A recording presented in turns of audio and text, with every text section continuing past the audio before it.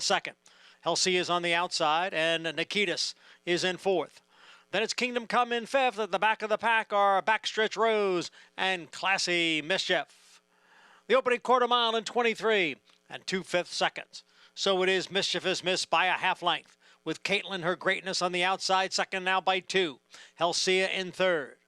Nikitas, Kingdom Come, they are heads apart, fourth and fifth.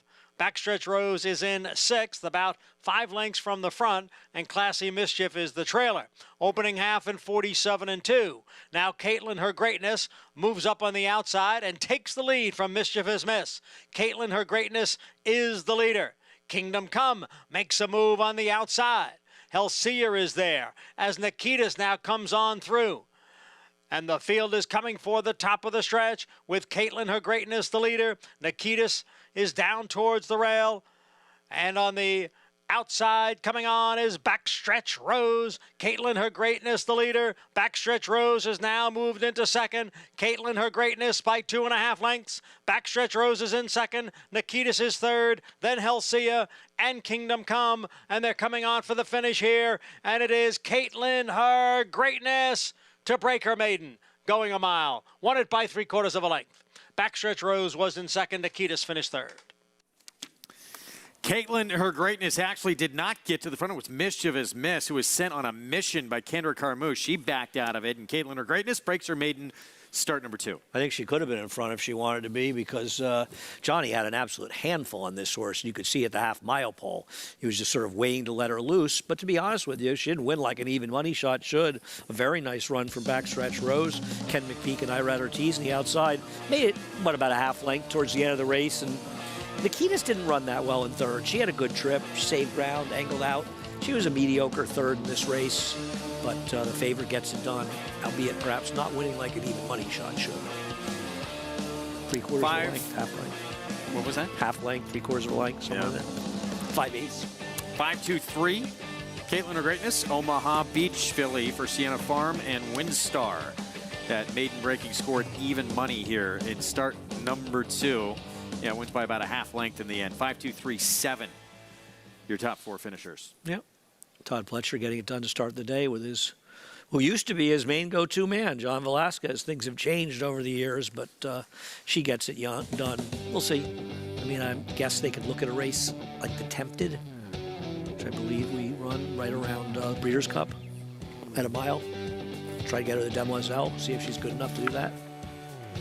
Well, the win here, on to bigger and better things for Caitlin Her Greatness. Backstretch Rose trying to close into this forwardly placed filly. Comes up just short in the end for Kenny McPeak and Irad Ortiz Jr. Even money favorite to start off this Thursday card. Prices for you when we come back. We'll get into the early pick 4 as well. And we'll preview a big weekend coming up, including a rematch from last year's Breeders' Cup Turf with your winner and third place finisher, Rebels Romance and Warlike Goddess. We'll be back.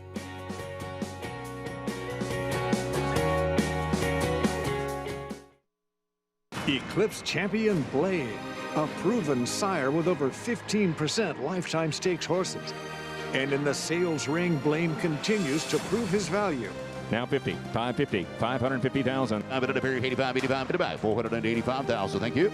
310,000 upstairs. His stakes-producing daughters include the dam of Eclipse Champion Forte. Forte to win the Breeders' Cup Juvenile.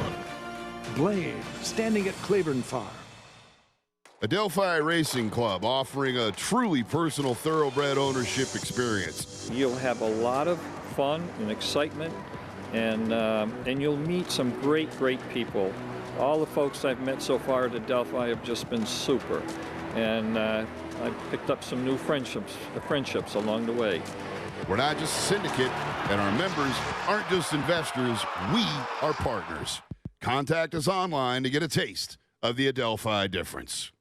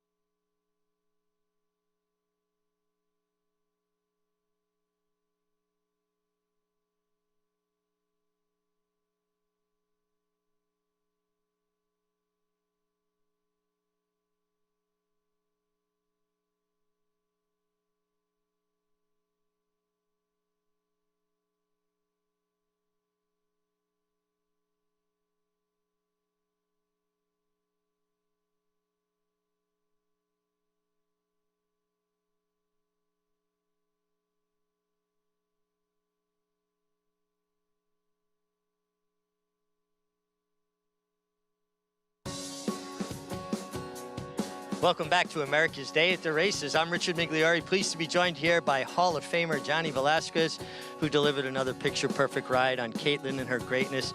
She showed a lot of speed first time, Johnny. She settled pretty nicely today, though, when you had kind of a pacemaker in front of you. Yeah, I mean, I was working in Saratoga, and she was showing a lot of speed out of the gate. She broke so good last time, so I didn't want to fight it too much. Today, I'm trying to keep it with the pony, you know, try to keep him calm going to the gate. She settled so much better. When it broke my hands down. I didn't want to take too much hold of it because as soon as she put a bit on her mouth, she goes. And the other horse got across and had to kind of get back a little bit. And when I went to the outside, she grabbed onto the bridle. I was like, oh, come on, Mama, just give me a little break. But we liked her. You know, she definitely has a lot of class, and she's just learning to do what she needs to do now. Johnny, you and Todd Pletcher were such a part of each other's success and careers going forward. Now, you're not like his first call or go-to guy anymore, but you still have that relationship. And how nice is it that you still have this business relationship, that you're over there working horses and kind of still a part of the team? Absolutely. I was like, I want to be part of the team. Like I said, I was talking to him, and I know you main guy right now, but I want to keep a couple of really good horses with you, keep the business going. And he's been very good to me, so no complaints. Johnny, I ask you this often, and maybe it's a tired question by now, but you've done everything there is to do. You've accomplished everything. You're setting every record or, you know, broken every record. What keeps you going? What keeps you so motivated? Horses like this one. I've been working this horse in Saratoga. I worked it twice from the gate, and I was excited, you know, to see her run. You know, she got a little more aggressive than I wanted to the first part of the race, and she still ran a really good race. Obviously, now having her race underneath of her and get to relax a little bit better, you can see the work that she was doing in the morning, what she can do in the afternoon. And that's what gets you excited, though. You know, you get a good horse like this, you get excited again and keeps you coming back. Well, you keep us excited and happy watching your ride, Johnny. It's been a privilege to follow your career. Thank you, guys. Guys, it's hard enough to get on top. Tough to stay at that level for as long as Johnny has. It's truly a miraculous feat. And still, you know, we see in the Classics this year completed a career Triple Crown with that Preakness victory. Can get it done on the grandest stage of the sport at 51 years old.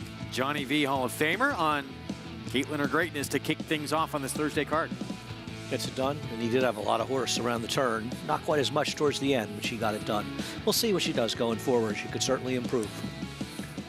We'll get into the pick four in just a little bit. We're going to preview the weekend coming up. Very big weekend ahead, including the Grade 1 Joe Hirsch Turf Classic. Joe Hirsch, of course, the voice of the daily racing form for 55 years in his remarkable career, was honored with an Eclipse Award, Award of Merit, Big Sport of Turfdom Award, and maybe best known or most famous for who he was roommates with. Yeah, Sonny Werblin came to him. Sonny Werblin, who at the time owned the Jets, and said they were signing a quarterback out of Alabama. And he asked Joe if maybe see if he'd sort of show him around New York a little bit. I'm sure that as time went on, Joe Namath showed Joe around a little bit.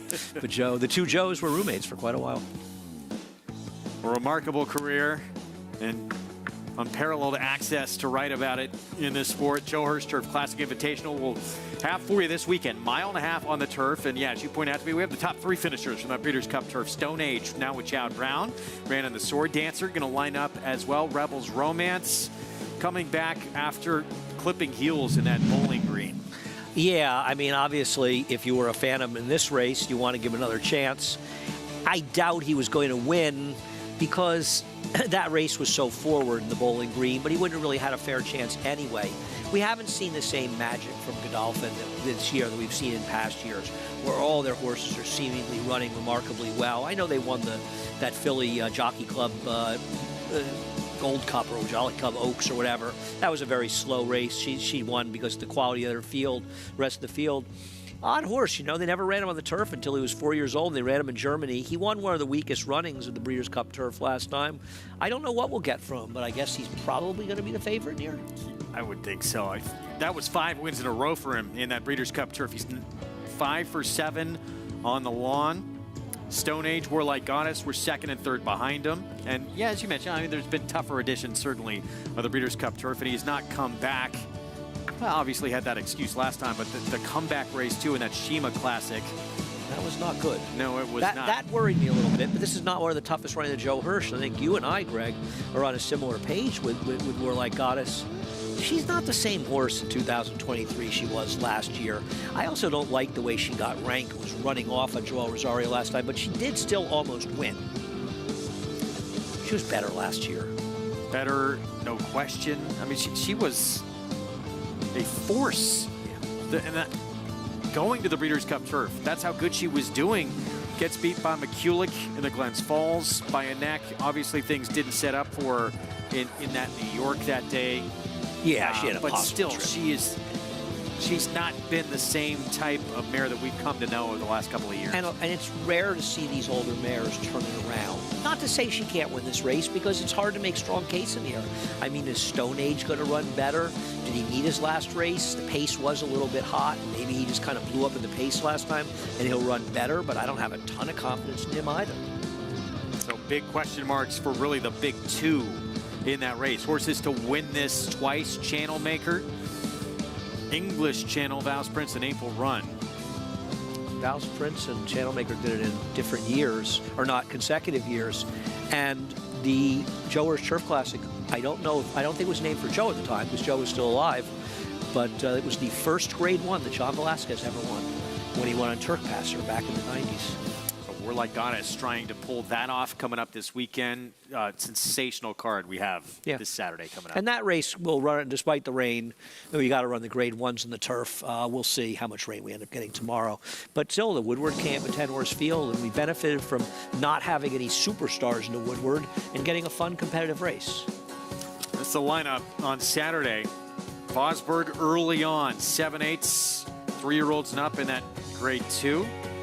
Accretive for Chad Brown, tackling tougher company off back-to-back very good victories, but got to deal with Cody's Wish. Tough to beat Cody's Wish. He is training very well. And keep in mind, first post is 12:05 on Saturday. We'll be on Fox Sports from 12 to 3:30, covering all those stakes. And that's why the stakes are in the early part of the card, because we want to show them to you on Fox. Because Greg and I want to show them to you on Fox. Yes, we do. You personally we requested begged. that. Yeah, we did.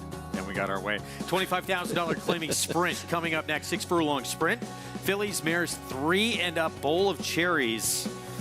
Drop down in class, moving turf to dirt, and a 7-time winner overall. 9 of 16 starts on dirt and has been first or second. We're going to take a timeout. We'll be back. It has been a huge year for that man right there, George Weaver Barn, going great. That was the case this summer, Saratoga. We'll see if he can keep things going when we come back. Curlin was the leading sire of Grade 1 winners in 2021 with 5 and 2022 with 6. In 2023, Curlin is the leading sire of Grade 1 winners with 5. Big race. Nest Clariere is too far back. A 16th to run, and Idiomatic has a 2-length lead. Nest is fully extended. This is what winning looks like. A huge performance all the way. Curlin, the classic sire. Experience the adrenaline-pumping, suspense-filled action of the Sport of Kings right from your phone with Naira Bats. It's fast, easy, and secure. Download the app today and start winning with our lucrative weekly promotions, thrilling handicapping contests, and a one-of-a-kind VIP rewards program.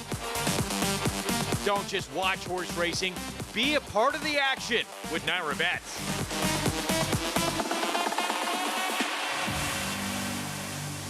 I just happened to be up on the 3rd floor of the grandstand at Saratoga. So I saw a horse load up in the gate and just decided to clock it. Went like 11 and 22 and 33, 44 and change. It was one of the fastest gate works I've ever seen. Nashville, first time out, much the best. Spice Down was a super fast horse. Certainly no surprise when he has an offspring like Nashville. Never asked for a thing, track record. Nashville for the best sprint time of the Fairgrounds meet. Like my old boss, Wayne Lucas, always said, you can't coach speed.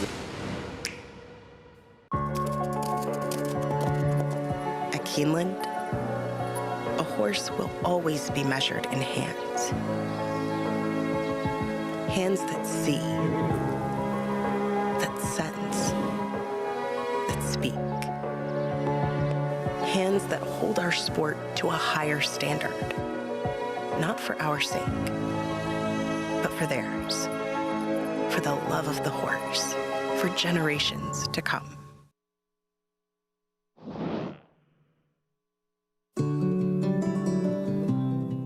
with Warfront being such a powerful sire of sires, I think people have a little more confidence in breeding to maybe War of Will right now, just because, you know, they know his sons produce really good offspring as well. So he won the Preakness. He's Warfront's only dirt classic winner, and then he came back at 4 and won a grade 1 on the turf in a really fast time. And we love what we've seen. They're very consistent. They're like Warfront, just with more substance and leg. He's definitely throwing some size, and as we've seen with the foals today, you'd have to be excited for what the future holds for War of Will. His yearlings will be selling in July, August, and September this fall, so I'm not going to be surprised if he has a couple light up the board. Back with you on America's Day of the Races on our FS2 coverage as we kick off this week at Belmont at the Big A. It's brought to you in part by legendary Claiborne Farm. 100 years of doing the usual unusually well. We talked about George Weaver going to break. He's going to send out Miss Domina from the rail with Jose Lezcano aboard, but everybody's got to beat this 5-year-old mare here in race 2 to kick off this Big 4 Bowl of Cherries. Big drop down in class. Yeah, it felt like a weird drop down with this horse. I mean, I obviously don't know what David Jacobson paid for the horse, but nonetheless, the horse is running well in the turf. Had been running well in the dirt before that. Winter's coming up, $25,000. They're going to be lining up to claim this horse. And I always worry about favorites that look like they're sort of dump jobs by the trainer, but she is still the horse to beat. Right at her 7-5 morning line with more. Let's head downstairs to Mig. Yeah, guys, looking at horses, we'll start with the one horse, Miss Domina, who has spent the majority of her career on turf, had one dirt try. She looks great. George Weaver does a terrific job. But I'm definitely seeing, from a physical perspective, more of a turf horse. And I wonder if this isn't just exactly what Andy's talking about. We're getting to the time of the year. We're not going to have turf, trying to be realistic where horses belong and seeing if they'll handle a different surface. The 4-horse timed out, making the first start for Orlando Noda, making a beautiful impression. She's getting a little bit hot now. She wasn't until the tack got on her. So this is something actually new that just happened over the last 30 seconds. She is getting a little hotter than you would expect because it is a cool enough day. And then the horse that gets the absolute paddock check mark is the 5, Awesome Indra. She could not look any better, making her second start for Rob Adris, dropping down to 25. And I think she, from a physical perspective, is going to be extremely tough to beat. All right, Mig, thank you. Post-parade we'll get to coming up. Awesome Indra right there for Rob Atris. Manny Franco aboard, second off the claim. This one dropping to a more realistic level after running for 40 first off the claim at Saratoga. Yeah, no, I agree. It is definitely a much more logical spot. I mean, Rob Atris's barn has been so cold for such a long time that I just have trouble taking him. Now, obviously, she met tougher horses last time, and she's far from impossible. But I want to see this barn win some races before I bet him. What about someone like the 2 in here, Sue Ellen Michigan, 9-2? I don't like her at all. Do you think she could be alone in front? No. I think the 5's supposed to be forward in this race. And I think Beautiful Karen, don't forget, Beautiful Karen, that race with her, she completely blew the brake. Or she had some trouble in there. So something happened. So, no, I think she'll be a bit forward. And I don't really care. I mean, I respect Peter Walder off the claim, but that was a really soft spot she was in. To me, the interesting horse is Miss Domina on the rail. Now, I don't totally trust her. But if she's able to run back to the figure that she ran 2 years ago in Saratoga in an off-the-turf race, and granted it wasn't off-the-turf race, she'd be very tough in this race. It is odd they never tried her on the dirt after that, and when they do it, they're dropping her, kind of looking to see her get claimed, which isn't a great sign, and she beat a bunch of turf horses in this race. But having said that, she still ran a legitimately fast race that would make her a contender here. So I don't mind taking her, especially if she's 6-1. I just thought Sue Ellen Michigan found the absolute right spot last time out to get it done. I thought they'd be moving a little more in this race. Well, there's the George Weaver filly. So Jose Lezcano will ride just the 3rd time on a dirt surface coming up. Did have a win on a wet dirt track. But 6-5 Bowl of Cherries, she is without question the one to beat, but it's a big enough drop that it makes you question what's going on here. I mean, she was running competitively in some pretty decent turf sprints up in Saratoga. And it's not as though that condition's never going to come back. And she can also run in the dirt. And it's sort of like David Jacobson saying, I just don't want her anymore, because this horse is getting claimed. I would guess there's at least a dozen people dropping a slip on this horse. So I find that a little concerning for a horse that's favored. Having said that, she's the horse to beat in here because the others are a bit slower. I mean, I thought Timed Out was a little bit interesting off the claim, but we don't see the Notice winning races the way they had in the past either. Both the 4 and 5 are barns that had won at sort of higher percentages at one point. They just aren't getting it done over the last, 3, 4, 6? I mean, for the Notice, it's been a very slow year. Isaac Castillo is going to get the call here on Bowl of Cherries, who we started talking about a couple of years ago in Hot Springs at Oaklawn. Getting opportunities for Steve Asmussen, among others. Yeah, I think he rides fine. I mean, I don't know. Actually, it's just heard from his agent whether he would stay here or go back to Oaklawn in the winter. I'll try to find out. Here is Miss Domina, George Weaver, Jose Lezcano. Yeah, I'm hoping she gets back to that one dirt race, and at 5-1, I don't mind that gamble. 9-2 next door on Sue Ellen, Michigan, who just beat Diva Banker and Beautiful Karen. She is going to go, and I respect Peter Waldorf the claim, but I feel like the pace could be a little more competitive. A 1 to beat, 6-5 favorite. They'll drop down in class for Bowl of Cherries. Yeah, I mean, she is the one to beat, but the drop down is something that you have to take into consideration.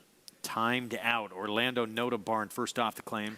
I think this horse has some races that give her a little bit of a chance if you're looking for an alternative and you don't trust the 3. See that sweat still on the shoulders and neck there. Awesome Indra, another one with some pace. Yeah, I mean, she's got some back races that are fast enough, but she's second off a claim, as you say, a more realistic spot for a barn that's been very cold. I see Reply was second at Saratoga, distant second to Obligata. Yeah, I know. And Obligata's okay, but she was way behind her. 15-1, Beautiful Karen, Rudy Rodriguez. She has speed at best, but she's just not competitive lately. And Diva Banker outside, Katie Davis, 17-1. Yeah, I mean, Jamie Begoff the claim for this one. We'll see how he can do. Her last race was okay, but she was no match for Sue Ellen, Michigan. Pick 4 pool starts here. We're going to look a little closer at Awesome Indra, 6-year-old mare who was an 8-time winner of over $300,000. There she is. Saw her this summer, Saratoga. Again, that was for $40,000. First off the claim, jumped up in class, and now it's a drop back down. Well, it's a much more realistic spot. There's no doubt about it. And she has races that are fast enough to be competitive. Those races were for Saffie Joseph, and they were at Gulfstream Park. But she's got other races going back. Good enough. It's just, I just have trouble. You know, this is a barn that we've seen win at very high percentages at times. And they're just, I mean, I think one win at Saratoga. I think Belmont Park was slow. I think you're right. And I think Rob Atras will win races again. But he's going to have to start doing it before I start playing him. But sources, see, she's also only 3-1. Sure, 6-1, I wouldn't argue with her. I don't need her at 3-1. Did win for $25,000. That was last summer, Belmont. She was dominant against that group. She also pretty easily got the lead that day, which does not look to happen. I don't see her getting the lead unless the 2 is stumbles, and she could be forward. But I think that they're moving along a little bit in this race. They're really... It's going a little bit gingerly with the number 3, huh? Yeah, 9-5 Bowl of Cherries. Jacobson owns and trains this 5-year-old mare, who again 9 times first or second at 16 dirt starts. And David owns most of the horses that he does race, it seems. And listen, he's playing the claiming game. I'm not going to be surprised if she gets it done. And once again, I don't know what he paid for her, and he's made some money with her. You know, she's made some decent money so far this year. Take a look at her in action. This was at Monmouth back on June 18th. Yeah, this is her last dirt race where she got it done at 2-1. Race before that, she wins at 1-2. She ran a solid figure in this race. She's probably made over $100,000 for David. He probably thinks maybe I should get out while the getting's good, but still, they don't drop for no reason. And the public is sort of agreeing, right? They're handling her with kid gloves because she could be a very big favorite here, couldn't she? I mean, she's got good races and she's in good form. That's the thing about the drop. She's dropping in good form. Scares me. Now she dropped back down to 7-5. Starts here in this one coming up as we close in on 50,000 in the pool. The next race, it's been reduced to a very compact 3-horse field. Yeah? Yeah, I know the 9's going to be an overwhelming favorite. Of course, there's a lot of hang in her. Can we get Richie to talk about that face visor that we saw Javier going in, that sort of shield? Okay. Yeah, guys, we can talk about the face shield. It's something that's kind of evolved over the last few years where guys are wearing them more and more. Protects their face a little bit from the kickback on the track, and certainly in the winter when you have more salt content in the track. And it saves goggles as well. I'm not a big fan. I didn't like riding with gloves or even a face mask in the winter, but it's something that a lot of the riders are using, and they will pull it down once it kind of gets completely covered and then go to their goggles. But it kind of protects their face when the kickback is their hardest early on in the race. Again, it's, you know, I'm a little old school. It's something that's kind of really come around over the last few years, and I'm seeing more and more high-profile riders using it. Haven't seen Johnny Velasquez use it, but a lot of the other guys as well. Let's get to horses here. The 5, Awesome Indra, will be my top selection. Couldn't get past how good she looked physically. She should be forward, and I think she's going to run one of her better races today. And a horse that I should talk about that didn't catch my eye in the paddock, but really like the way she warmed up is the 8, Diva Banca. And she is a filly, doesn't like kickback, and she's 8 of 8. I mean, that's a really good post for her, and I think at a big price, she could outrun her odds here. All right, Mig, thanks. Going with Awesome Indra at the 5 at 7-2. And this 14-1 shot outside, Katie Davis for Jamie Begg, claiming a 7-year-old mare last time out. Yeah, I but mean, she's been pretty popular in the claim box the last few starts. Yeah, she was dropping down precipitously, so I guess he felt he's getting her at a lower level, and she fits, and maybe she could win at that level. Or maybe just the connections he claimed for wanted to claim the horse as well. So I don't know really the story. We'll see. Richie had some good things to say about her. She's a big price. I didn't like her here, but if you like her at 15-1, shouldn't matter what anybody thinks of her. Now, meanwhile, looks-wise, she did make a very nice appearance, and Mig with that is going with Awesome Indra. So we'll see what she comes up with. Her 6-year-old mare, off since late July. Saratoga the 5 is going to be Mig's selection with Manny Franco. There she is. He's going to get Rob Atras home before me. I'm going to stick with Miss Domina. Not that I have a great deal of trust in her. I started a small pick 4 play using the 1, 3, and 4 here. Just one dirt start to go off of for Miss Domina. Came back in Saratoga 2021. Maiden breaking victory. And off the turf races are tough to trust overall, but she ran a race that day that would beat this field. I think I'm very confident of that. But we'll see. Sometimes off the turf races, they're just kind of live in isolation, but we'll see. Again, you can play this pick 4 that begins right here at NYRABets.com. Match 200, that code to use for new members as they load up. Miss Domina, Jose Lezcano adjusting those goggles. He'll step in first. Yeah, 82 buyer in a 5.5 furlong sprint that was taken off the grass at Saratoga August 21, and they never put her on dirt again after that. He did okay on the turf with her. It is a little odd that they never try it again, which does give me a little cause for pause. But at 5-1, I don't mind finding out, because I don't really like anybody in here, and I don't trust the favorite. And the favorite throughout has been the 3, Bowl of Cherries. Big drop down in class. Turf to dirt today. She's been effective on both surfaces. She could crush this field. I wouldn't be surprised if she does. I just feel like she's a little untrustworthy on the drop. First dirt start since June 18 Monmouth. We showed you that one. That was a win. She had back-to-back wins on the dirt at 2 different tracks last time on that surface. See what happens here to kick off this pick 4. Let's go upstairs. John Imbrial, the call. Set for race 2.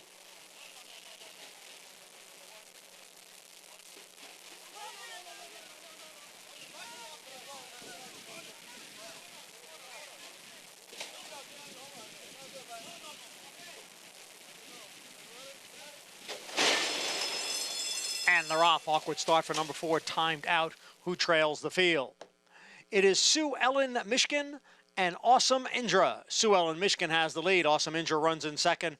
Misdemeanor is down at the rail, racing in third. Bowl of Cherries is in between horses and in fourth. Beautiful Karen advances on the outside from fifth. Then it's Icy Reply in sixth, 2.5 lengths to the two trailers, Diva Banker and Timed Out. Sue Ellen, Michigan by a half length. Awesome Indra in between horses. Beautiful Karen ranging up on the outside. The quarter went in 22 and 3/5 seconds. And then it is Bowl of Cherries. The favorite is a fourth, sitting just behind those front running three. Then comes Icy Reply. Misdemeanor is dropped out of it.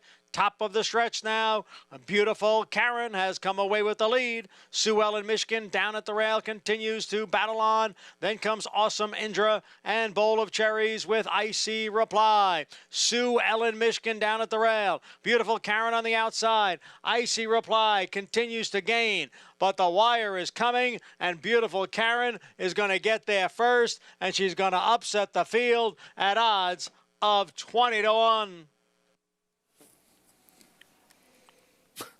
Second biggest price on the board, and a rider we don't know much about, Alicio Ruiz in the irons, who has only had 2 rides at the meet with a huge victory here.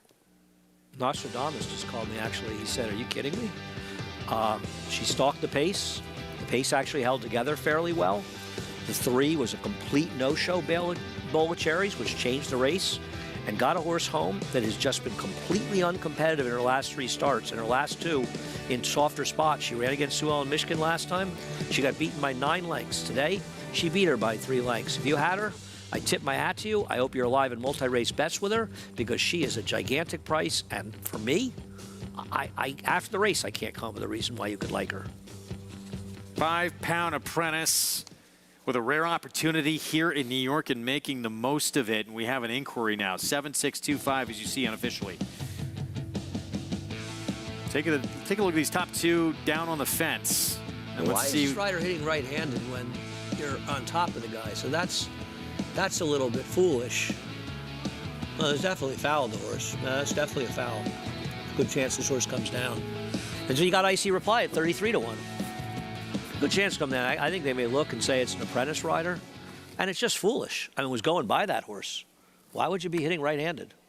Wonder if we could see it one more time. Here it is. So your eventual winner, yeah, in the 2 path here. We should get the MIG into this conversation. Blue cap. As well. And yeah, Ruiz going right-handed there. I mean, the argument against taking down is the race was over at this point. I think if we watch the pan, the question you want to ask is, do we think it cost the number 2 second? And if they feel that there's a reasonable argument it cost the horse second, they will take this horse down. Maybe we can take another look at the pan and see how that was looking. Well, that's not going to help. But you got to see there where the other horses are. This means nothing. Castellano on the inside on Sue Ellen, Michigan. Yeah, can we get the full pan shot, guys? Okay. Because that's, I'd like to see. This horse fouled that horse, though. There's no doubt about it. Now, let's get Mig's thoughts. Certainly, did he cross that line, Ruiz, the apprentice, Mig, or did he get right to it?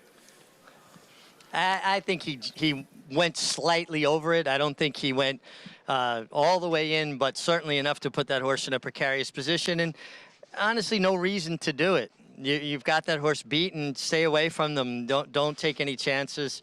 I don't think it was as egregious, but he had that horse in close for a long ways and then maybe took 1 step over that line very late. But again, you have the race won. Why put it up into the steward's booth? I mean, that's something an apprentice has got to learn early. When you've got horse, you don't have to take chances like that. I hate to see inquiries involving 20-1 shots. I mean, I feel like anybody that bet this horse, and I think there is, watching the pan, to watch another angle while Richie was speaking, an argument that can be made that this cost that horse second. Javier had to check pretty sharply in there, and I don't blame him. He's down the inside. The apprentice is hitting right-handed. He doesn't know how much even the horse is going to come in. So he's got to protect himself and the horse that he's riding. So I get the severe check, and you think about how he lost the momentum, and the 6 kind of came along late. Now, he might have blown second anyway, but Greg, I don't know about you. I feel like there's a very good argument that you could make that horse cost him second. I just hate... It was not egregious. Well, it's an egregious foul by the 7. I mean, the rider of the 7 is getting dazed. That I guarantee you, and should. I just you feel thought it was egregious by the 7. I think it's rider. I think hitting right-handed like that when you've got a guy that, as Richie said, and I agree, you were beat, and he's in tight like that. That's there was dangerous, no need Greg. to go to the right hand. Yeah, that's dangerous, man. And I understand it's an apprentice rider, and I get that. What I feel terrible for are the connections to this horse, and Rudy's part owner of this horse. But anyone that bet this horse at 20-1, may about to get disqualified having bet the best horse at 20-1. That pains me. So in that regard, I hope this horse stays up. I mean, you know what I'm saying? And I don't feel like justice is done by taking the horse down, because they're going to put up a horse that may have been third best, right? So it's really kind of a bad situation. So if you look at the whole picture, I'd probably leave this horse up. But I think there's enough reason to take the horse down. And the way they look at it with costing the horse a placing, I think they very well may take the horse down. I hope the horse stays up.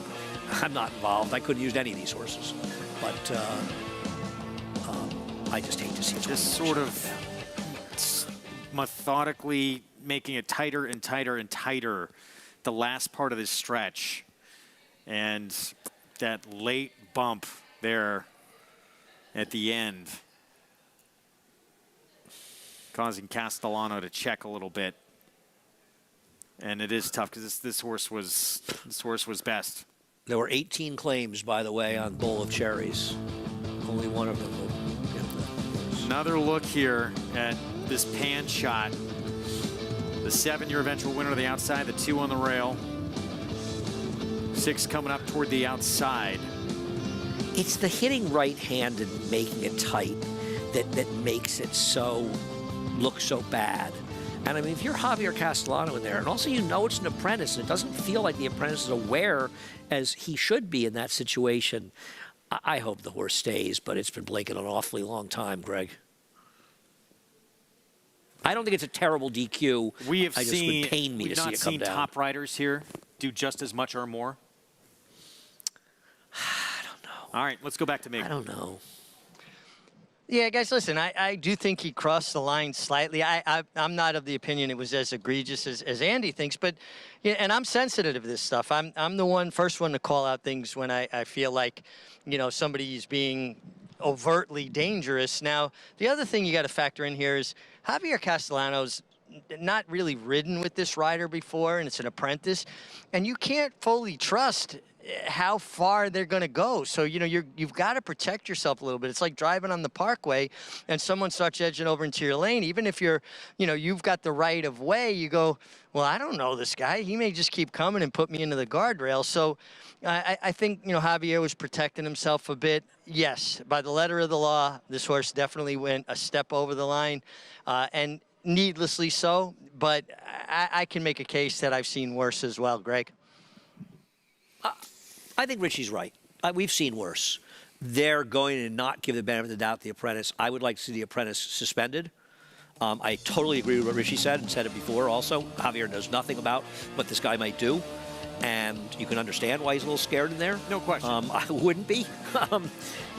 I think he's unfortunately going to come down. I wish he would stay. And back to the other point, too, and look, the race was lost. Javier Castellano on Sioux Island, Michigan at that point. But a little bit, too, in terms of saying, well, he lost second. He didn't continue to ride through to the very end, he was protecting himself a little bit over the top. Which we can understand. Yeah, I'm not, and no way I think do we want to blame Javier. No, he was the one in the worst spot of all of them. But that's part of what happened. But then again, he did it because of what the other horse did. I just don't know what justice is served by a horse coming down here. People bet the 6. They left it up. Good. I'm glad.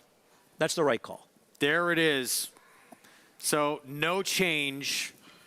If you bet the 6, you think you should have get put up, but you know your horse didn't do anything to win the race. You were hoping to get lucky. I hate when a horse. I thought this was the right call. I do. I think it's the right call too. I'm glad they made it. I just could understand them taking it down. That's all I'm saying, Greg.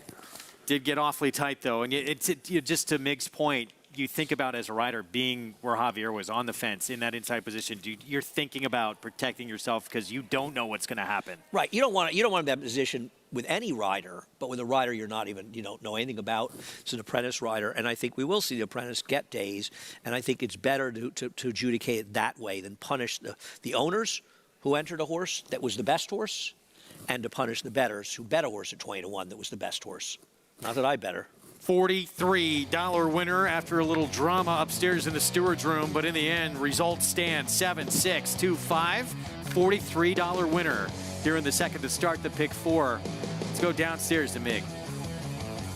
Yeah, I'm here with Rudy Rodriguez. Rudy, you had to sweat out that inquiry. Took a while.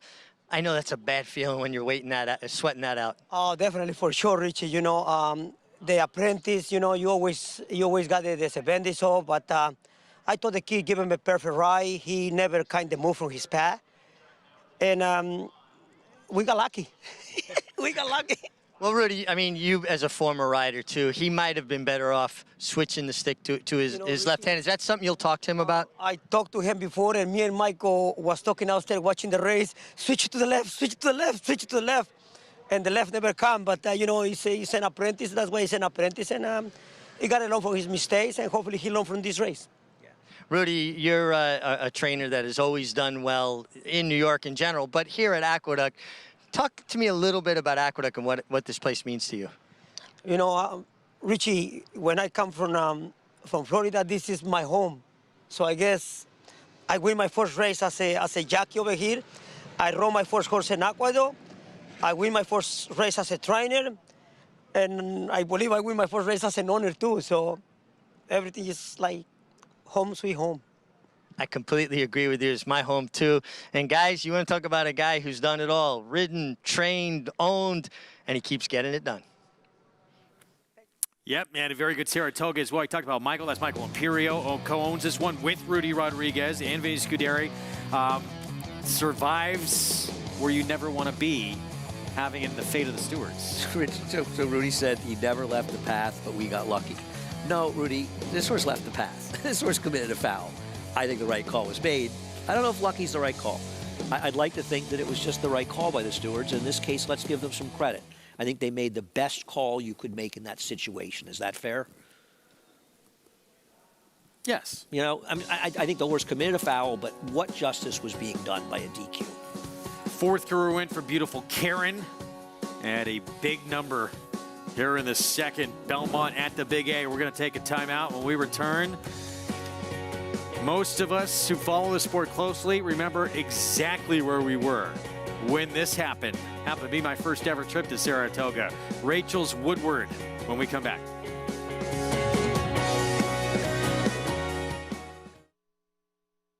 Introducing a stallion, as top class as they come. In 22 career starts, he won or placed in 12 graded stakes, competing in 15 grade ones, earning over $1.7 million.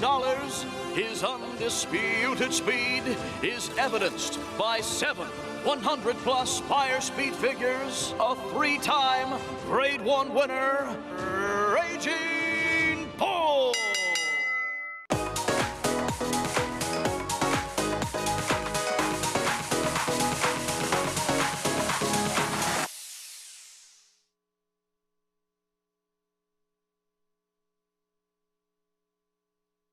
RaceLens is the most in-depth product in horse racing, with unique features found nowhere else. True odds, predictive analysis, and pace projection. RaceLens. It will change the way you follow horse racing and take your game to the next level.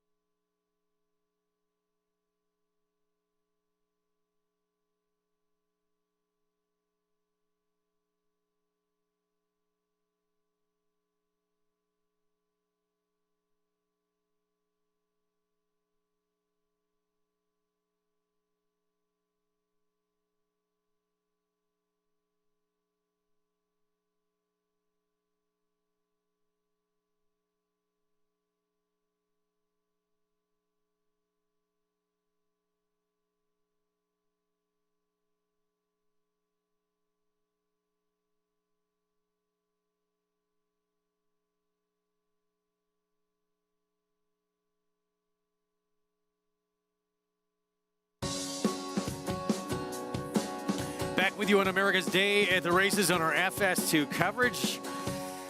Pick 4 underway with some drama. It's beautiful Karen with that victory. We'll get into race 3 in a moment.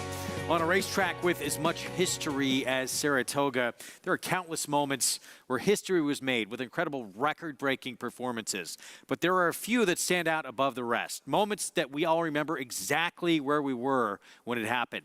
Rachel Alexandra beating older males in the Woodward is one of those moments.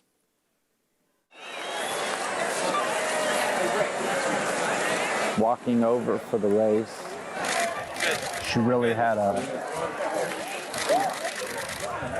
race day feel about her.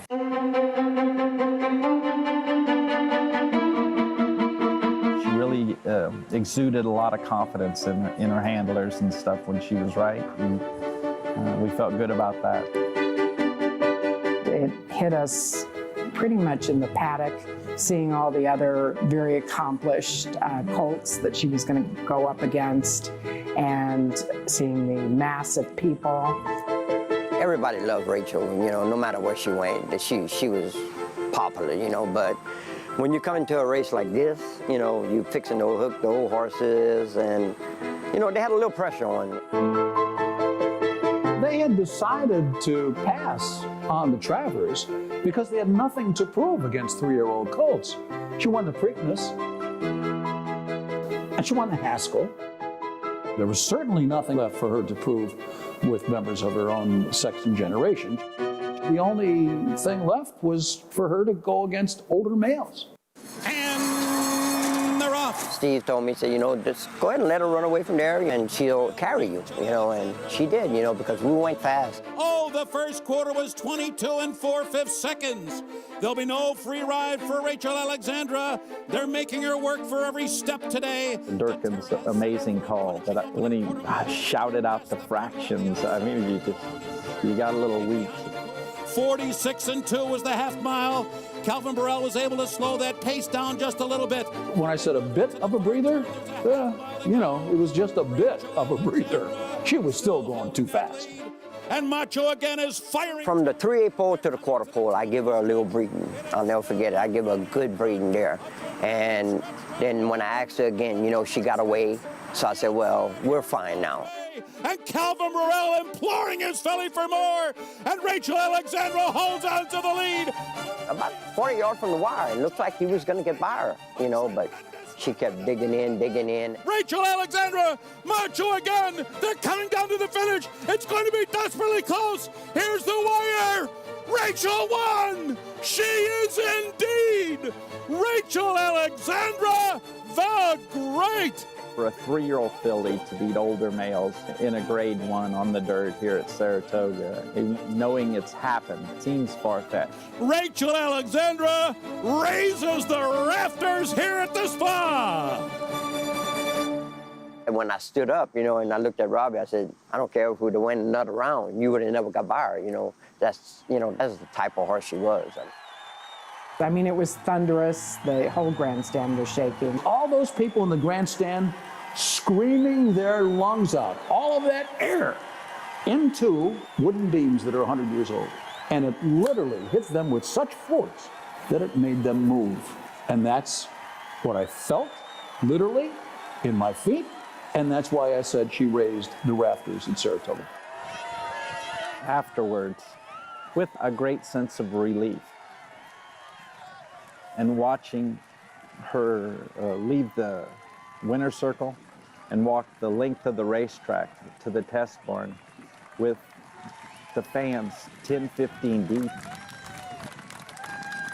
They kind of bubbled as she walked. It was very special.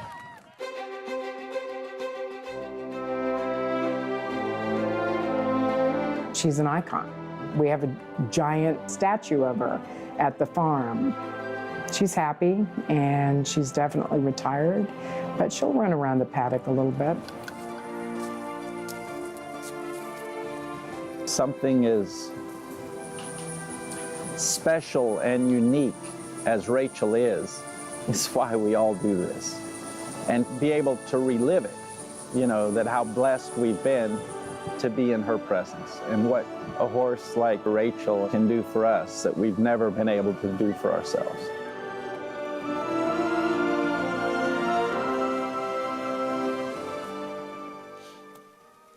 It was one of those just rare, incredible moments in this sport. Rachel Alexandra, all those shots that the different horses took at her, older males, a 3-year-old filly beating them in a Grade 1 at historic Saratoga. Just an incredible moment. She could have finished 5th and still been the best horse in that race. That was a magical day. I mean, in every possible way. It was an absolutely beautiful day. On a day, the last Saturday in Saratoga, we've been getting 16,000, 17,000 people in the previous summers because we'd only recently started running through Labor Day weekend. We got 30,000 people there and 30,000 racing fans that came for one reason, to see Rachel Alexandra. Picture perfect, 80-degree day, absolutely beautiful. And then a race like that, and a performance like that, and the crowd reaction, it was as magical a day as there ever was. And myself, I don't think I'll ever forget it. I certainly hope I don't ever forget it. It was the greatest day maybe in a lot of ways I'll ever have at the racetrack. An amazing, amazing race. Special performance that, everyone I think who's a fan of sport that was watching that day, they remember exactly what they were doing when that took place. That was my first trip to Saratoga, pretty good one to make your debut. Yeah, it's great. And a lot of people still talk about that performance to this day and will for a long time to come. We're going to take a timeout. We'll be back. We have the third ahead. Off the turf, 1 mile distance now in this maiden special weight, and a 1-5 favorite in this main track only runner, the only MTO in the race. Quality Chic for David Jacobson. Isaac Castillo looking to add another.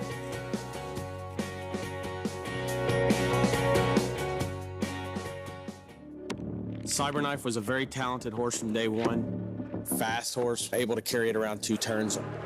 Looks a tremendous amount like Gunrunner, same ability and talent. Holds the track record in the Haskell.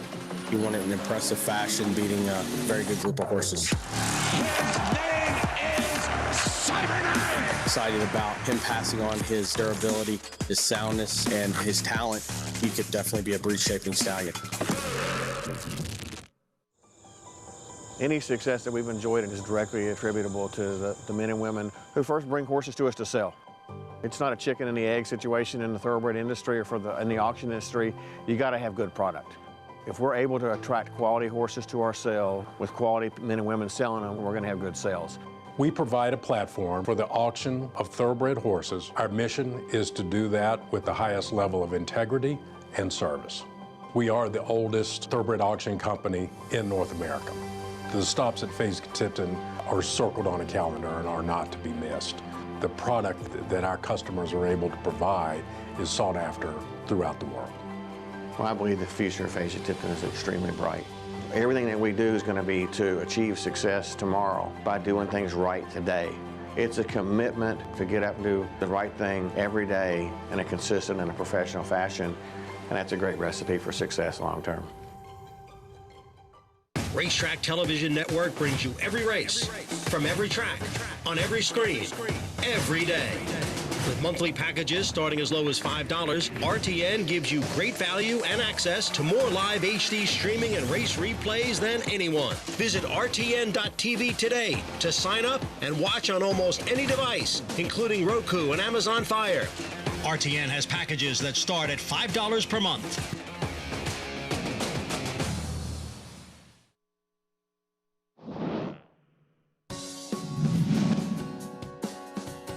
As the field turns for home, Quality Road, Johnny Velasquez, hand riding him. Now it's a tap on the flank, and they're clear by 3.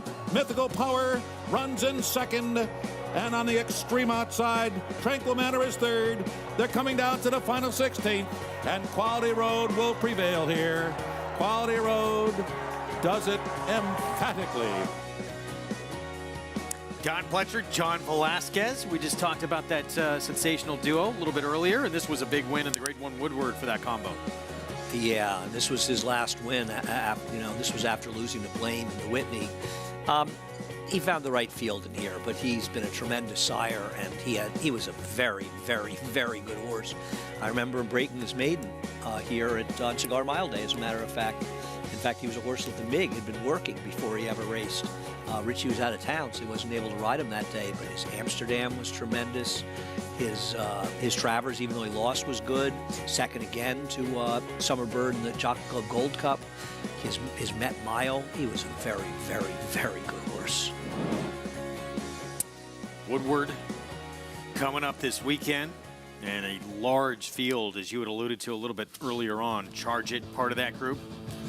For Todd Pletcher with John Velasquez, so that duo teaming up again with a horse who at times has shown big ability. This horse right here is the massive standout in this race, now moved off the turf, and it's the only main track only runner in the race, Quality Chic, who is facing just 2 rivals in this spot. Having said that he's 1-5, though, there's still another horse at least to make a case for. Yeah, I mean, his last race lays over this field, but he's got a lot of hang in him. And I bet him this day, and he's supposed to have won. I know the big favorite beat him, but he had him measured, and he just wasn't able to get by. And he's done this before, you know. He's 0 for 9 for a reason. Now, obviously, off the turf, especially with the 6 scratching, conversing, he's way the worst to beat. Yeah, I get the argument for Malibu Springs. I don't love Todd Pletcher's, but in this race, he's supposed to be forward, and he becomes the main danger. I'm shocked that the Sit 4 isn't the second choice. That's a big surprise to me. Yeah, so 1-5 favorite, Quality Chic, 3 seconds and 9 starts in Malibu Springs. The reason you like it, too, speed. First time out of Keeneland against horses, one of the better 3-year-olds in the country now, in Saudi Crown. That's what who he had to face in his debut. Third place finisher, came back to win as well.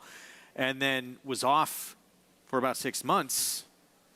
New barn, Kent Sweezy, shows speed and backs up a little bit off the bench, going a little bit longer. To be fair, I didn't look that last race up. I didn't look to see how the other speeds did, to see if it was a race that fell apart. And he didn't run that badly. I'm always reticent to take horses Todd Pletcher, but if you're trying to beat the 9, who at 1-5, I picked him, but he's a horse that does like to hang.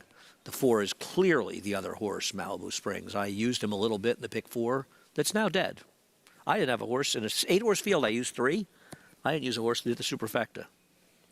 You would think with Kendrick Carmouche aboard, too, they're going to try and exploit this horse's speed.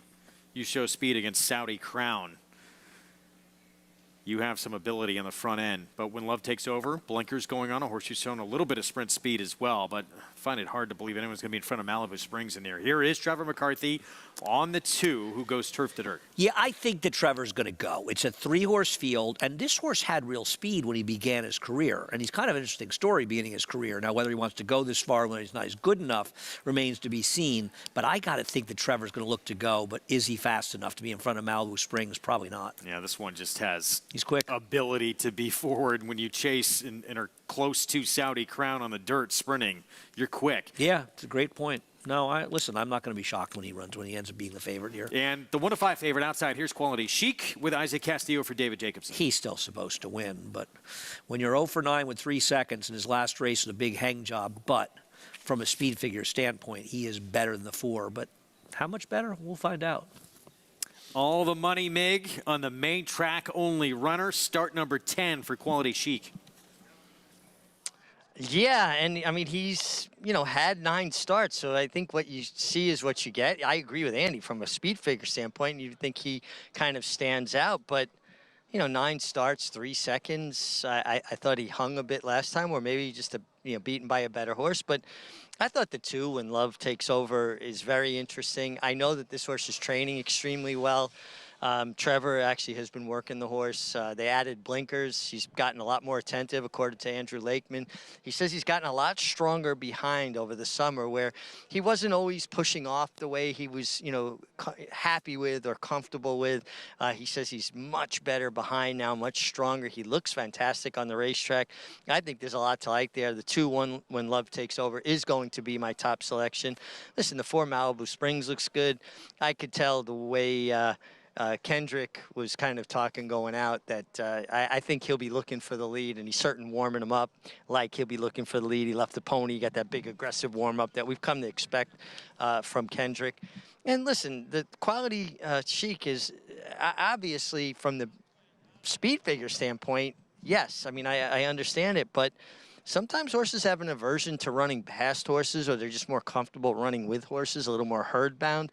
And I just wouldn't want them at a short price. 3-horse field, I think it's important that everybody knows where everybody else is to still come out forward, get your position going forward. I think that's what Trevor McCarthy should do on the 2 when Love takes over. And then if the 4 doesn't go, he can control things on the lead. If the 4 is intent, it creates some separation and he gives him options, and he can kind of slip out to the outside and stalk from there. Always an interesting race when it's such a small field. And Andrew Lakeman, the trainer of When Love Takes Over, some people might not be as familiar with him, but Andrew's got a really interesting history. He came here to America to work for Michael Dickinson at first. Then he worked for Nick Zito. He worked for Tom Skiffington, ultimately working for Alan Jerkins with Nick Zito. He got on Albert the Great, AP Valentine with the Chief. He was getting on a political agenda. He was a top exercise rider. Unfortunately, was paralyzed in a racing accident in 2007, but he is a guy that really learned under some of the best horsemen of our generation. He pays attention, and he loves his horses, and I would love to see him have some success. This is a horse that he bought for $10,000, and he lands in a good spot here. One thing for sure, he's going to pick up a check, and maybe even the big check. Mig, thanks. Yeah, nice history there of trainer Andrew Lakeman, who, bought this horse, Son of More Spirit, for just $10,000. And has won almost 3 times that with him. He rode a lot. He rode for the Chief back in the day, and I agree with Richie. He knows how to train. El Deal. He won with El Deal as a first-time star in a maiden claiming race. I think paid $40. Not that long ago. I was working here, and I think he won his next start. He ended up getting sold. He won the Vanderbilt, a Grade 1. He was a very good horse. Andrew knows what he's doing. I don't think this horse can win this race, but I'm with Richie. I think the guy is a good trainer, and I wish he'd get more opportunities, or at least a couple opportunities. When he's had horses, in general, he's done okay with them. I understand he's a main track only. I didn't pick him. I don't like him. He's definitely the horse to beat, but still, is 2 to 5 a little ridiculous on the 9? No. I don't think so. With the presence of the 4? Well, I don't trust the 4, to be honest with you. I think 9's better. I think the problem with the 9 is that he's a hanger. If you didn't think he was a hanger, I think it was a lead pipe cinch in this race. The fact that he hangs, I have no problem with somebody taking the 4 again, so I won't be shocked at all if he wins. 2 to 5, it's a 3-horse field, and I disagree with Richie. I don't think the 1 has any competitive chance. I think the 2, I'm sorry, he's a 10 to 1 shot or higher in this race. I think he's a massive underlay at 4 to 1. So I don't think he has much chance to win. So, okay, let's say I'm right about that, and it's over 90% for the other 2. I think he probably is 65 to 70% to win. So I don't think he's a massive underlay at 2 to 5. I don't think the 4 is a bad price at 2 to 1 either, but I don't think the 9's that big an underlay. He's supposed to win here, but I get people having trepidation. Now, 1 to 9, which he just went to, probably 230, that's too low. Yes, it is. There's a big difference between that and 280. Huge difference. Wow. Opportunity number 10 for Quality Chic. And he is going to have to try and likely run down the 4 Malibu Springs. Showed ability to be forward against one of the top 3-year-olds in the country right now in Saudi Crown in that debut at Keeneland. Does a small field help or hurt the 4? In some ways it hurts him, right? Because it kind of bunches the field up a little bit more. Small fields, weird things happen. Yeah. I'm not trying to beat the 9, but I wouldn't bet him in 1 to 9. I think he's too low. And 7 to 2 on the 4 is actually a good price. So I could see betting that horse in 7 to 2. Because I didn't even think 2 to 1 was that bad a price. I just don't like the 2 at all. See what happens. 3-horse field. We don't see him a lot. And a 1 to 9 favorite in the main track only runner. Wow. Quality Chic. Race 3 from Belmont at the Big 8. Let's send it upstairs. John Imbrial with the call. Malibu Springs about to move into the starting gate. When Love Takes Over is already in. Malibu Springs stepping up.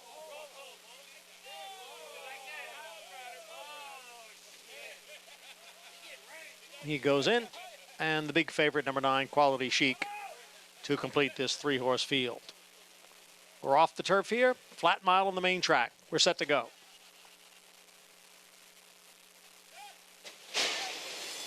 And they're off. And it is Malibu Springs who will be the early leader. Quality Chic on the outside runs in second. And When Love Takes Over is next in third. As the three of them head up the chute and approach the main track. Malibu Springs in front here by a neck. Quality Chic running in second, and now a very tough to handle When Love Takes Over has moved to the outside of the three. When Love Takes Over is in third position, and again, very headstrong and tough to handle. The opening quarter went in 23 and 2/5 seconds. Malibu Springs leads here by a head.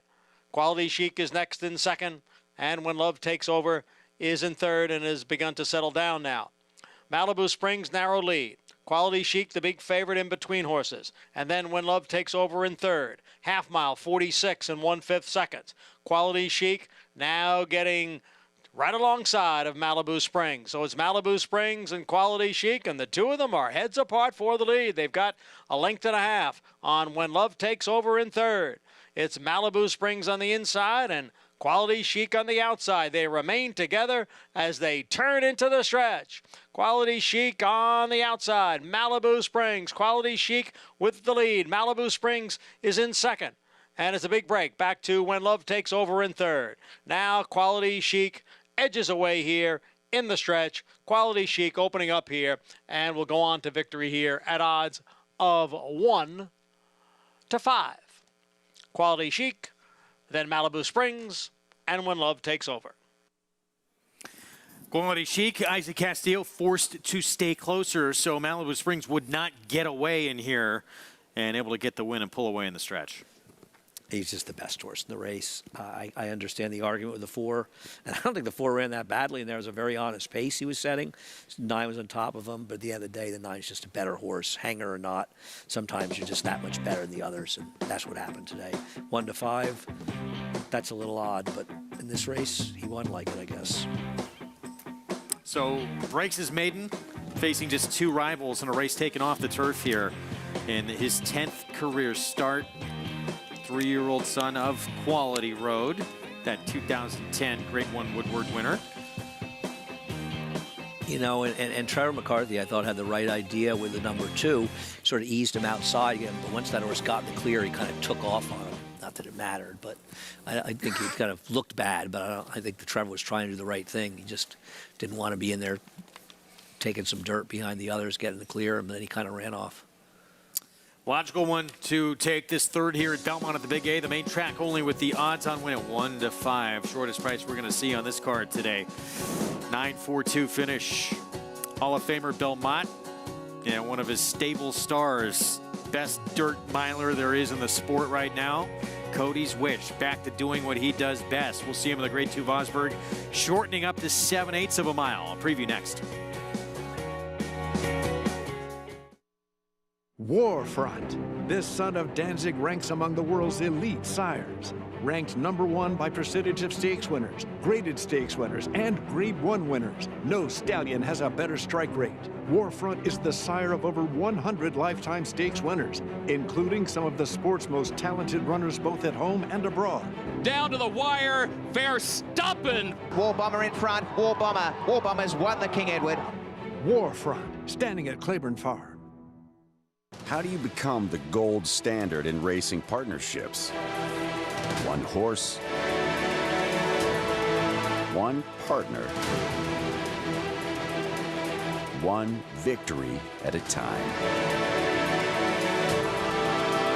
Congratulations to all our partners who have made West Point the gold standard for the last 3 decades.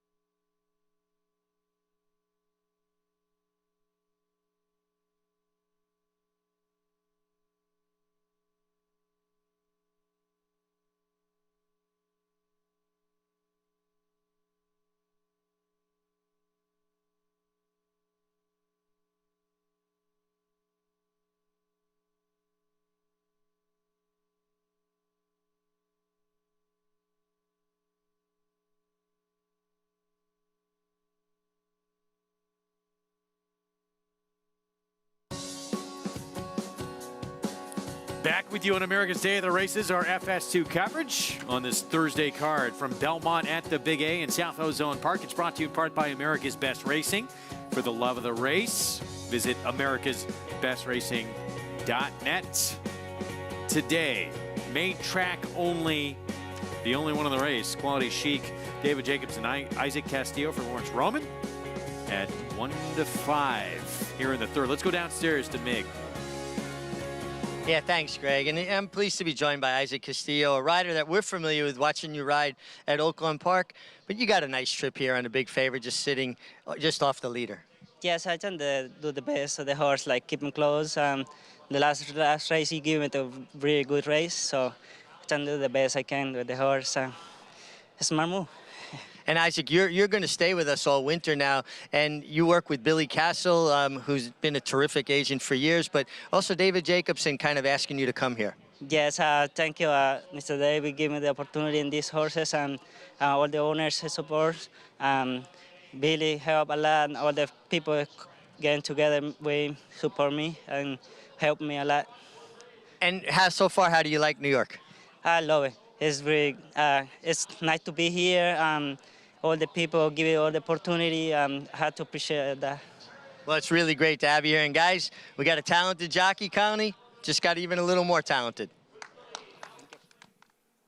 Up-and-coming rider that, was making a lot of waves in Hot Springs at Oaklawn the last couple of years. And now bringing his game here to New York. We'll see if he can make an impact. Gets the win here on a heavy favorite. Yeah, I think he'll have to have some success leading up to the winter to encourage them to stay here. I'm not absolutely sure that he's going to spend the winter here. He's a good rider. I hope he sticks around. He'll do well whether he stays here or he goes to Oaklawn, but I'd like to see him stay here. He's like a nice kid, and I like his agent, Billy Castle, as well, so I wish them well.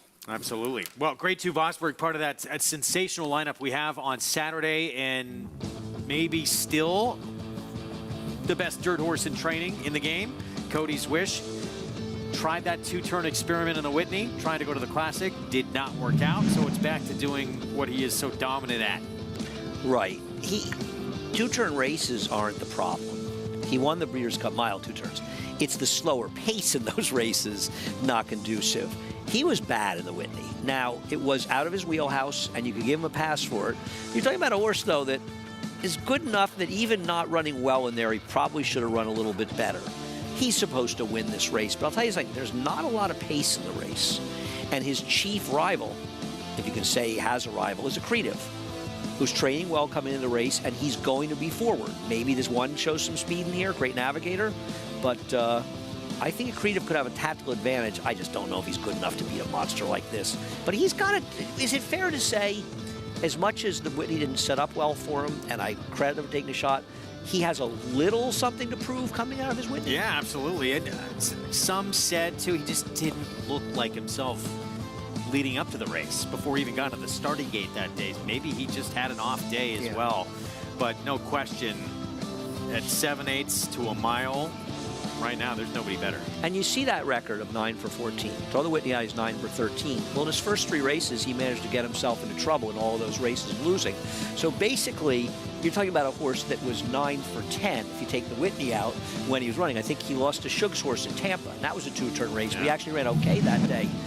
I worry a little about his last race, and you've got a horse who's coming into this race off good races. And remember something about Accretive, and I'm not in any way comparing him to Cody's Wish. The good Cody's Wish, I don't care what Accretive does, Cody's Wish will beat him. But Accretive also ran second to Gunite in just his second career start in the Amsterdam last year, and beaten, what, a head or a nose to that one? So it's not as though he doesn't have some credentials.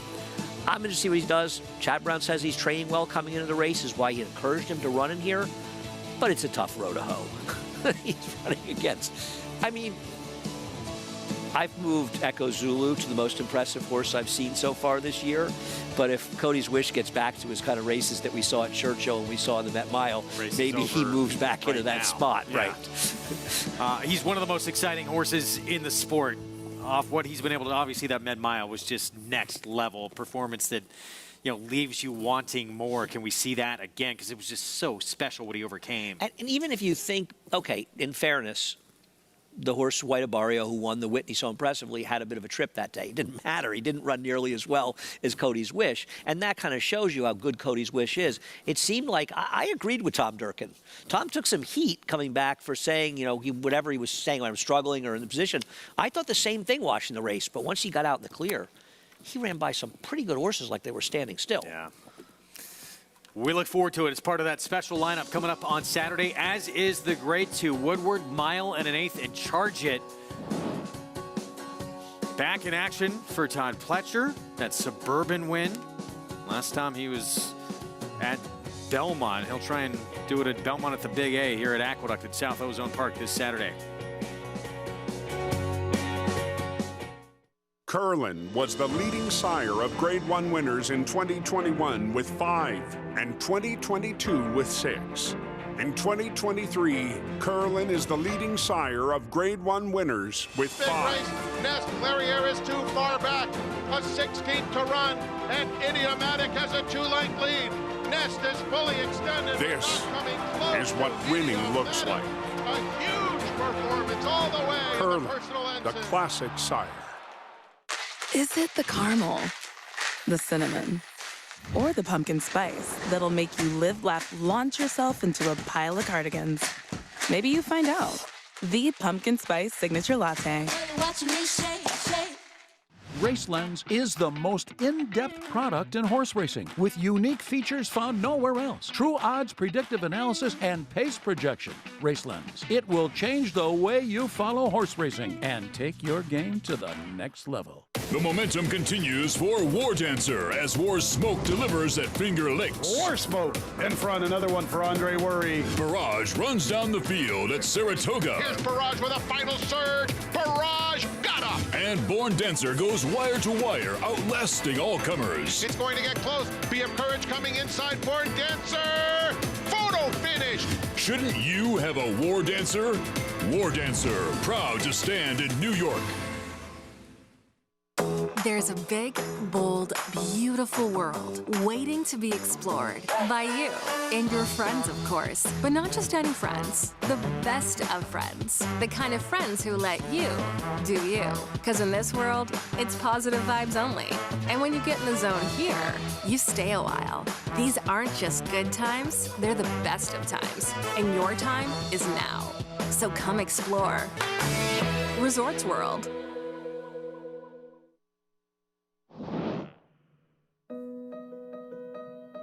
Many of the successes of Three Chimneys has, been done through partnerships, which is something that we've really embraced. But our most notable and significant partnership would be that of Gun Runner. He won his first 2 races, started at Churchill Downs, and then went on and took several of the Derby prep races. He took the Risen Star, the Louisiana Derby, and ran 3rd in the Kentucky Derby. He won the Grade 1 Clark as a 3-year-old. And then his 4-year-old campaign was absolutely brilliant. He won 4 Grade 1s that year, including the Stephen Foster, the Whitney, the Woodward, topped it off with the Breeders' Cup Classic win. And the next year, before retiring stud, he captured the Pegasus World Cup.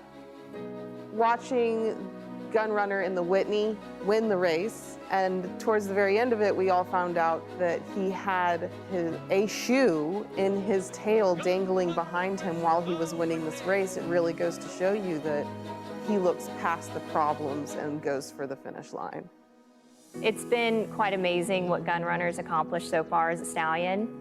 To come out with this 2-year-old crop, you have a champion 2-year-old filly who won the Breeders' Cup. You also have Good Night, who was a Grade 1 winner at 2 in the Hopeful.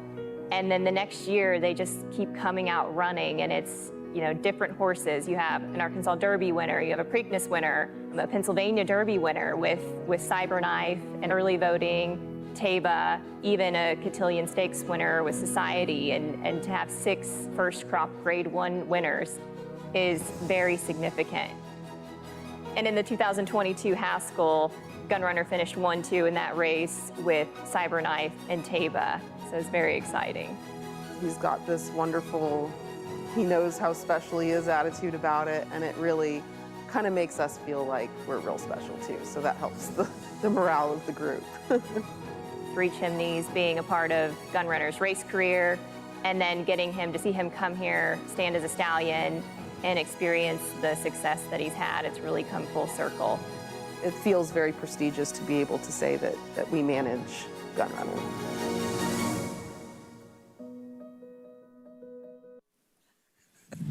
Gun Runner, Woodward winner back in 2017. What an incredible campaign he had that year, going to win the Breeders' Cup Classic and then top things off with the Pegasus World Cup January 27th to finish his incredible career. This is Steve Asmussen is a great trainer at his best. Getting a horse who was a very nice horse as a 3-year-old. But the leaps he took forward, starting with the Clark, and it started when they got aggressive with him. And once they started getting aggressive with him, he really started running well. And he was a tremendous horse as a 4-year-old. A very good horse as a 3-year-old, but a tremendous horse as a 4-year-old. But a horse also shows how good Arrogate's performance was in the Fly World Cup.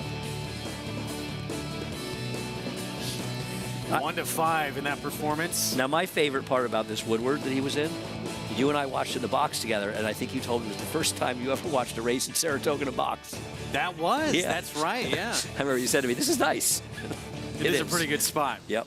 This year's edition of the Woodward. We talked about Charge It going to break. He's going to have the inside post for Todd Pletcher with Johnny V. 7-2 morning line. The Suburban from him at 1.25 miles, 2 starts back. He was impressive with a 106 Fire. He and Zandon are both the best horses if they run their race, but each one of them seems to have trouble getting it done. Now, I know he got it done in the Suburban, but not the strongest of field, able to control, not the same situation here in the Woodward. He's not the controlling speed, and I've just seen Charge It, and I've had enough of Charge It. He's a very talented horse, but has to be a frustrating horse for Todd Pletcher. That Dwyer, it seemed like he was the next superstar of the sport. It's just never got back to it. Of course, he went to the bench for a long time after that. Still talented. Certainly against this group, too. What about Algiers? He actually ran really well in the Dubai World Cup. We're going to take a look at him next. Simon Christopher trains. And he's been effective on dirt. We'll talk more about him leading up to it as we get to the weekend, but 3-time winner on the dirt. We got the 4th coming up. We're approaching the 5-minute mark to post. Pick 4 begins here. 1 mile entry-level allowance. And joining us for the first time on the program, Maggie Wolfendale. Hi, Maggie.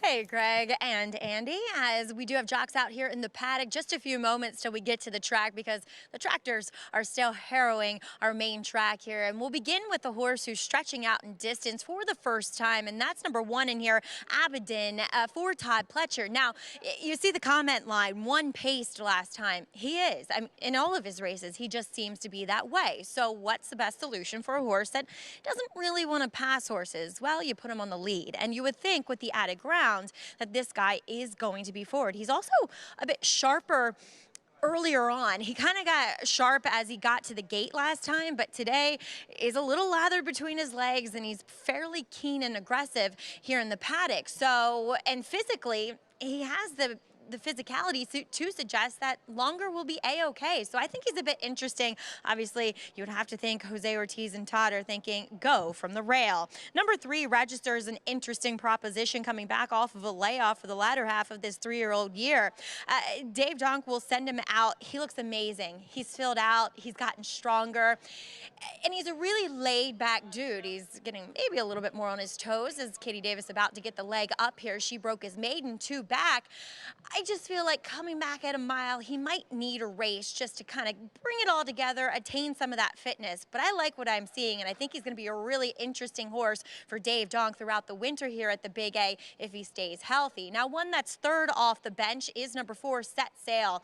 When he first came back to the races off of that extended layoff for Bill Mott back in July, he really looked like he needed one. He got hot. He just was acting up. He was not focused. It was just a bit rattled, to be fair. And he's just settled a lot more. He's still energetic, but he's just fitter. He's not hot today. It just looks as though that 3rd off the bench is when we're going to see Set Sail possibly put forth his best effort, Greg.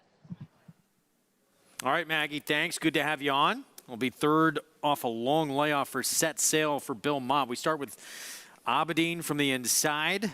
for Todd Pletcher. We'll show it a little later, but this horse got completely left last time. Now, he wasn't making a lead in that race anyway. He's supposed to be the speed, and he didn't even run that badly last time after getting left. I don't love him, but he had a massive excuse. From Another Mother, 10-1, Flavia Pratt, Ray Handel. I just didn't think this horse was quite good enough. His best races are just a little too slow. A little interesting, this one here. Register David Donk. He went to the bench after the private terms. I agree with Maggie. He has potential going forward. His win was on a gold rail. The big 93 buyer has never been backed up. I'm not sure how good he is. Set Sail went by Junior Alvarado for Mott, and here's Sundays with Sandy. Sundays with Sandy is a forwardly placed horse as well, but he's got other speed to deal with.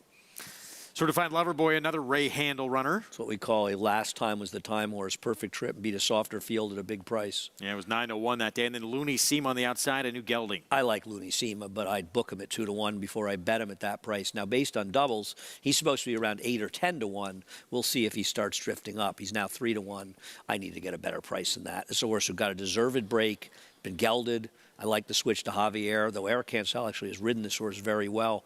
And we hope Eric's getting better. I know he had had surgery, but thought we'd be back before this. Hopefully he's coming back soon. Now let's get back to the Pletcher runner on the rail. Jose Ortiz will ride Aberdeen, who has been quick in several of his starts. This is last time out. Well, it's important to show what happened. I mean, he just didn't break with the field.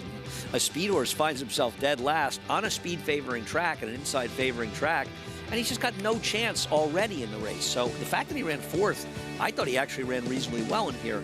He's a little hard to read. I don't know how good he is overall.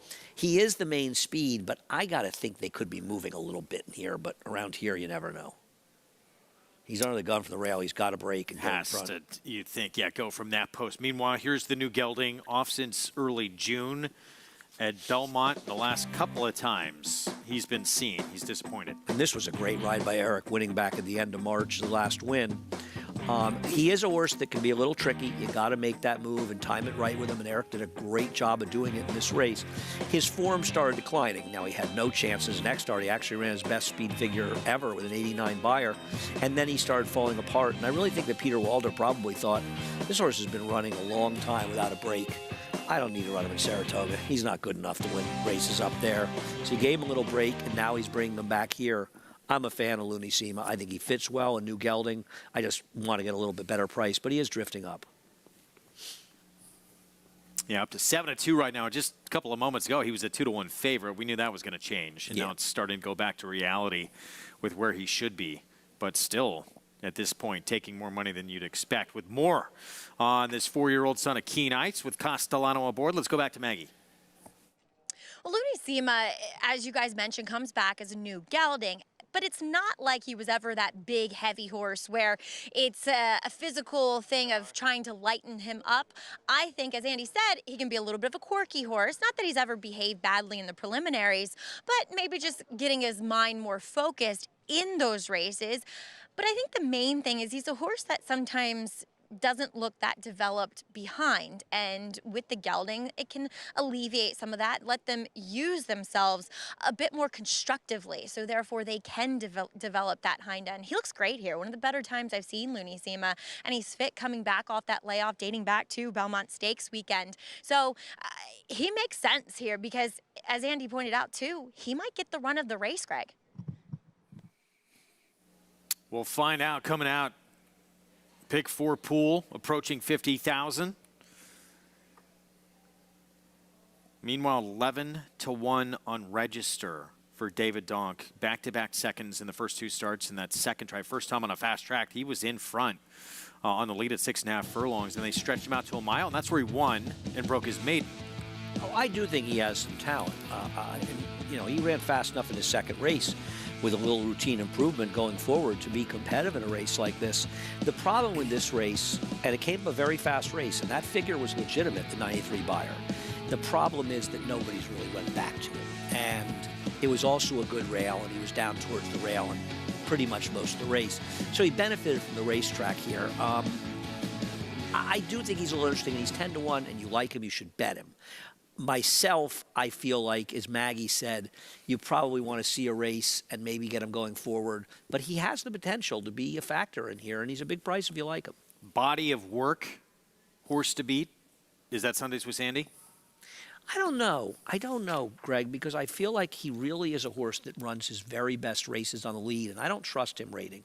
I know he has a win rating going back to last November, but that was also a sealed track, and he's run okay on them. I feel as though he probably needs the lead, and I just don't see him getting it with Set Sail inside of him, even Register, but certainly Aberdeen. If Aberdeen breaks, he has to be in front in here. He needs to be in front to be effective. Yeah, lightly raced Aberdeen from that inside post. Looks like he's poised to make a move forward. We'll see, going a mile as well for the first time, if he's up to the task of the distance. And, was, obviously tougher company. Yeah, I mean, Sandy finished behind Set Sail when he rated last time. Now, he was in a funny race last time. Mount Up was not the speed on paper, and he certainly didn't look like one of the favorites on paper, but they bet him like he couldn't lose the race, and they were right. He won. It just was an odd race last time. He's better than that, but I just don't trust him without the lead, and I'm skeptical that he's going to get it here. I mean, he has 3 races, including 3 starts back, that if he can reproduce that, there's no question he wins. He's the worst to beat based on those races. I agree, but he also had the lead. Yeah, those were on the front end. That's kind of the rub with Sundays with Sandy. Kendrick Carmouche, his intent, got to try and be forward, but it may not matter. Aberdeen, the one might just be quicker. But he's got to break Aberdeen because he didn't get left last time. He's got to break. And it's not the only time he's had issues. I agree. 2 out of his 4 races, he's had issues, but he broke like a shot 2 races back.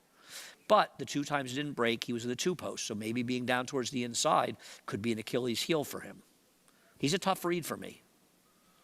Meanwhile, listen, I think a lot of these horses have the ability to win here, Greg.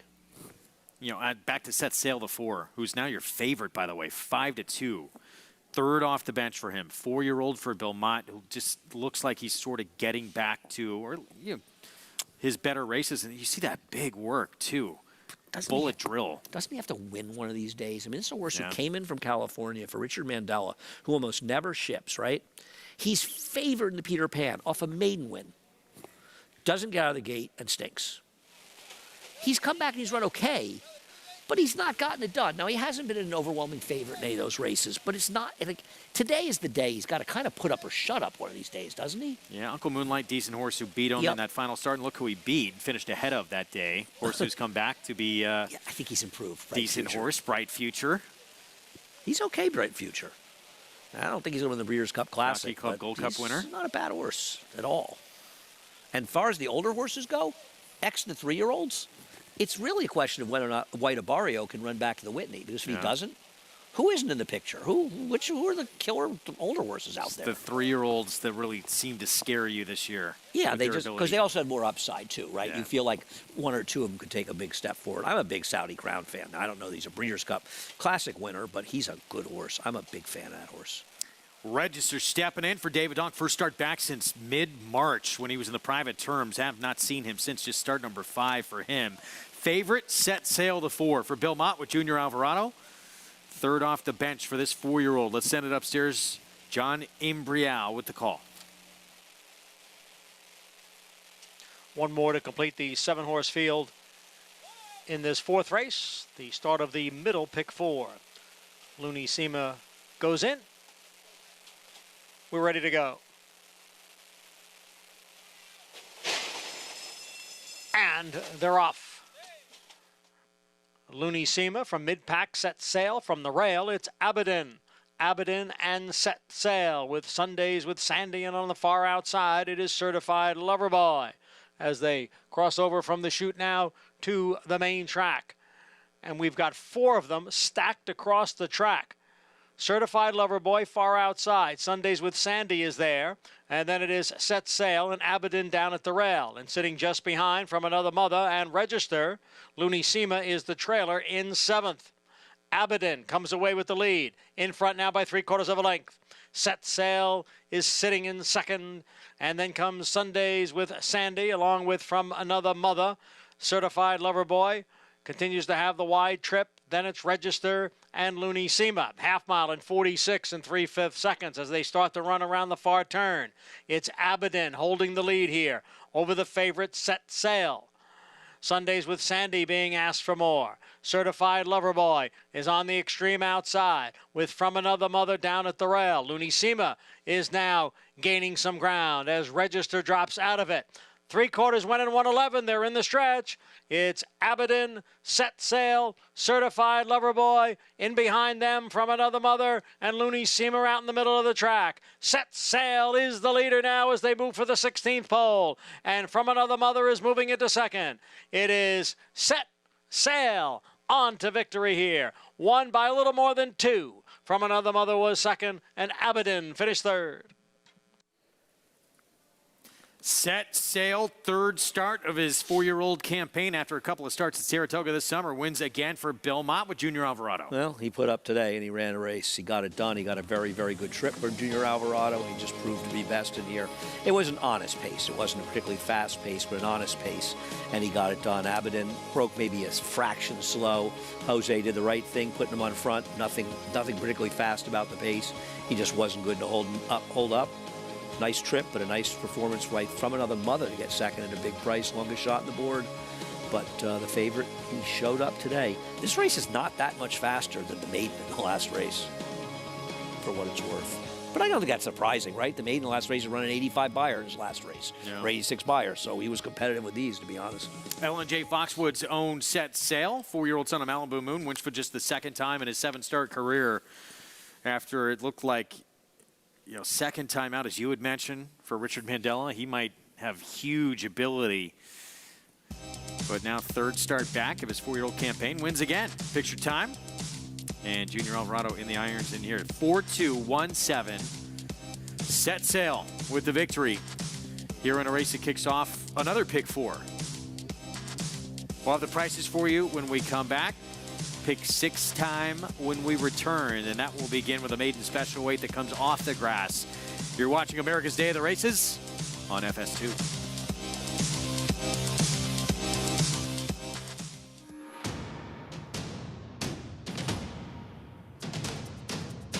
Drain the Clock will win and win by as much as he wants. He'll win by 6 in the end.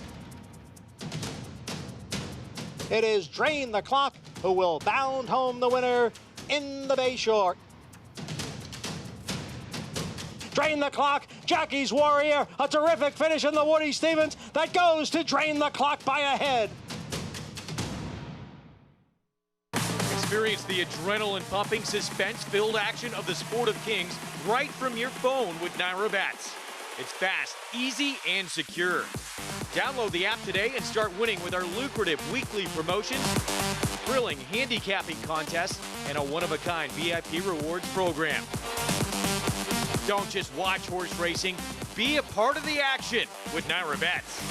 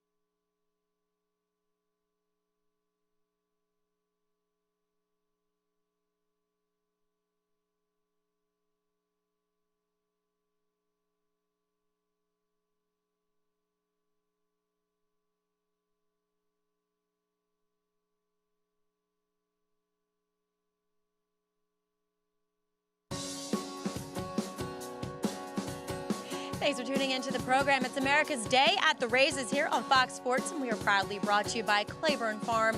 100 years of doing the usual, unusually well. A homebred for L&J Foxwood set sail.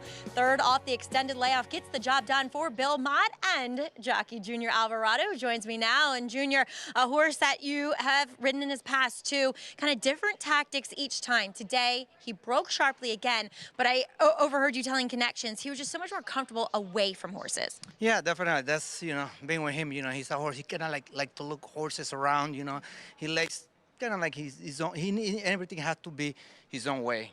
Today I think just running the outside, he broke good.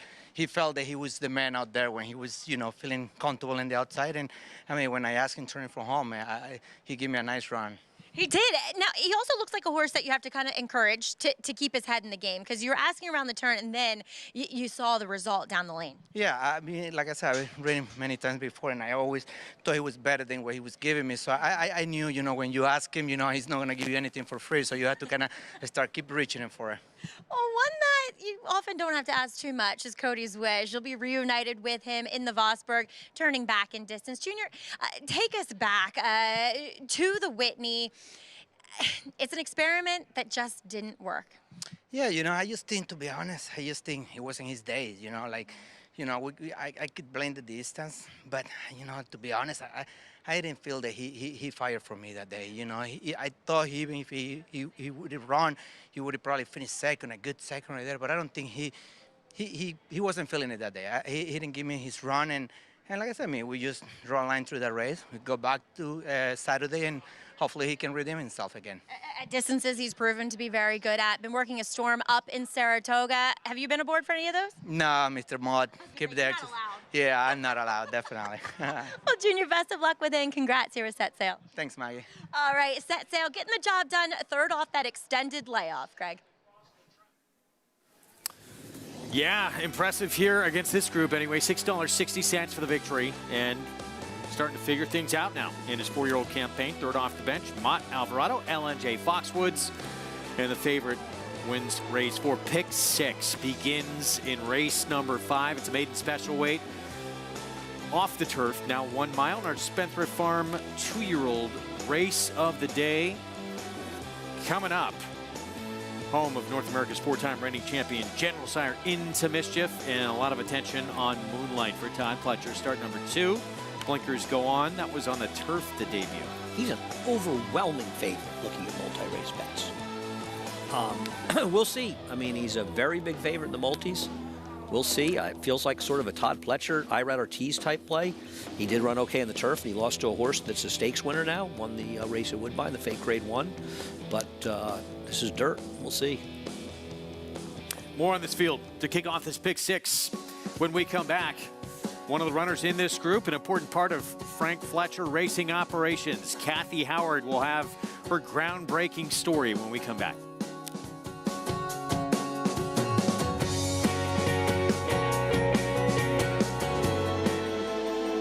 The level of racing that he's achieved is extremely rare. Anybody who's witnessed Matoli running sees a level of ability that doesn't come along that often. Matoli's a monster!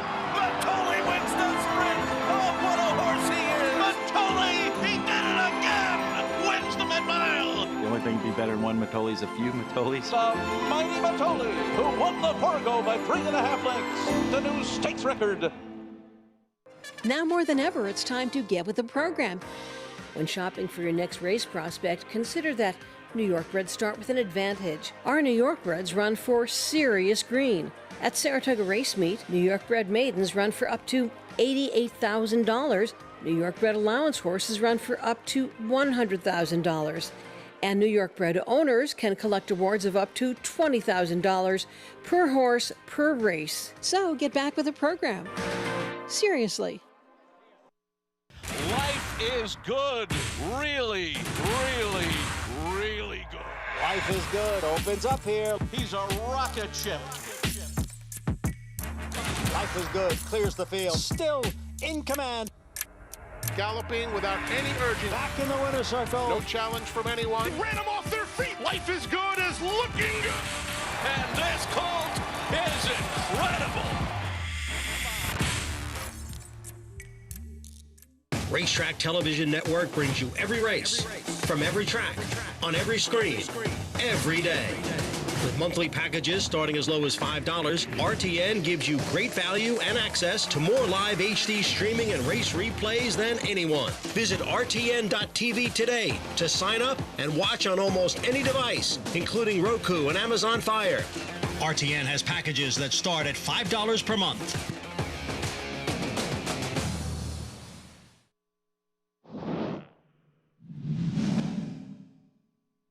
And now they're at the quarter pole, and now Frank's Rocket has taken over the lead from Pacific Gale, the half mile in 45 3/5 seconds, and it is Frank's Rocket, and she is opening up on the field here. Frank's Rocket has built an 8-length lead. The 3-year-old filly is going to beat the older fillies and mares, and she's going to do it in style today. Frank's Rocket gallops in the gallant bloom. While you may know the names of stars like Julie Crone, Patty Cooksey, Donna Barton brothers, and other female riders to break down barriers in this sport, one you may not have heard of, Kathy Howard, an important part of this operation here that includes Frank's Rocket, among many others, and we'll have a horse coming up in a race that kicks off this Pick 6 ahead. Today, she's an important part, as mentioned, of Frank Fletcher Racing operations. In her earlier days, she was another ground-breaking rider trying to fight an uphill battle in a male-dominated jockey colony in Hot Springs. In horse racing, Kathy Howard is a lifer. She's worked as a paddock judge, placing judge, stakes coordinator, even a stint as a trainer following the death of her husband, Tom Howard. And she's been racing manager for Frank Fletcher Racing operations for over 20 years. It is true. But many don't know about her trailblazing days when she was known as Kathy Moore, a promising female jockey making a name for herself in a world foreign to women. Seems like horse racing is still a man's sport. Is it any easier for you being a female jockey? Well, from what I can tell, it's pretty rough. I don't know if it was any harder, 5 or 6 years ago, because I wasn't in the position I'm in now. But yeah, it was tough. I was so shy. I wasn't shy when I was on a horse, but I was so shy growing up. See, and I'd be at somebody's stable to work a horse, and if I was a few minutes early, I was too shy to even go into the office or the tack room. If there was more than 2 people in there, I would just stand out there by the door until they came out. Look at this, was my grandmother. That was my grandma. Isn't that something? My grandmother and grandfather, they were Russian, Babadito. They were the first ones that ever took me to the racetrack. That was a big deal. In 1980, at the age of 23, Kathy became more than the first woman to win a stakes race at Oaklawn.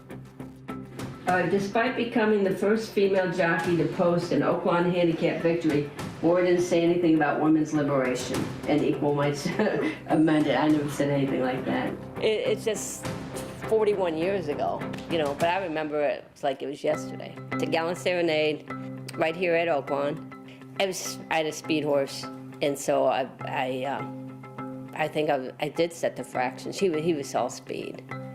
There's an old gentleman named Jim Hughes that trained, and he rode me. I remember his barn was over there by the gap. He was kind of jumping up and down, and when I was galloping back, he said, "You're a real juryman now. You did it, Kathy, you did it." There's Jim Hughes. That's the guy that was saying, "You made it as a juryman." And he's long been passed, but I'll never forget that. It's just a tough game. I've never really thought about it, except it's kind of like I know what I did, and I know the trails that I've hopefully blazed for some other females. I'm a very humble, quiet person, so, it makes me feel good. It was almost like a past world, and then when I was married to Tom Howard until he died, whenever we won a race, and it was always we, because we worked together. It was a really big, it gave me like almost the same rush, exciting. And now with Mr. Fletcher, and we win a race with a homebred, especially Frank's Rocket, it's almost the same. He's my boss, but he's also my friend. And we have the common interest, the love of horses.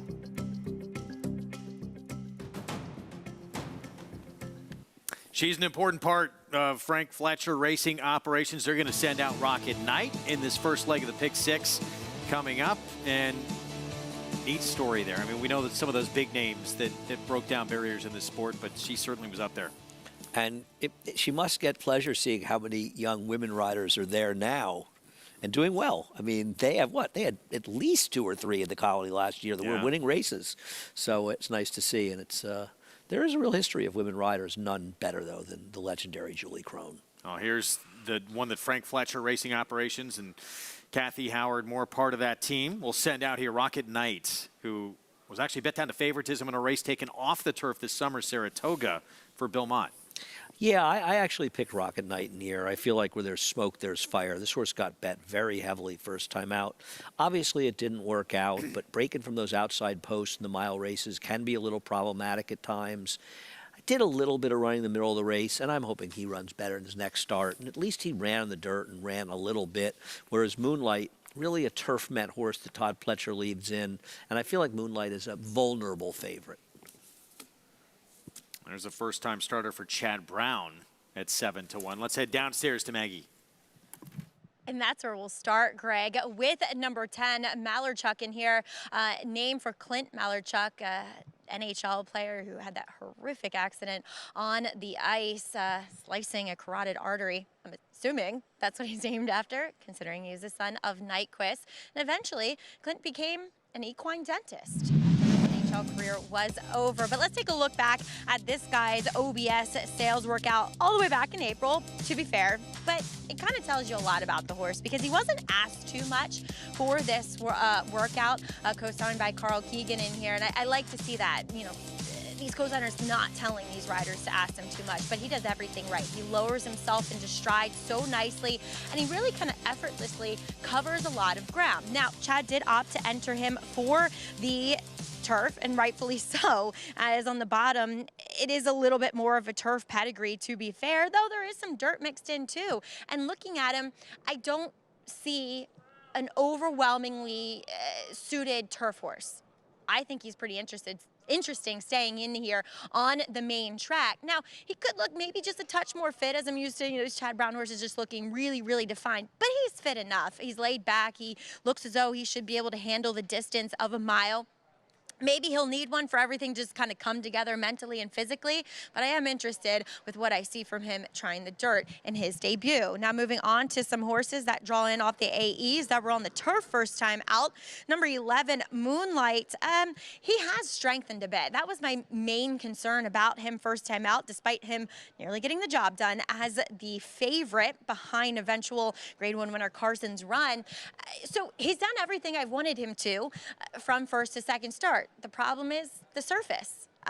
He, despite having a pedigree that would say he should handle it, and maybe he does, I will just say he looks a little bit more turf meant, to be honest. And because he is a little bit more of a narrow frame type of horse, you want one to have a little bit more muscle mass, but like I said, he has really moved forward from first to second start as those short cup blinkers go on. Now number 16, Stolen Magic, he made his debut and almost won for Linda Rice.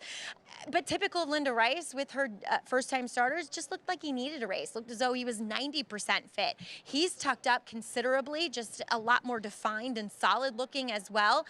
Again, one that just looks a little bit more turfman. You know, Greg, let's not forget that these horses on the outside that are taking money, they were entered for the turf. They're not MTOs that draw into this race. All right, yeah, important distinction. Thank you, Maggie, as the pick six begins in this one coming up. And Stolen Magic, that 16 horse, that debut was on turf for Linda Rice. Yeah, ran pretty well in there. He does have enough pedigree to suggest he can handle the dirt, but it's really a guess. Yeah, I mean, it's a rare Linda Rice horse, ran very well first time out. I'm still impressed that Maggie was able to surreptitiously sneak our friend Carl Keegan's name into her thing. That was very impressive. Here's our post-break. We start with Live to Ride, Kenny McPeak. Dylan Davis rides. I'm going to make a guess that this will be the first Kingman to win on dirt. A horse brought for $164,000 at Arcana last summer. Bullet Dirt Drill, Saratoga Training Track, early September. Here's the 3, Frank Fletcher's Rocket Knight. I'm trying this one. I know they entered turf, but you know what? This horse was probably an MTO that day, though I don't know that for sure. I need to look that up. Actually, might not. I think actually wasn't an MTO. The MTO didn't get in that race, so he was entered on turf that day. First-time starter went by Kinder Carmouche for Tom Albertrani with the 4. And here's Skylar's Artemis, who was 5-1 in the debut on a race taken off the turf. Same race that Rocket Knight was the favorite in. Now, obviously, he ran too badly to be true, and he's a big price. Javier Castellano, Marceau for Barclay Tag. Named for the mime. There's plenty of turf pedigree. You got to feel like this one, they probably want to get a race into him and get right to the turf next time. Chad Brown with Malarchuk as Manny Franco aboard. Now, this horse has turf and dirt pedigree. The second dam was a lot of good dirt, so I won't be surprised if he handles the surface. I like the work. $535,000 purchase. Here's Moonlight for Todd Pletcher. This horse, in my opinion, is going to be overbet because it's Todd, it's Irad, and second to a stakes horse. He ran fine, but I'm not convinced he has to be this short a price in the turf. And the Luna Rice runner from the outside with Jose Lezcano. Debut came on turf at Saratoga. Yeah, why is this horse significantly less likely to win than the 11? He's a much bigger price. I just think they're overbetting the 11 on connections. Again, pick 6 pool starts in this one coming up. I would think there's a couple of races where people feel they can narrow down, most notably the next race coming up. Digitize 3-5 morning line favorite, and then perhaps in the nightcap, Strapped for Luna Rice, main track only. Yes, they will be 2 heavy favorites in there. And Digitize, I mean, he comes out of what seems like a legitimate key race last time out. He's a very likely winner, and he's got to be 2-5 in there, right? 3-5 morning line. Yeah, be he's going probably to be shorter. super short in there. In fact, he had beaten the horse that won that 3-horse race before and beaten him quite handily, and he came back as improved since then. 5 minutes a post to get your pick 6 tickets together. Just over $50,000 still growing in this pool coming up. And that is your favorite right now. This 11-horse Moonlight, an audible 2-year-old for Todd Pletcher. Debuted on the turf at Saratoga. Got beat a neck. Had the lead in the stretch. Was the favorite that day. It does have at least that, that September 14th workout. Saratoga training track, bullet drill, quickest of 20 that morning. Yeah, I mean, it's hard to know with horses working on turf, horses working in the dirt, because despite that work, Todd Pletcher wanted to go back to the turf. So he obviously believes if this horse has a future, it's likely on the turf, and he lost to Worse Carson's Run, who I believe was second in our With Anticipation, and then came back and won the summer up at Woodbine and ran well, and obviously is a promising horse, trained by Christophe Clement, I believe, for West Point Stables. But that was a turf race, and because it's Irad and it's Todd Pletcher, he's a strong favorite in here. Now, Stolen Magic's coming down, but it's not like his turf race was significantly worse. Maybe it was even better in some ways. So why is he less likely to win this race? Because it's not Irad Ortiz? I don't know. And I think Malarchuk is dangerous near the 10. And I think that Rocket Knight is very dangerous as well, and he's getting no attention. Like he's on his toes right now. There he is, the 3. Rocket Knight for Bill Mott, Junior Alvarado, and Frank Fletcher. We've already seen a Quality Road win today, and this would be another son of Quality Road to win on the card. They're terrific, sire. Senoff is the favorite in that debut at Saratoga that came off the grass. It was a distant 4th, beat 11 lengths, but don't put a lot into a debut. Very forgivable. Mm-hmm. Especially a mile from a far outside post. 5-1 right now. Let's get more from Rocket Knight from Maggie. Yeah, checking in with Rocket Knight, a horse that I saw first time out, thought that he would be competitive on the dirt, and he ran fine, and he can certainly build on that effort. He does pretty much look exactly the same and is acting exactly the same, but again, just the experience should move a horse forward. Was favored that day, which is interesting, though. But again, I think he makes a good deal of sense, and you're getting a nice price on him at 5-1. One that's a bigger price is one that I'm not quite ready to give up on yet, and that's number 6, Skylar's Artemis. I know, just kind of completely gave up in that debut race after being somewhat forwardly placed. Look for him to be forwardly placed again, but I think he sustains that. He stays up with them a little bit longer. He just looks fit. He's moving so well out there. He would have, full disclosure, he would have been my pick if we were on the turf, because I was really intrigued by this horse first time out. But again, I am here this time around too by John Terranova. I don't know if he's going to be a winning type, but I think he'll outrun those odds at least. Greg? Yeah, surprising that Skylar's Artemis, that is a quick give up off one start, 19-1. on the 6. He did get beaten 41 lengths, so it's sort of hard. I mean, it's just hard to see him taking that much money here. I'm not saying I disagree with Maggie. I threw him in with my 3-horse because it's maybe too bad to be true, but he did lose by 40 lengths. But it was first start can almost be just a complete pass. You have, obviously, to take money like that, you have ability. Well, and it was a race that came off the turf. Yeah. It wasn't a interesting race where I believe the first 3 finishers were the only horses in the race that had run before. They were the ones with experience, which certainly helped them out in that race. I just think the 11's an underlay at 7-5. Not going to fall out of my chair if he wins the race. Todd Pletcher obviously wins a lot of races. He's left him in off the turf. But I think he's just a short price because it's IRAD. And partly also because he lost to a solid horse, to be fair. But that was on the grass. Totally different scenario here, different surface. Yeah, so people going a little overboard, no question. With Moonlight here at 7-5, and then even Stolen Magic too was 7-2 for a while. That 16 horse for Linda Rice, who also debuted on turf, and now down to 5-2. Yeah, I think that they're the unsurprising 2 choices because they ran well, but they ran well on the turf, and I'd rather take a horse like the 3 who took money on the dirt, and I know that it was also off the turf, and they entered on the turf again, so maybe it's really where Bill Mott wants to be.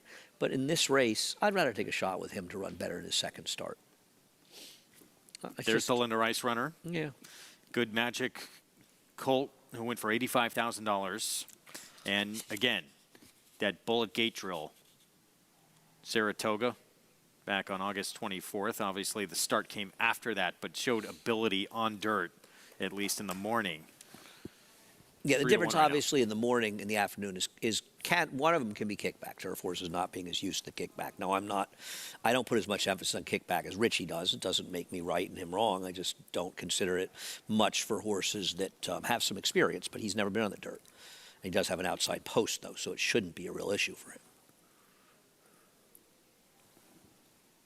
And in terms of pace, we don't know what we're going to get in here, do we? It's very hard to know. It's very, very, very hard to know. I mean, I guess I have no idea. The 11 and the 16 are coming out of very slow-paced races. I guess if Rocket Knight is liver, he'll be more forward. But, Skylar's Artemis could be more forward. Potentially Stolen Magic could be. I mean, with a Bullet Gate drill on dirt. I agree. His turf race was a ridiculously slow pace, but who knows? No, I agree. It's a very good point. It's impossible to have any kind of clear understanding on how this race is going to be run. Even Live to Ride, the 2 debuting from the inside post, has the rail, has a bullet dirt drill. But yeah, kind of a big question mark as to what or who is going to be in front early in this race. 6-5 on a race a horse has only been one start, came on turf, but it's Todd Pletcher, it's a Rat Ortiz Jr., so you knew was going to take money, and that's the case. But he's just an underlay. He may win the race, but 6-5. I don't know what makes him so that kind of likely to win. You look ahead in this pick 6 too, and we talked about the 2 that probably going to be very, very heavy favorites, the next race and then that last race. Did you see any other ways you could try and narrow down? I would sing the 11 and the 6th. I would use 3, 5, and maybe 7 in the 7th race. The Wesley Ward expensive firster, but I might try to beat them both with the 3 and 5. I like the 8th race. I think the 5 is interesting in there. I would use 5 and 10, probably my main horses in there. But other horses I think could win. The 3, Ensign Parker, I thought could win. I might throw the 2 in, even though I don't like him, because smart friends of mine like him. But I'm going to bet Striking Speed in race number 8. The 9th race, I would use 11, 13, 14. I thought Running with Scissors was a little interesting for Joe Sharp, 13 and 14, the 2 to beat. And I would use the 6 and 16 in the last race. I thought Bolt to Plata was a little interesting, speaking of John Terranova, as an alternative. Right. That 9th Winner's Laugh, the 8 at all, interest you or no? It's just so much speed in there. And he's a horse that really probably is best forward. Not impossible, though. I think I picked him 4th. Maybe not, maybe 5th, but no, Pick not impossible. 6. Good luck, everyone. Yeah, starts here. Even money now. Wow, on the 11, Moonlight. See what happens. Dirt debut coming up for that short price favorite for the Pletcher Barn. The power of... How is this horse even money? Rat Ortiz Jr. now kicks up to 6-5 as the 6 moves in. Skylar's Artemis still a huge number on the board, 21-1 on a horse who was 5.5-1 in a race that came off the turf in his debut. We're set for the pick 6. We go upstairs. John Imbrial to get us started. For race 5, Belmont at the Big A, and they're off. And a quick start there for Stolen Magic, who veered out at the start, but nonetheless is the early leader. Quokka is racing in second. Then it's the gray Skylar's Artemis. Moonlight advances on the outside. As they race up the chute, Malarchik is next in 5th position. Live to Ride down at the rail. The trailers are Rocket Knight and Marceau. Stolen Magic has made his way down to the inside and leads here by 3/4 of a length. The opening quarter, 23-3. Moonlight runs in second with Quokka down at the rail and in third. And then it is Malarchik on the outside racing in 4th, followed by the gray Scarlet Artemis. And then it is Live to Ride. At the back are Marceau and Rocket Knight. It is Stolen Magic with the lead here over Moonlight. Stolen Magic by a half length as Moonlight edges closer now on the outside. On the inside, it's Stolen Magic. On the outside, it's Moonlight. And now the two of them are right together. They've opened up 2.5 lengths. On Malarchik in third, it's another 3.5 back to a Live to Ride as they come for the head of the stretch. Stolen Magic and Moonlight, they remain right together as they pass the 3/16 pole. And here is a Moonlight, who has taken over the lead now from Stolen Magic. And Moonlight draws away. Moonlight opening up on the field here. Moonlight by 5, by 6, and more. Moonlight, much the best. And it looked like Malarchik came on to get up for second to complete the exacta. Stolen Magic faded to third. Moonlight on dirt. Maybe that price was justified. Wow. 6-5 here. Start number 2. First dirt start with Ryan Ortiz Jr. for Top Pledger. It's actually a crazy fast race. I think it was as fast, if not faster, than the final time of set sail. So I don't think we're going to see this guy on the turf going forward for now. I think Todd will be thinking about the Nashua with him, depending on who else he has. Because frankly, this was a very, very fast race on today's track. I'm a little surprised by it, and obviously I would never bet him at 6-5, but as you said, the way he won, maybe 6-5 was an overlay. Pulls away from this group. Wins easily, 11-10, 16-2. 6-5 favorite to start off this pick 6 sequence on this Thursday card. One more look down the stretch, and that Linda Rice runner, the 16 with Jose Lezcano, disposes of that one, and then the race is over. Yep, and the number 10 got up for second, the first time starter, but it was not close. This is going to come up a wildly fast race. Very odd.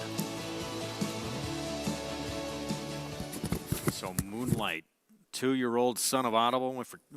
Audible stands for 25. This horse sold for $285,000. Dirt debut, a winning one, and as a 6-5 favorite to start off this pick 6 on our Thursday card. Back with prices. We'll set up the late pick 5 when we return on our FS2 coverage.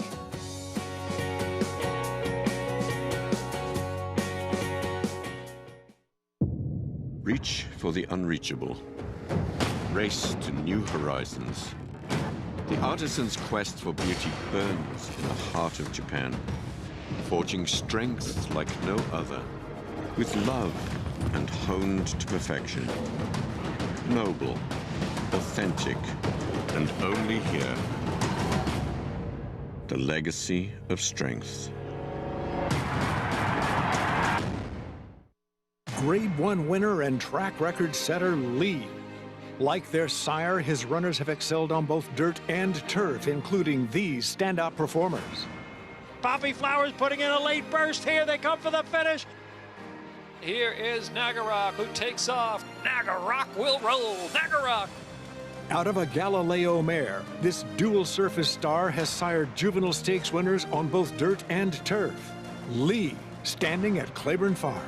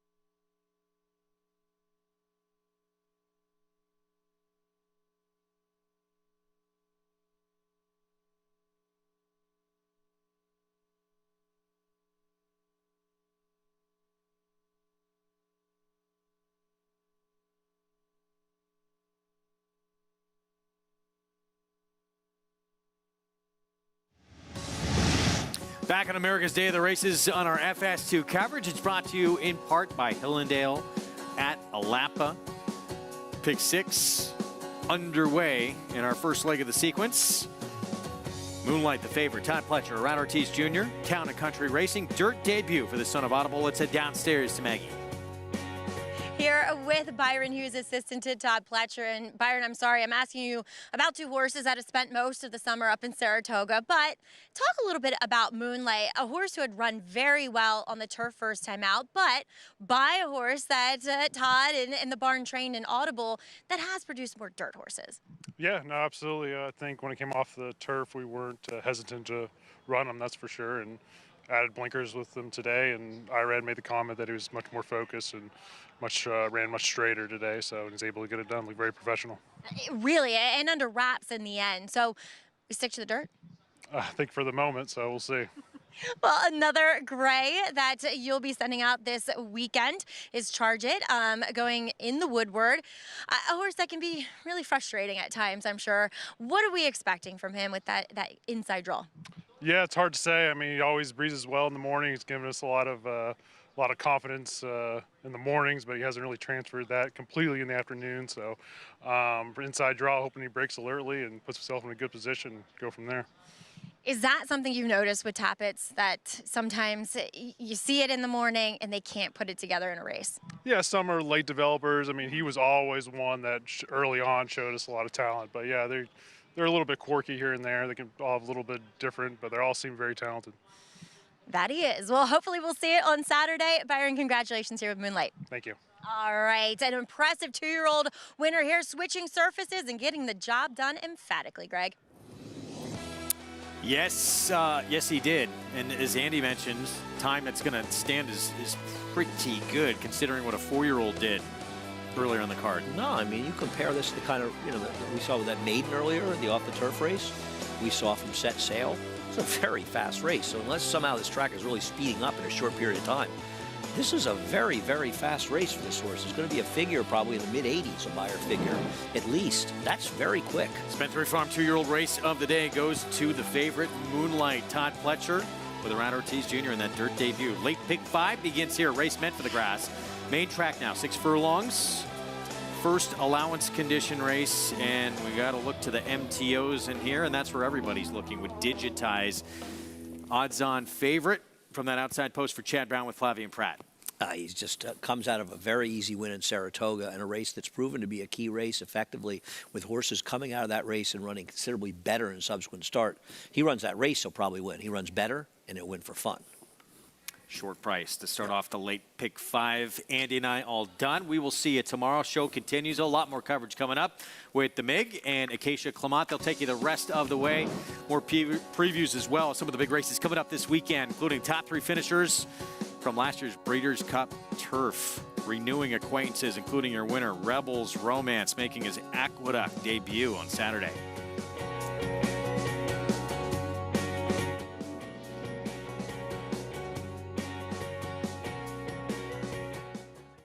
Flightline is in full flight. Flightline turns it on at the top of the stretch, and he's in cruise control. And Flightline takes off! Take a good look at this, because you're not going to see this too often, maybe never again. Flightline, 20 lengths clear. World-class racehorse, world-class performance at a world championship event.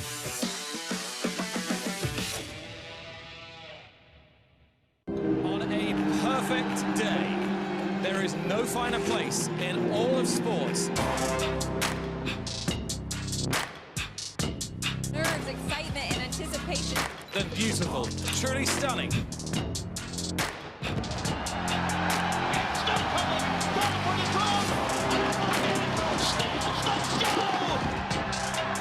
For the Breeders' Cup World Championships.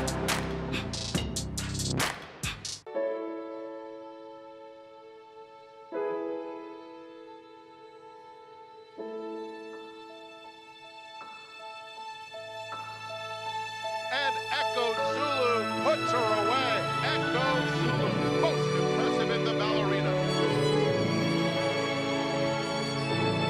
And Gunite is maintaining the lead. and he will defeat Elite Power in the Forego. Gunrunner. Breed true.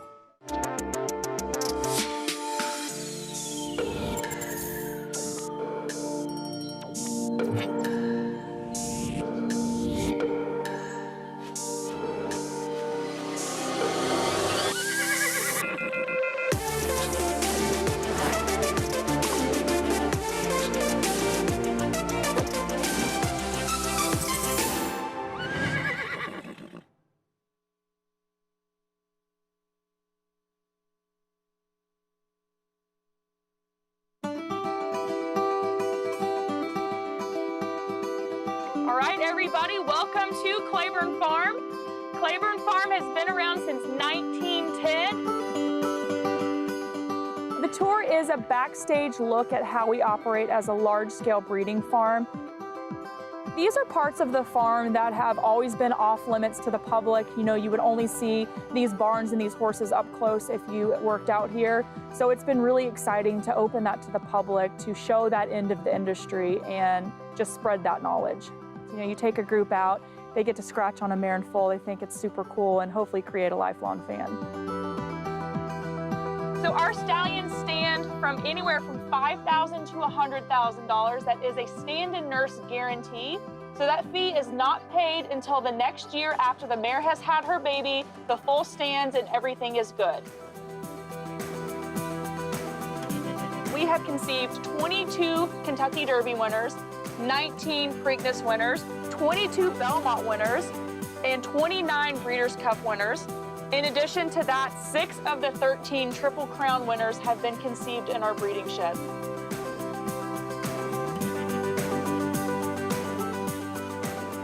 So I'm always excited to, you know, spread the knowledge that I've had, share this passion for the breeding industry that I've had basically my entire life, and just spread the wealth. Basically, all of our tours are sold out. That's just absolutely fantastic. Sometimes we'll try to sneak in 1 or 2 extra people onto the trolley.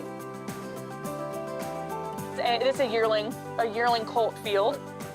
Actually, this field is home of 2013 Kentucky Derby winner Orb, as well as Breeders' Cup Classic winner Flame. The cemetery is extremely popular. It's on both types of tours that we offer, so the trolley tour and the walking tour. People travel from all over the world to see Secretariat's grave. So it's really exciting to see people's reaction to seeing that.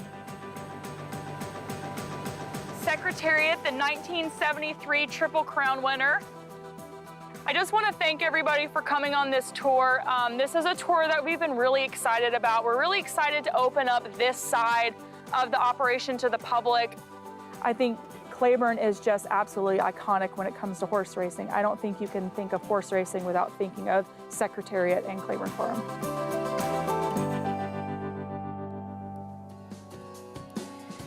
You're watching America's Day at the Races, brought to you by Claiborne Farm. 100 years of doing the usual, unusually well. Thanks so much for joining us today. Thanks for sticking with us as the second half of our program continues. Acacia Clamon and Richard Migliori stepping in to take you the rest of the way on this Thursday as we kick off another week of live racing. Richie, well underway on this Thursday, but of course looking forward to this weekend with plenty of graded stakes action, and that does include the Grade 1 Joe Hirsch Turf Classic. Just 3 more Grade 1s to go throughout this season and the rest of the year in New York. Yeah, Grade 1 action starting to wind down as we head towards Breeders' Cup, and there are a lot of Breeders' Cup ramifications on the line here Saturday with 4 really good stakes, and obviously highlighted by that Grade 1 Joe Hirsch.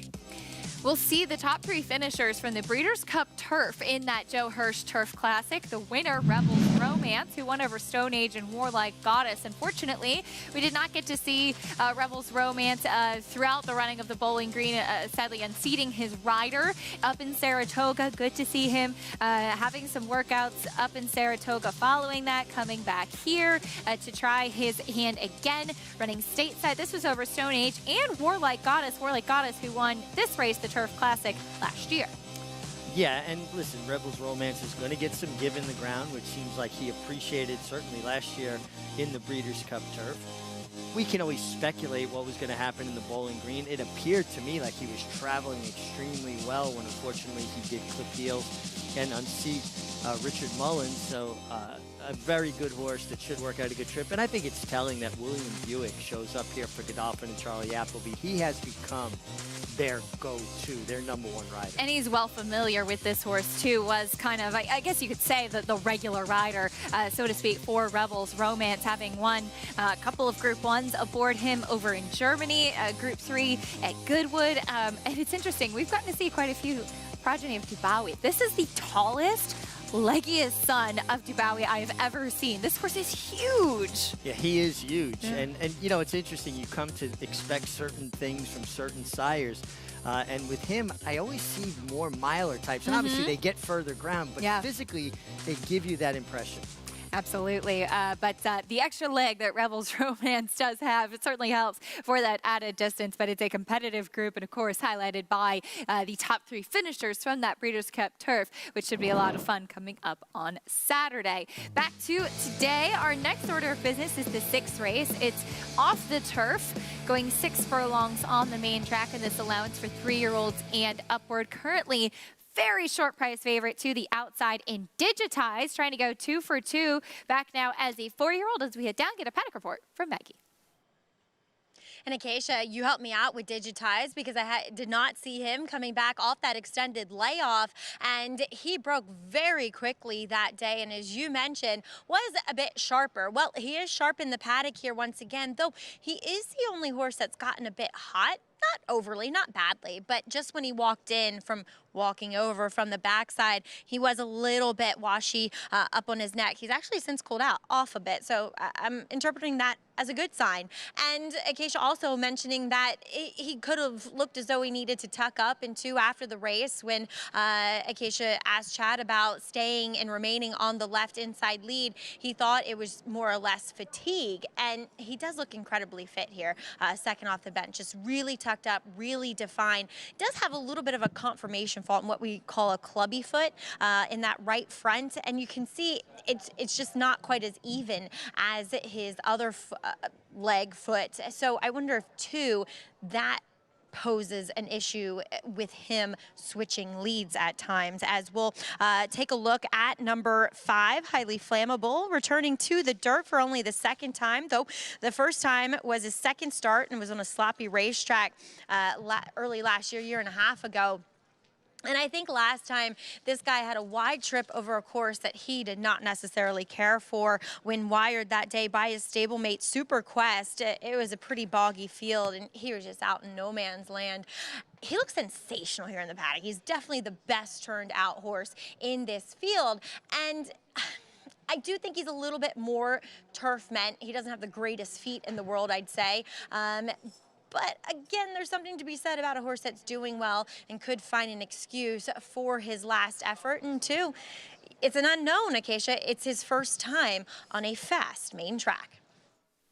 He has some things to figure out today. Maggie, thank you. Yeah, the wins for Highly Flammable have come on turf and synthetic on Tapeta up at Woodbine, which often horses that maybe are more turf meant really will take to a little bit easier. And the lone dirt start was on a wet track at Keeneland and only the 2nd of his career. So it's kind of difficult to figure out if this horse will handle it today.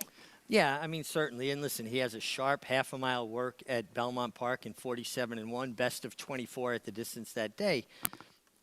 But I've often contended that a good horse, more turf meant, will work a really good half-a-mile. And then they'll stop after that. They might even work an okay 5/8, but they don't gallop out much, and they don't really work much further than that if they're truly meant for a different surface. There's your favorite Digitize. Great to hear the notes from Maggie as far as the progression and teamwork makes the dream work, comparing those notes. But yeah, I remember speaking to Chad Brown after this race when he won so impressively, and he had come from the Monmouth string, which seemed like for Chad's horses that based at Monmouth off layoffs, they came back to Saratoga ready. The team did a really good job getting them ready off the bench. And there's where you see what Maggie was touching on with him hanging on the inside left leg. And you can see he's getting a little bit tired at this point too. Yeah, but it was 7/8, and he did set, fast fractions, 22-3, 45-3. That is problematic though. Horse hanging on the wrong lead. At some point, you get a horse that's closer in ability, and that could make the difference.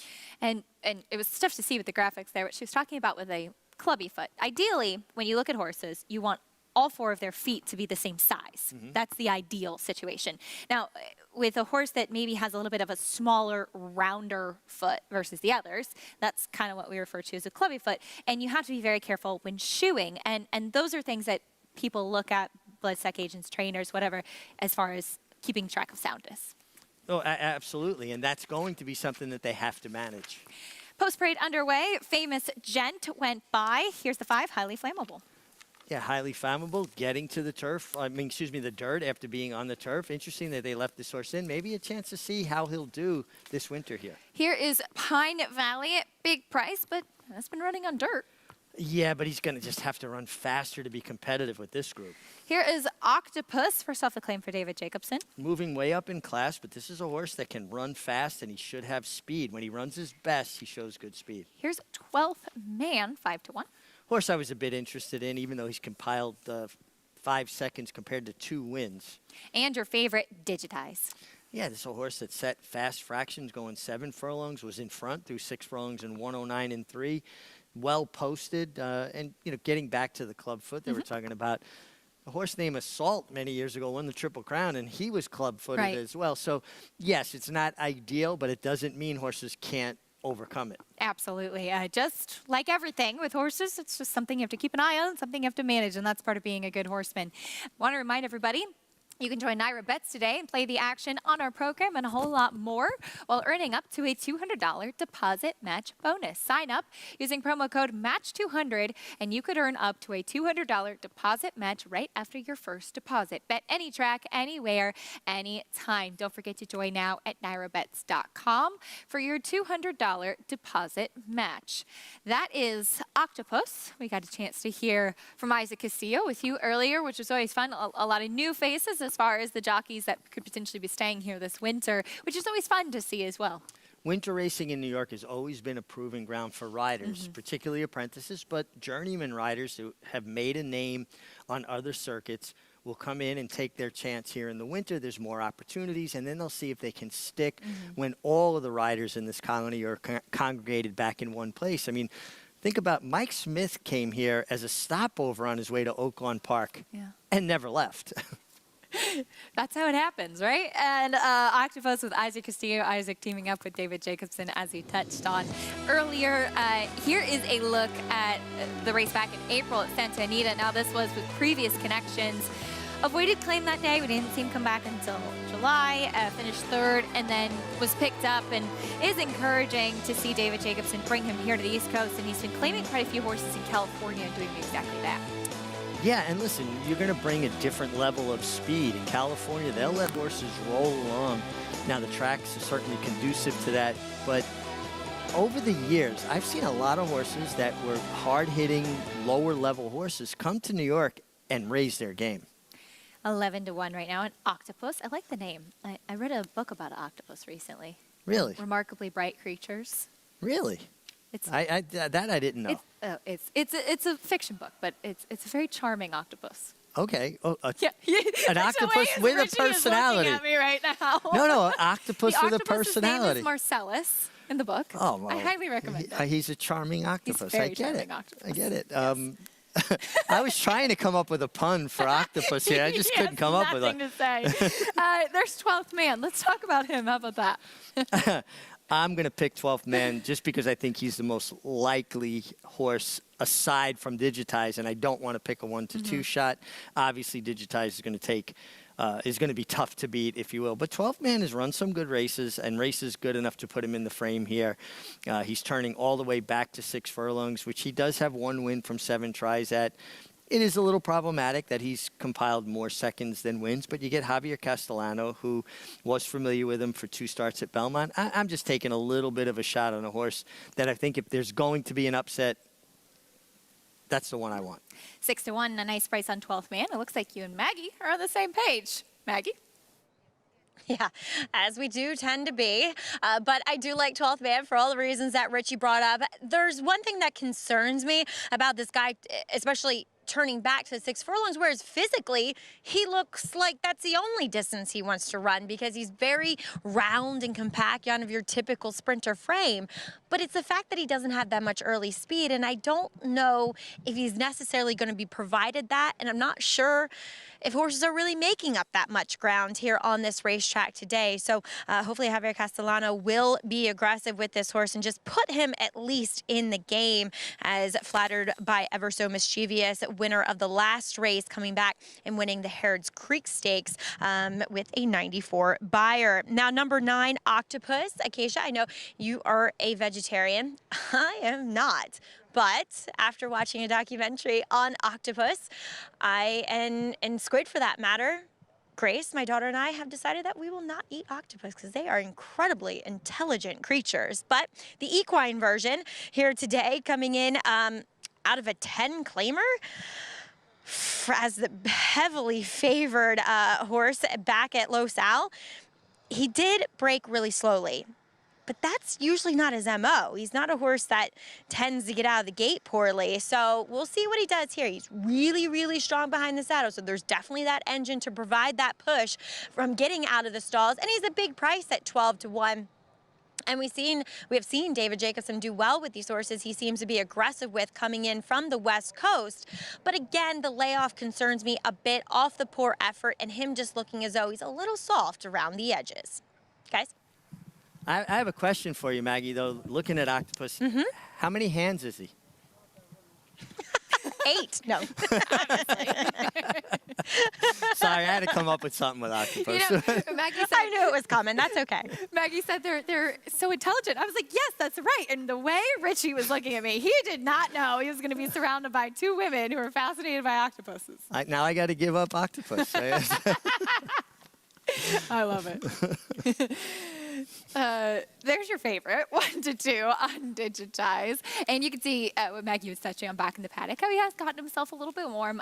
In my notes, he didn't do that in Saratoga last time out, even though he did look like he was carrying more weight than he is today. And racing will do that too. It'll just help tuck a horse up. It can also sometimes make them a little bit more sharper, a little bit more on edge as well. Sure, you know, it can wind a horse up, no doubt. And listen, he ran a hard 7/8 off of a lengthy layoff, you know, better than a year layoff. And that's a difficult distance under the optimum conditions, let alone a layoff. So now turning back to 3/4 with that race under his belt, he makes all the sense in the world. I'm not going to sit here and try to pretend that I love 12th Man. I just thought he was an alternative at a better price. Definitely 1-2 versus 5-1. A horse that's taking quite a bit of attention is the number 3, Famous Gent. I should say, in the face of such a short price favorite and 12th Man, who is more of a dirt horse. Famous Gent is more of a turf horse. He does have a win on the main track, but it's been a long time since he's seen the main track. Even that off the turf race and at Gulfstream was on synthetic. It was, you know, really long time since that effort, right? And he's 1 for 9. On the dirt, and he's taking a lot of money. I mean, he's co-second choice with 12th Man, and 12th Man has more dirt form to go on and better dirt form to go on. But, you know, it's kind of interesting that attracting this kind of attention.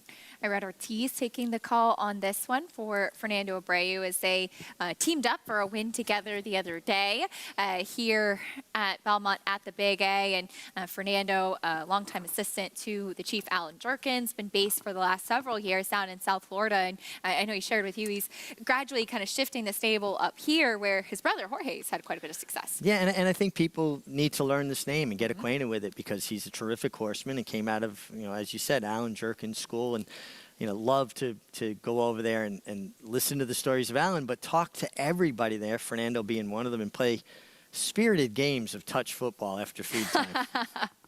Fantastic. And Fernando, one of the nicest guys at the racetrack, too. Always enjoy getting a chance to catch up with him. 5-1 on his charge. Famous Gent. We'll see how he handles the main track. There is Highly Flammable for a start in quite a while. He's a bigger price than Famous Gent, which I found a bit surprising. Yeah, I agree with you. I mean, I think that they probably should be very close. And 5-1.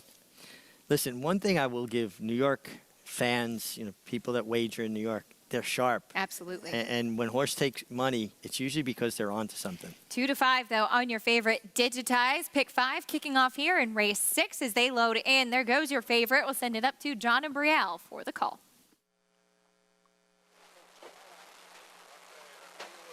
Set to go now for race 6. And they're off, and it was a good start for the big favorite Digitize from the outside, right in front. Down at the rail is Famous Gent. The gray runs in second. Highly Flammable is in between horses, and Pine Valley is right there. Length and a half back to Octopus and 12th Man. So it is a battle up front. Famous Gent's at the rail. Highly Flammables in between horses. Digitize on the outside, 3 of them across. Then comes 12th Man, who's advancing on the outside of Pine Valley. Octopus trails. Famous Gent leads by a head. Digitize right there in second with Highly Flammable in between those two. The quarter went in 22 and 3/5 seconds.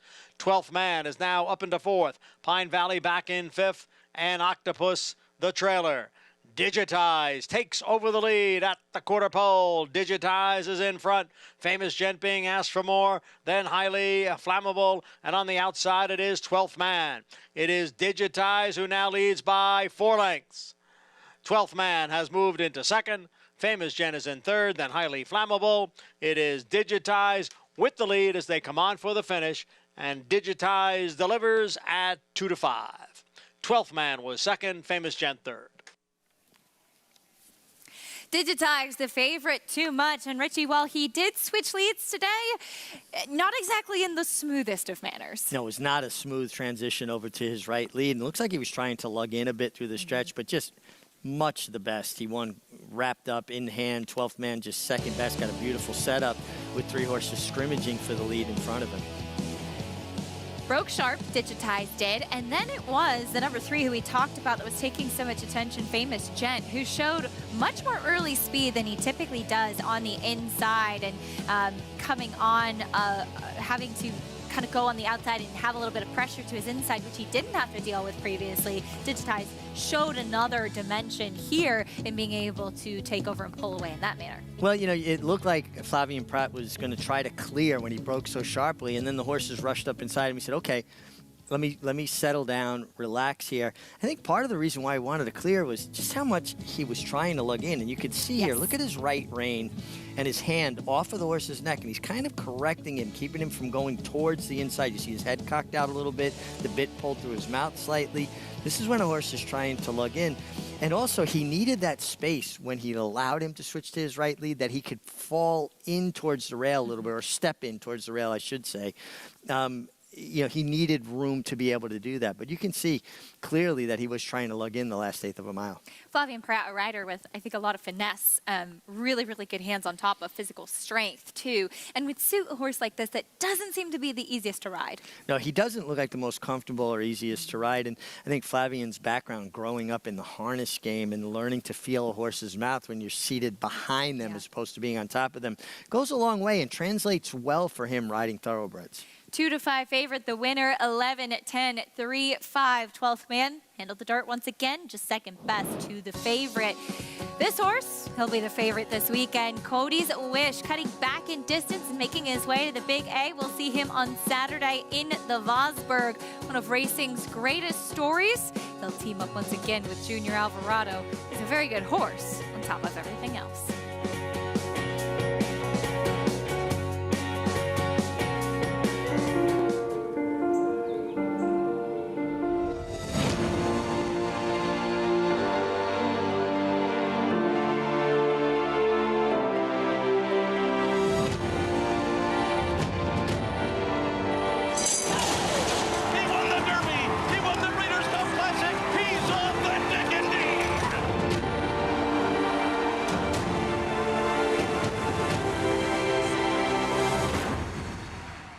Just minutes from downtown Saratoga Springs, you'll find GMP Farm, a utopia of healing for equines and humans, offering revolutionary, customized equine care using state-of-the-art imaging and therapeutic technologies for horses of all disciplines. Immerse yourself in tranquility in our sacred spa, offering specialized spa treatments and holistic therapies to refresh and rejuvenate among tranquil mountain views. Start your journey to wellness. Visit gmpfarm.net and sacredspaandwellness.com to schedule a treatment today.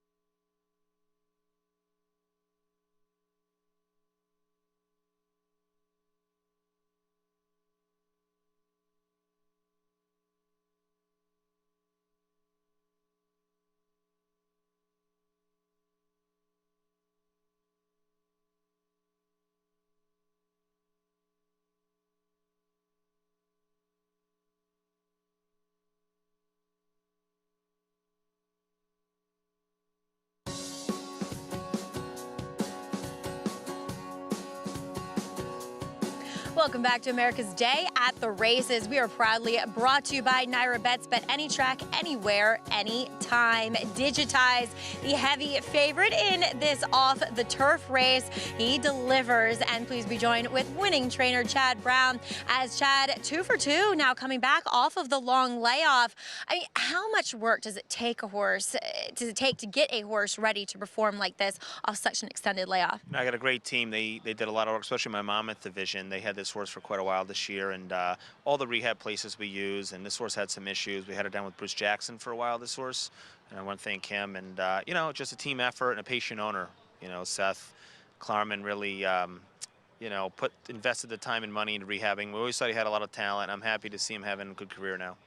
Chad, I was actually down at Fairhill 2 weeks ago, and Bruce gave me the grand tour. There's so many things. The salt room I was impressed with, the hyperbaric chamber.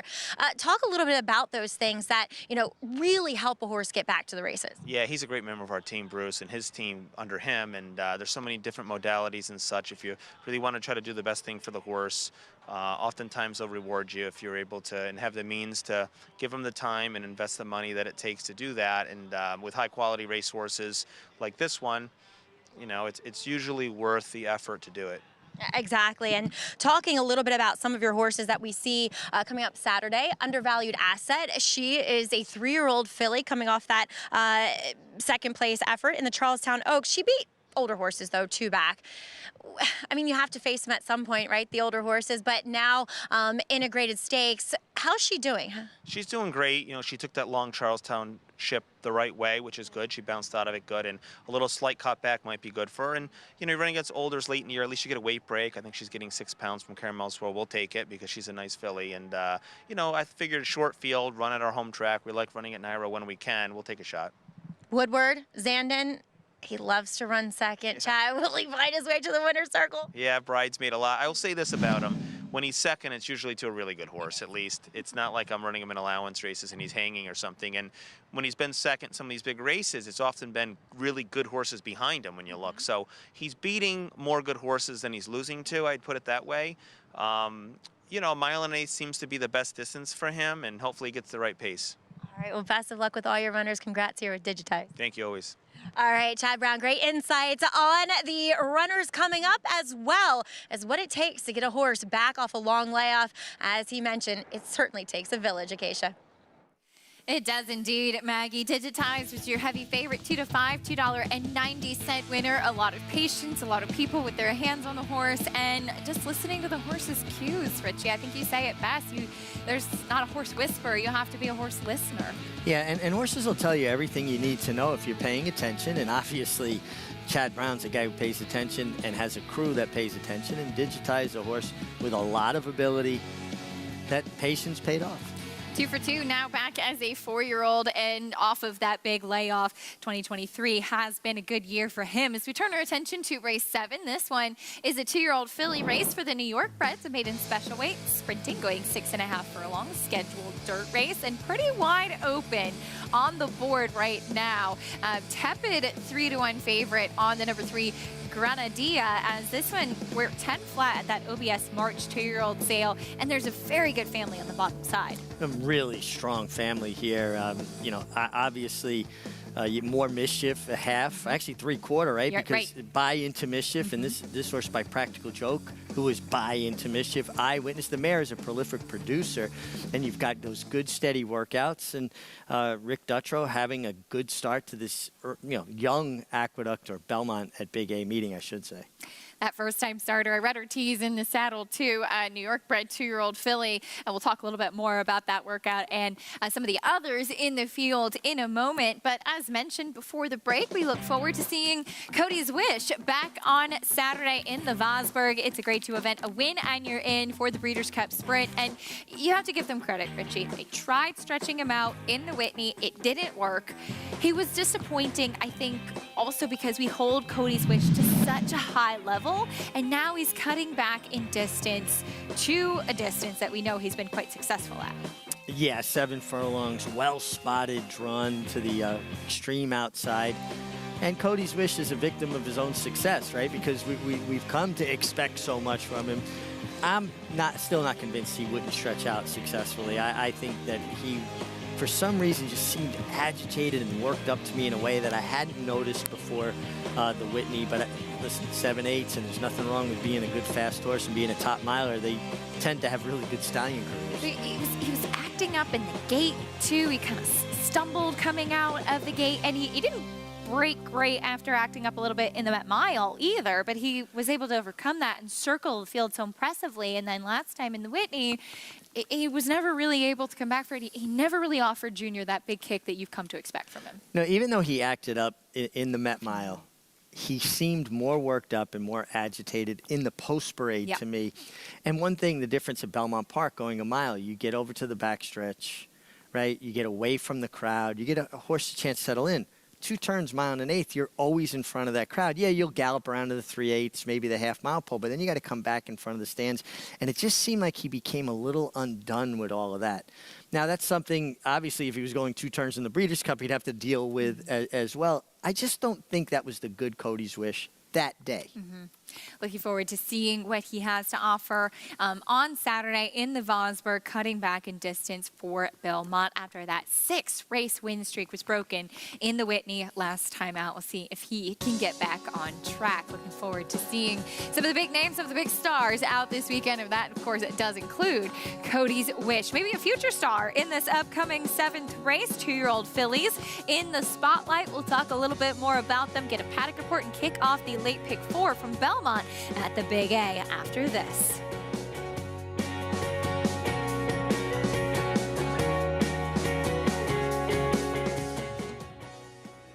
Spun to Run.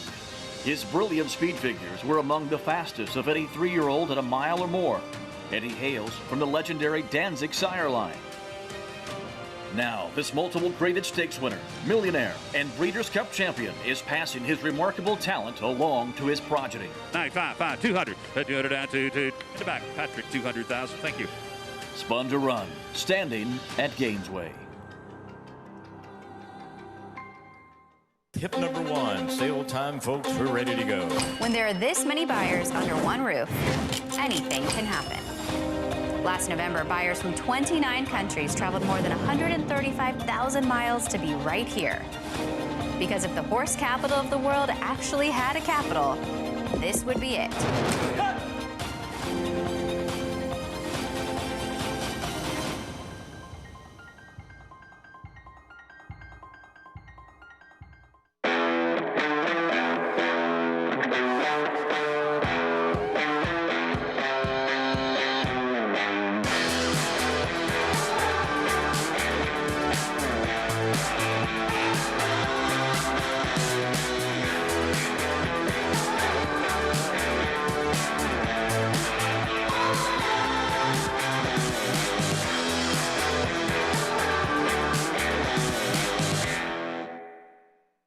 Racetrack Television Network brings you every race, from every track, on every screen, every day. With monthly packages starting as low as $5, RTN gives you great value and access to more live HD streaming and race replays than anyone. Visit RTN.tv today to sign up and watch on almost any device, including Roku and Amazon Fire. RTN has packages that start at $5 per month.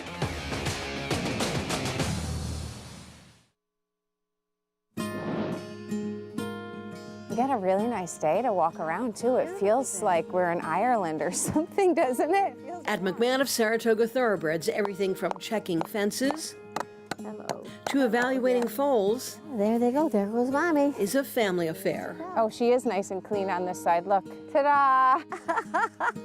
And while patriarch Joe McMahon used to handle most of the stallion duties, Ann McMahon says he wasn't always around in the early days when they bred outside in a paddock. And she picked up the stallion shank out of necessity. And then the rest was self-taught, basically. While the women's liberation movement was rocking some areas of the U.S. in the early 1970s, on many farms it was not yet socially acceptable to have women handle stallions. In fact, it just wasn't proper for a woman to be in that situation. My mother and father wouldn't watch a breeding. But when children came along, they did watch. And I can remember people even saying to my parents, why are your kids here? All 5 McMahon children observed every phase of animal husbandry, so it was natural that Ann would one day pass stallion handling duties on to daughter Jane McMahon. I think he likes the camera. I do think I learned a lot from watching them handle horses. I always knew what was good horse safety, horse sense. Observing horses is really important.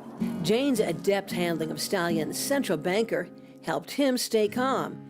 Jane's brother John helped the stallion connect with their mare named Spirituality. He's fairly easy to handle. It is the nature of stallions to bite a little, but he's not vicious at all. So Ann still lends a hand in breedings. Here she is checking sperm for motility. Everything looks normal there, and we should have a pregnant mare. It was quite moving to see how Jane's firm, confident, and gentle handling of Central Banker helps him be such a professional in and out of the breeding shed. I mean, Central Banker is very special to me because I do think he's highly intelligent. I think they're all smart, but I do think he's a smart guy. When I look at the whole journey of my life, I feel like being around the stallions and the foals has been really helpful in the whole horsemanship, doing all of it, older horses to babies. For more information on New York bred thoroughbred, on the New York Thoroughbred Breeding and Development Fund, you can check out nybreds.com. I'll get it right one of these days, as the people that are around these horses, such an important piece of it, the horsemanship, the relationship to the horses we were talking about, as we'll see some New York breds in the spotlight on Friday. The Ashley T. Cole, this along with the Noble Damsel Richie, was originally scheduled to be run on Saturday. Due to weather, we canceled live racing, and those 2 races were recarded for Friday. Unfortunately, the weather forecast not looking great for tomorrow, so there is a chance that these races might be taken off the turf, but a couple of main track onlys, and here's a look at the field for the Ashley T. Cole, which will be race 5.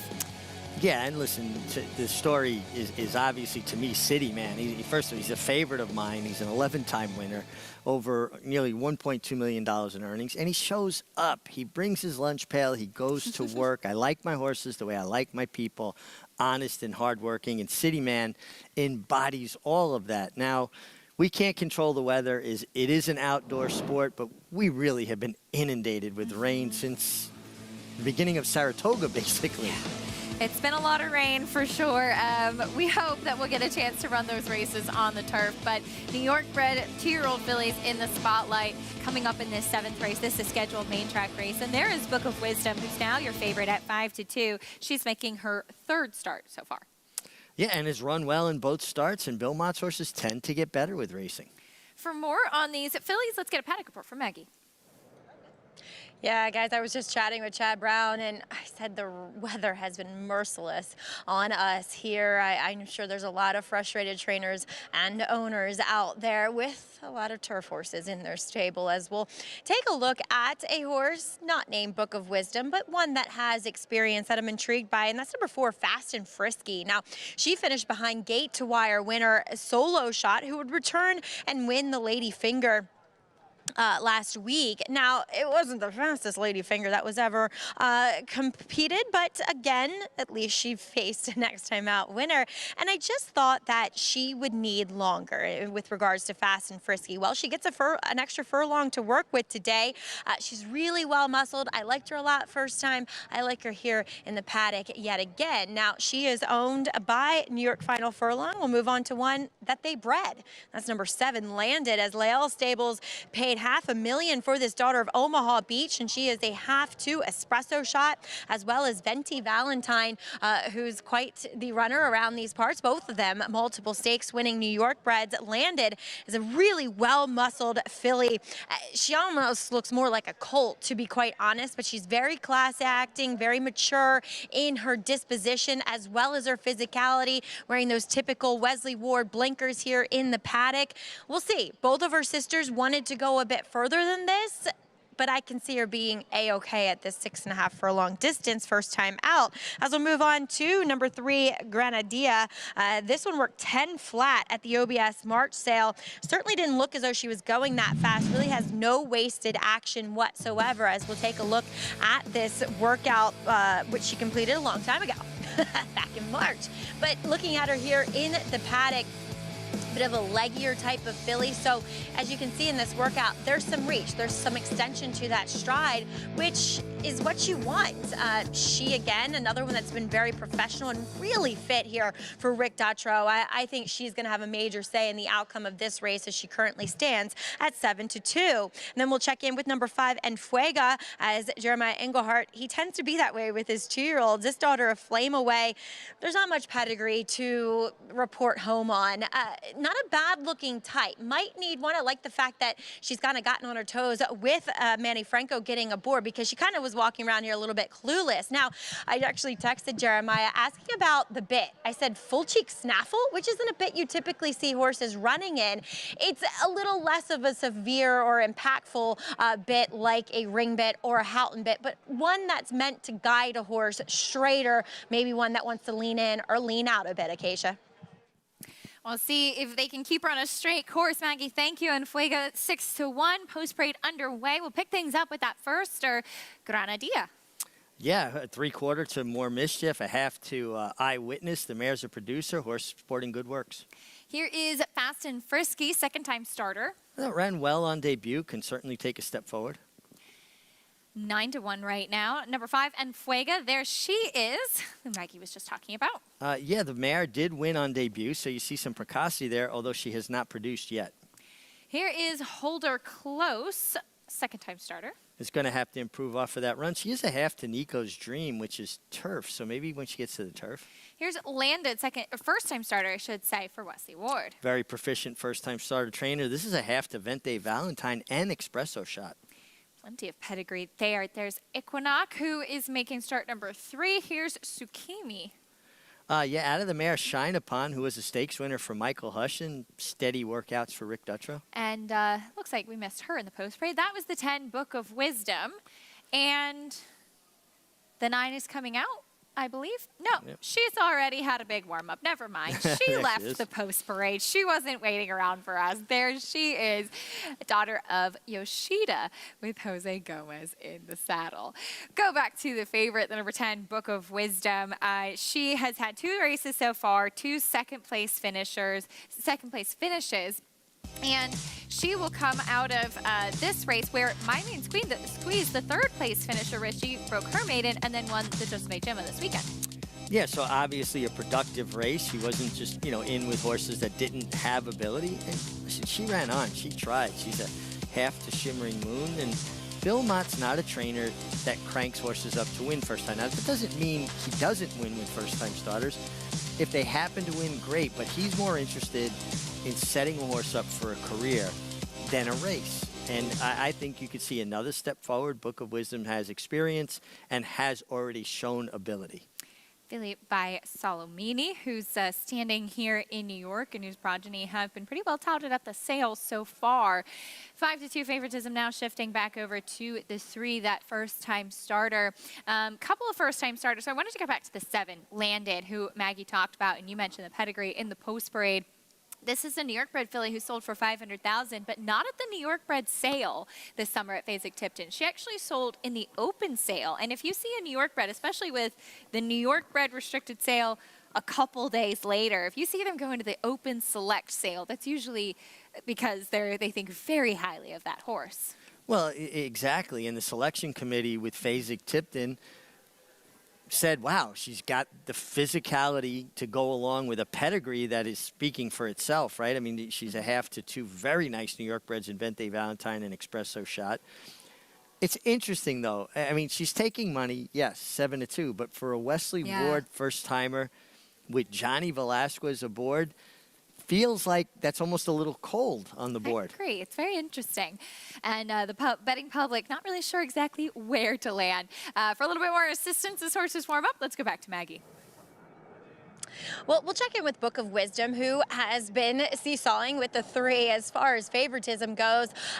And she continues to develop as an individual. She gets a little bit smarter with each race. She just handles herself better. But sometimes it's all about who you're running against.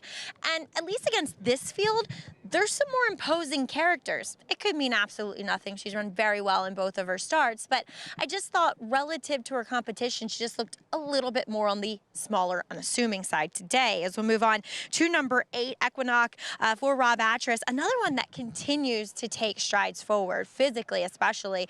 She continues to develop and just get stronger overall. I think she's one at a price that is a little bit interesting if she can take that next step forward off of the 3rd place effort closing week at Saratoga. I did opt to go for actually double-digit price on the board. Number 4, Fast and Frisky. She was entered as an MTO, so not like she was entered for the turf that day.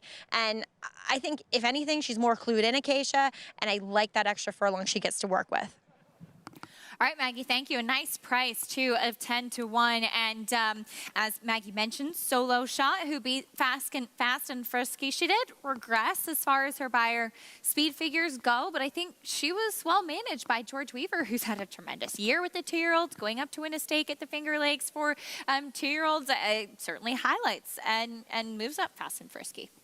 Yeah, listen, and Maggie likes what she sees from a physical perspective. I'm going to elevate that horse automatically. Flavian Pratt sticks, and this is a horse that, listen, she showed ability on debut. I mean, yes, she was well beaten, but Solo Shot obviously went on to, I don't want to say bigger and better things, but showed that she backed up that form, I should say. The number 1, Dame Catherine, first-time starter who we haven't touched on. And this one debuting for Bruce Levine comes out off of a very quick gate work. Yeah, but I wanted to talk about that gate work. Now, this is a horse that's taking money. 8-1, Bruce Levine, very good. In years past, would win with a lot of first-time starters. The mare herself, Michelle the Great, was a 4-time winner. When you see gate works on the Belmont training track, just beware that if it yields fast times, because it's not an exact pole that they're running from. And a lot of times you're getting the final time of a work that was timed at a full run, a long run up to the pole where they start timing it. And you'll see horses work faster out of the gate at Belmont than they would, let's say, on the training track, than they would on the main track or in Saratoga, because it's a little tricky how they time it there. A very, very good point. Do not get blown away by that gate workout. 4 out of the 6 siblings were winners, a couple early on at 2 as well. And Javier Castellano going to be aboard, that first-time starter for Bruce Levine. Favoritism back now to 5-2 on the number 10, Book of Wisdom. That's where you landed? Yeah, I wound up with Book of Wisdom. She has experience. She's run well in both starts. I think she's well posted. She's broken very sharp in both of her starts. There's some first-time starters that I think are very interesting, like the 3, Granadilla, with that pedigree, with her work tab. Maggie likes the 4, who has the benefit of experience and could take a step forward. This is a very competitive race, and you can see by the board reflecting that 3-1 co-favorites, the 10 being the favorite, and the 3 horse actually 3-1 as well, first-time starter, 3/4 sibling to More Mischief. The 5, Enfuega, this one did sell at the New York bred yearling sale for Physic Tipton last summer. Maggie talked about the equipment that this one was wearing and just maybe lacking a little bit of focus or really being kind of clued into what's going on. When you're aboard a young 2-year-old and a first-time starter, in fact, that you think is maybe a little bewildered with the whole experience or maybe has the tendency to be a little all over the place, what are some of the things you can do as a rider? Well, it's a balancing act, right? You're walking a tightrope because you want to clue them in and get their attention and make them focus on the job at hand, but without making them go over the boiling point, right? Shake them up too much. You still want it to be a good experience. You want them to build off of it. You don't want them to have an experience that they're going to be nervous about next time. So, yes, as a rider, sometimes you have to be a pilot. Sometimes you have to be a passenger. In those situations, you have to be more of a pilot and just try to get your horse as focused as possible without rattling their cage too much.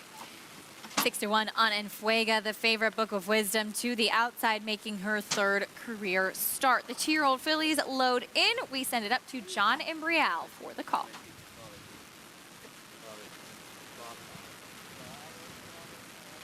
Enfuega breaking from the middle of the pack, post position 5, and Book of Wisdom rounding out the field from the extreme outside in post 10. A field of 10. State-bred 2-year-old maiden fillies going 6.5 furlongs, and they are all in the gate.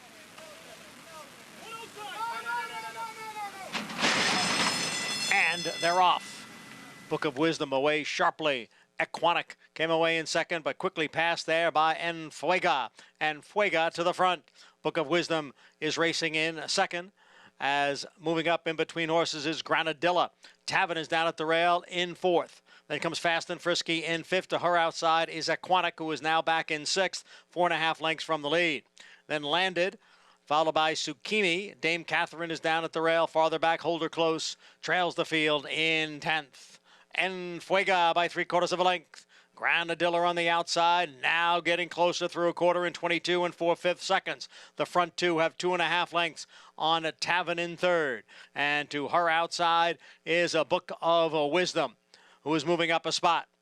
Then comes Landed in fifth, followed by Aquanic and Fast and Frisky. They are at the head of the stretch. The half went in 46 and 1/5 seconds. It is Enfuega closest to the rail. Book of Wisdom on the outside. Granadilla now back running in third. Landed is putting in a late run. Enfuega is holding on to the lead here. Book of Wisdom giving chase in second. And it is first-time starter Enfuega, who wins by 4.5 lengths at the end. Book of Wisdom held second. Landed was third. Enfuega, maybe she lacked a little bit of focus beforehand, but Manny Franco put her on the front end, Richie, and that was all he needed to do.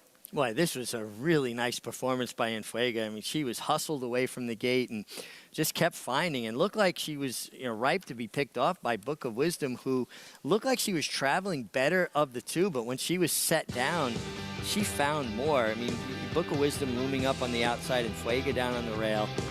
And Junior hadn't asked Book of Wisdom for a best yet, but Enfuega kept finding. Manny Franco contributing another strong ride, which is one of his gifts as a rider. It's just physical strength, and he demands from horses. And she was very well met. I think it's really telling the way she finished and drew away from your favorite Book of Wisdom, how well met she was and well prepared she was by Jeremiah Englehart. We're going to go back and take a look at the start, and I want everybody to really pay attention to Manny Franco's body position and his posture. This is when a rider is really intent on making the lead and, sending a horse forward. She broke just okay. Book of Wisdom broke very sharp, which is her wont to do. But look at Manny. He's basically laying down on her back and letting the reins kind of pop on her neck and go forward, and then he'll raise up into the stirrups a little bit more. His fanny coming up into the air, but this was a horse that was obviously well prepped.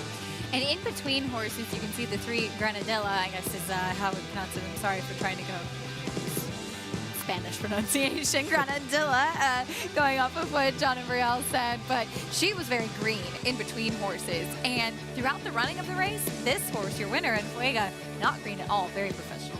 Yeah, no, not green at all, and big long stride on her. But Manny put her mind in the game, leaving the gate, and I really liked watching that. That's when a rider, you'll see a lot of times riders will break, boom, and they're not in that position. He was basically down low on her, asking her to run, and once she hit her stride, then he eased up into his kind of rating perch, if you will, and then she just kind of ran up underneath him and kept finding.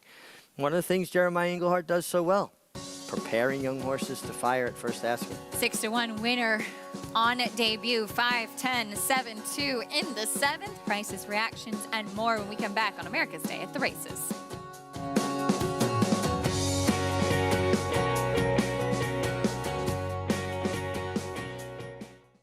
Undefeated Grade 1 winner Mastery was a multiple graded stakes winner at 2, including this victory in the Grade 1 Los Alamitos Cash Call Futurity.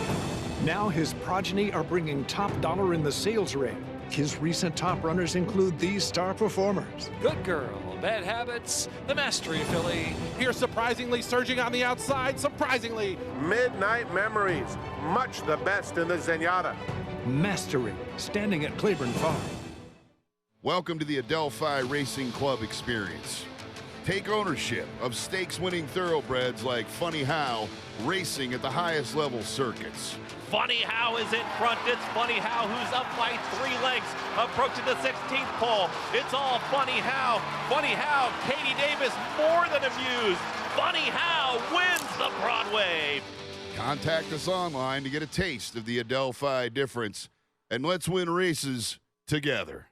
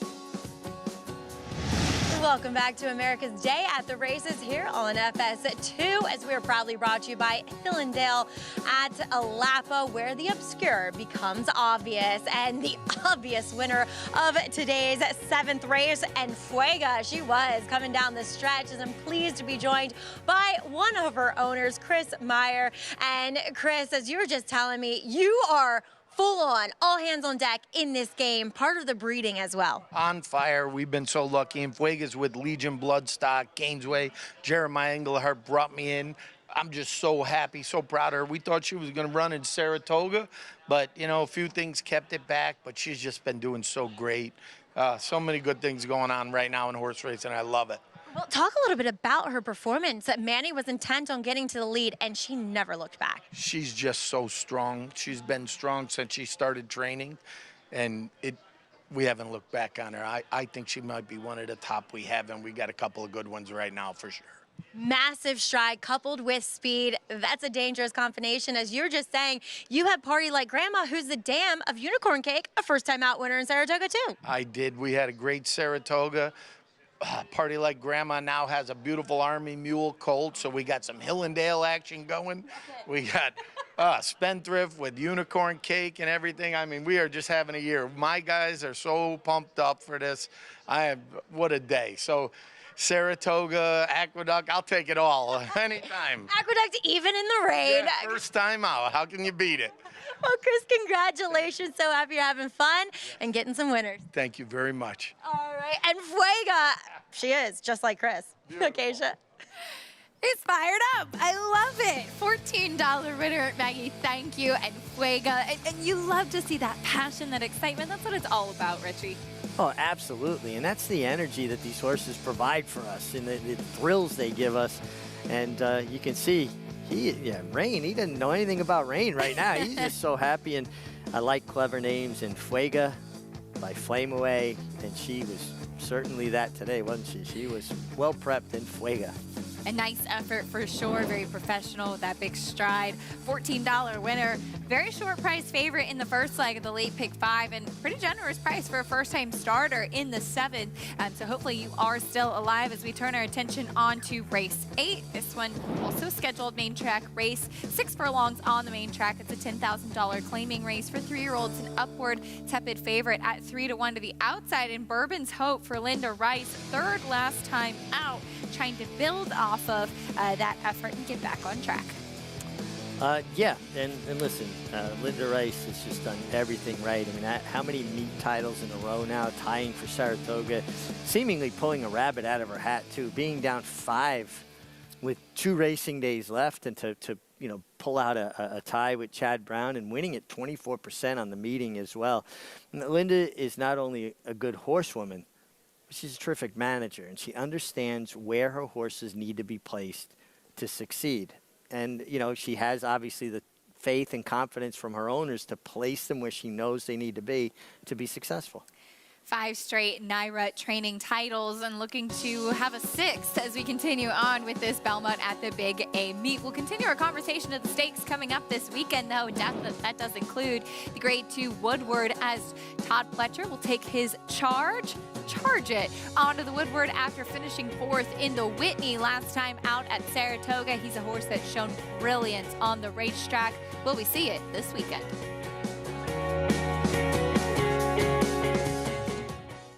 They say breed the best to the best and hope for the best. Vacoma broke well on the outside, and but you don't expect to get speed like this. Is Vacoma the one to catch? Vacoma has a 5-length lead in this Grade 1 quarter.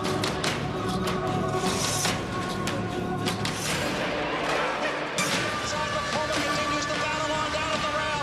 It is Vacoma who's going to win the Met Mile. Experience the adrenaline-pumping, suspense-filled action of the Sport of Kings right from your phone with NYRA Bats. It's fast, easy, and secure. Download the app today and start winning with our lucrative weekly promotions, thrilling handicapping contests, and a one-of-a-kind VIP rewards program. Don't just watch horse racing, be a part of the action with NYRA Bats.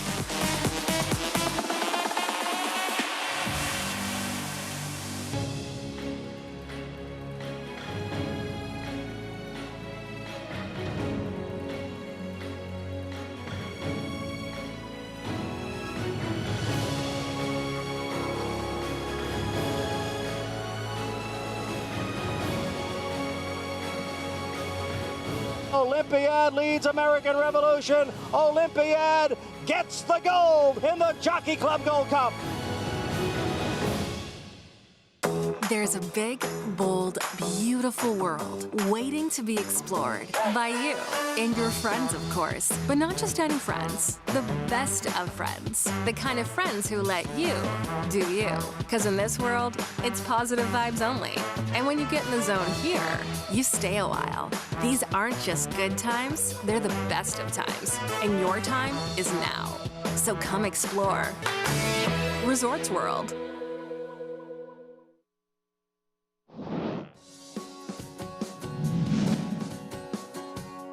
Life is good. Challenged here on the outside by Law Professor. Life is good. Now getting away again. Life is good is in front by 2. Law Professor made a run at him. Is now 2 lengths behind. Life is good, the leader, with a 16th to the finish. And Life is good is going to win this Woodward. Life is good by a length and a half at the end. Life is good and a Rod Ortiz Jr.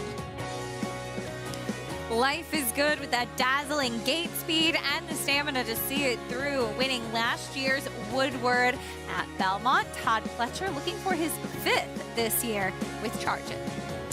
Yeah, Charge It coming into this year's Woodward in good form. Listen, Life is Good was so good. And then he ran into a horse named Flightline. And, you know, listen, I give his connections a lot of credit. They didn't duck Flightline. They went right for him in the Breeders' Cup and took their best chance. No shame in losing. The shame is not showing up and giving it your best try. And they certainly did that. A brilliant horse, and it'll be really interesting to see when his foals start coming around, if he was able to pass on his ample talent.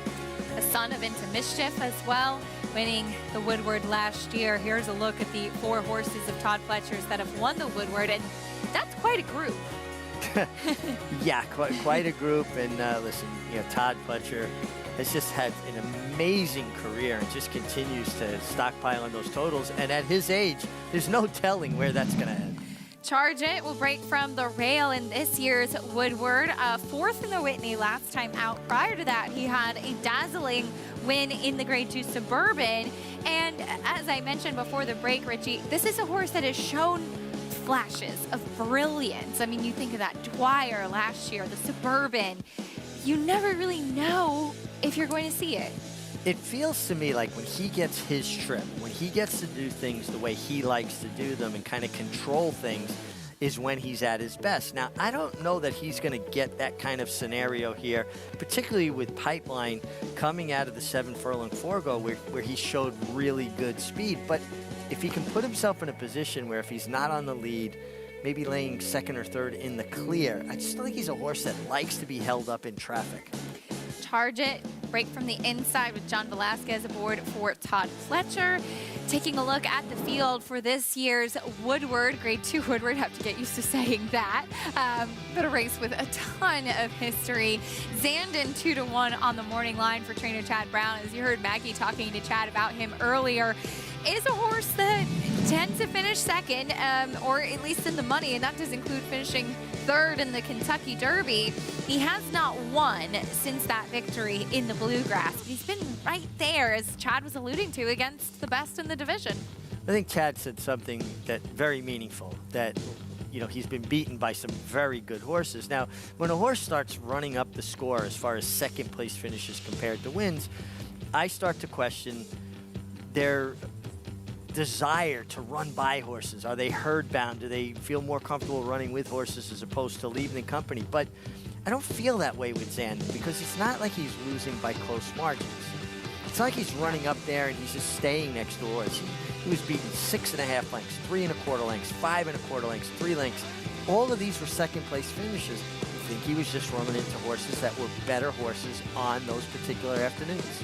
In 2024, will stand as a sire at Spendthrift Farm, which is exciting. He's a horse that, again, has that Grade 1 win, has been right there in some of the top, against the top horses of his class, and he's a stunning individual. He really is, and you wonder if he can get the right kind of trip, because he is one that does tend to come from off of it and makes his best run, I think, when he can make that big late run. And I think he gets enough speed to kind of help his style. When sometimes he's been placed a little bit closer to try to fit the race, as opposed to being ridden to his best weapon, which is his closing kick. I think he gets enough speed. And listen, Zandon, I think, has a breakthrough performance still in him. Maybe we see it in this Woodward. A horse that adds a very interesting layer to the Woodward is Algiers, who will make his first start since March, when he finished 2nd in the Grade 1 Dubai World Cup behind the Japanese Shiba Tesoro. He hasn't run since then. He's a multiple graded stakes winner in Dubai and on the turf at York as well. Coming back in this spot for Simon Crisford, he's a very intriguing runner, Richie. He is an intriguing runner. Spent the majority of his career originally on turf. When he got switched to dirt, he has 6 starts, 3 wins, 2 seconds, and obviously the 2nd in the Dubai World Cup. Well, this is the prep for the Dubai World Cup, the Maktoum Challenge, but he's a better horse on dirt, and the surface switch is the biggest thing. Now, he hasn't been seen since that race March 25th. It feels like European conditioners are very good at bringing horses back off the playoffs, though, putting the miles in to their horses that they have enough foundation to win off the bench. He's very interesting, and he gets William Buick, who is one of my favorite riders in the entire world. Not only does he finish extremely well, tactically he rides a tremendous race. He has a very American style of finishing. He is, to me, pound for pound, one of the best riders in the entire world, not just in Europe. And we've seen him come over here primarily with Godolphin runners and have success and riding here in the States. It'll be fun to see him and his mounts this weekend. That does include Rebels Romance in that Grade 1 Joe Hirsch Turf Classic. Horses in the paddock for race 8. There's Bourbon's Hope, 5-2 now on the board. Let's get a paddock report from Maggie. Well, just want to circle back to what Richie was saying about William Buick. Not only is he a world-class, incredibly talented rider, he's a really nice person, and he's just very humble and very down to earth. So I always am joyed to see him come here to America, and keep my fingers crossed I get an interview with him, because he gives very insightful interviews too. As we'll take a look at some of the runners here in this field, and while Bourbon's Hope, second off the layoff, is your favorite, looks fantastic. Let's check in with some horses that have been running out of town, at least as of late. Number 7, Mr. JT is your current second choice on the board at 7-2. He's had, very active 2 years, where this will be his 11th start of the year. He made 11 starts back in 2022. And I mean, I have notes on this horse, but there's no NYRA races on his page. So for that to happen means that he's been running quite a bit. So he just looks as though he could be carrying a bit more conditioning, to be perfectly honest. Now, I'll give him credit for his last win at Delaware, where the horse that set the pace that day, Rebel Empire, he had to run and get, albeit, though, in what turned out to be a blanket finish. Moving on to number 6, Joker Boy for David Jacobson. He's just pretty slow, to be honest. He's a horse that does not necessarily give his rider any forward tactical position. They have to really ask him for it, as Angel Cruz did last time at Penn National. He is incredibly fit in here, as he's stringing together several races here in a row over the last 2 months, his 4th start in that period of time. He looks fine here, but again, he doesn't necessarily have the most alluring tactical style. As the horse who looks best here in the paddock is number 3, Ensign Parker. Now, the argument could be made that this guy definitely showed, at least of his recent form, his best form while in Tally Lynch's barn. Now he's back with Ray Handel, and didn't necessarily perform that well in the previous efforts, albeit down in Florida. But this guy is breathing fire here in the paddock today. I know he's a horse that probably needs to be forward to do his best running, and he wasn't beating Poppy's Pride last time to the front end. Would love to see Dylan Davis just be aggressive with this horse, who at least is touting himself, Acacia, as having that early speed that you want to see from him here today. We'll see what he does today. Maggie, thank you. Ensign Parker making his second start back with the Handel barn on the muscle, as Maggie touched on. This is his victory back in, I should say, second place finish back in May, rematching with Bourbon's Hope, who is currently your 5-2 favorite right now. Well, Maggie talked about this, earlier in the day, how it feels like you want to be forward on this racetrack. You don't want to be far back, and Ensign Parker certainly is a horse that should be very forward. Absolutely, and I think it's actually a positive that he's that sharp out there today. From my notes last time, he was actually very quiet in the paddock, and so it's kind of, we always talk about how horses are acting, and the most important thing often is what's in character for them. And he's a horse that's usually energetic, usually forwardly placed, and he kind of had his head turned out of the gate last time out, and just very quiet, not his usual energetic self. And it was a poor effort. So that tells you something that, was out of character for him. Kind of pointed out that he wasn't going to run his A race, and the fact that he's more on his toes, he's sharper, and I think you want to be forward today. I don't think you're looking for horses that are closing from left field. On Sunday, and it was a very rainy day, but our last day of live racing, you really wanted to be on the front end. It was very tough for horses to make up ground. See, now I attribute that on days like that, and not that it's the only factor, to the kickback. I think on days like that, particularly, even though you have a sealed racetrack, there was so much standing water that the kickback is just really difficult for some horses to handle. So they're not going to have an easy time at coming from off the pace. Today, it just feels like a function of the racetrack, that you just need to be forward in position to win. There's a look at your favorite, the number 10, Bourbon's Hope. Last time out, finishing third, second place finisher Print Track came back to win with a 77 Beyer speed figure in his next start, albeit on a racetrack that was favoring speed that day, and that horse has exactly that, but certainly did flatter the company he kept in this effort. Yeah, and listen, it was avoided claim last time. You can make of it what you will. I don't know the circumstances involved with that. But he does have speed when he runs his race. He could, and I'm not saying horses have to be on the lead today. He could be forward and sitting like a nice, cozy, stalking trip, or if we were talking about harness racing, a first over trip. After covering the Little Brown Jug on Thursday, Richie got all the harness racing terms. You were picking winners left, right, and center, though. Just for pick the Little numbers. Brown Jug. No, you were going with the drivers, and that seemed to be the right I thing do have to some do. favorite drivers. I really do. Yeah. And I know how hard that is. You know, jockeys have to deal with their horse. And if you can get your horse's shoulders into a spot, you can get through the spot. They've got wheels they've got to contend with, so it's not enough to get your horse in there. You got to get those wheels through there, too. You need a little bit of a bigger space than you might with just being on the back of a thoroughbred. There's Irad Ortiz. He'll be aboard the 7, Mr. JT, who is trying to win 3 in a row, but that's at Monmouth and Delaware, and he's coming here to NYRA for the first time in a long time, now with trainer Wayne Potts, and trying to keep the good momentum going from out of town. You like horses that have formed a winning habit, and Mr. JT has. I thought he was kind of interesting. He's a horse that can be close. At one time, he was just one way, speed, when he was going to run his best race. But he's more versatile now. You get Irad. I think there's a lot to like here. It'll be interesting to see what kind of trip he gets. Again, I'm thinking that you have to be forward.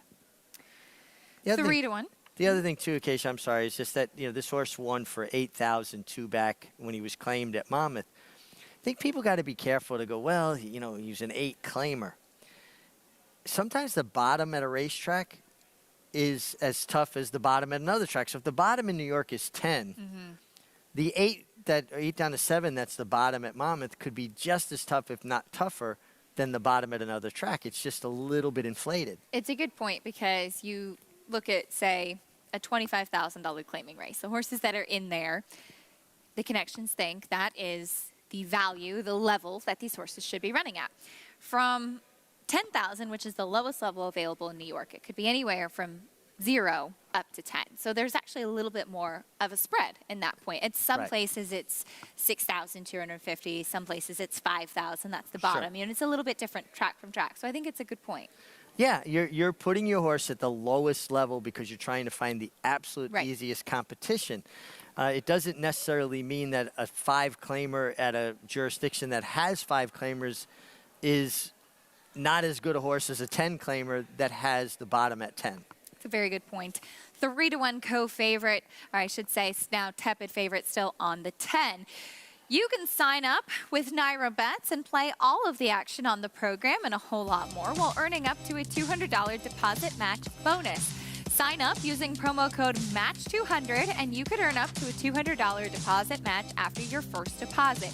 Bet any track, anywhere, anytime. Don't forget to join now at nyrabets.com for your $200 deposit match. Some light rain falling as, again, we're off the turf today, Thursday, Belmont at the Big A. This a scheduled main track race, but waiting for the last moment to head out. But I like what you always say, Richie. It's always warm and dry in the winter circle. Yeah, it's funny. You could be having a tough day. You're cold, you're wet, soaked through, your boots are wet. Winter race, you don't feel any of that. It's just like this ray of sunshine just beams down on the winter circle. I like that. 7 to 2 favorite with the number 10 Bourbon's Hope. Jose Ortiz teaming up with Linda Rice once again too, and the two of them together have had a tremendous year. Of course, family ties. Jose's wife Taylor, the niece of Linda Rice, but has to be really encouraging to have kind of that big barn that's going so well that you're going to ride first call for. And that you're in there getting on horses almost on a daily basis, and you're a part of the team and the planning. And I always excelled when I was in those positions to be a part of the pit crew as well as the driver. Meeting the field as they go by pretty quickly. There's Never Early. There's the 2 Winning Drive. Cantramassi's do good work. Get Manny Franco. This horse does not have much speed, and that's tough on today. Ensign Parker trying to turn things around. I like the fact that he's more on his toes and he's a horse that can be forward. Dylan has to be aggressive. Blinkers off, Debo. Yeah, blinkers off for a horse who's a little more comfortable stalking or closing. Let's see how the blinkers affect that. Striking Speed, 5-1, taking quite a bit of attention. There's the 6, Joker Boy. Yeah, Joker Boy, kind of interesting too. Another horse that was at Santa Anita. Now he's running at Penn, Delaware, back to Penn. Hits New York for David Jacobson. 7-day turnaround for him. Here's Mr. JT trying to go 3 in a row. Yeah, I was pretty interested in him and the fact that you attract Irad Ortiz, a rider that usually has options. Here's Cousin Andrew. Horse that can be forward, hasn't been seen since mid-July at Parks, but drops a bit in class and could get a good stalking trip. Gandy Dancing trying to turn things around. Yeah, it's going to have to turn things around, too. This horse's form really kind of went the wrong way the last few starts. And your favorite at 7-2, Bourbon's Hope. Yeah, listen, makes a lot of sense. Has been very competitive at the level and should get a good trip being close to the pace from the outside. The number 5, Striking Speed. Wanted to go back to him as I touched on the post parade. This horse is taking quite a bit of money, Richie. 12-1 on the morning line, 5-1 right now on the board. Comes out of that race that Bourbon's Hope finished 3rd in last time out. Did have a little bit of a trouble trip, and he'll try to get back on track for Charlie Baker. Yeah, and one thing, when you talk about trainers like Charlie Baker that started their careers basically up at Finger Lakes, they really learn how to get the best out of their horses, particularly lower-level horses. They're not racing for headlines or glory or a Gold Cup. When they're racing at Finger Lakes, they're racing to put food on the table, and they learn how to get the best out of horses and get them to come back to form. And the fact that this horse has taken this kind of money off of, 2 dreadful efforts, and there's no other way to put it. They were dreadful efforts. Now, was it a fact that he didn't like Saratoga? Maybe he didn't do well up there. Everybody talks about horses that do well in Saratoga. There are a certain amount of horses that do not do well up there and don't enjoy it. Especially ones that maybe don't handle the heat as well. For more on Striking Speed, let's go back to Maggie. Now, Striking Speed is also an exhibit of why it's often tough to claim horses from lower profile outfits, as Charlie Baker, who historically has a high percentage with his claiming horses, has done.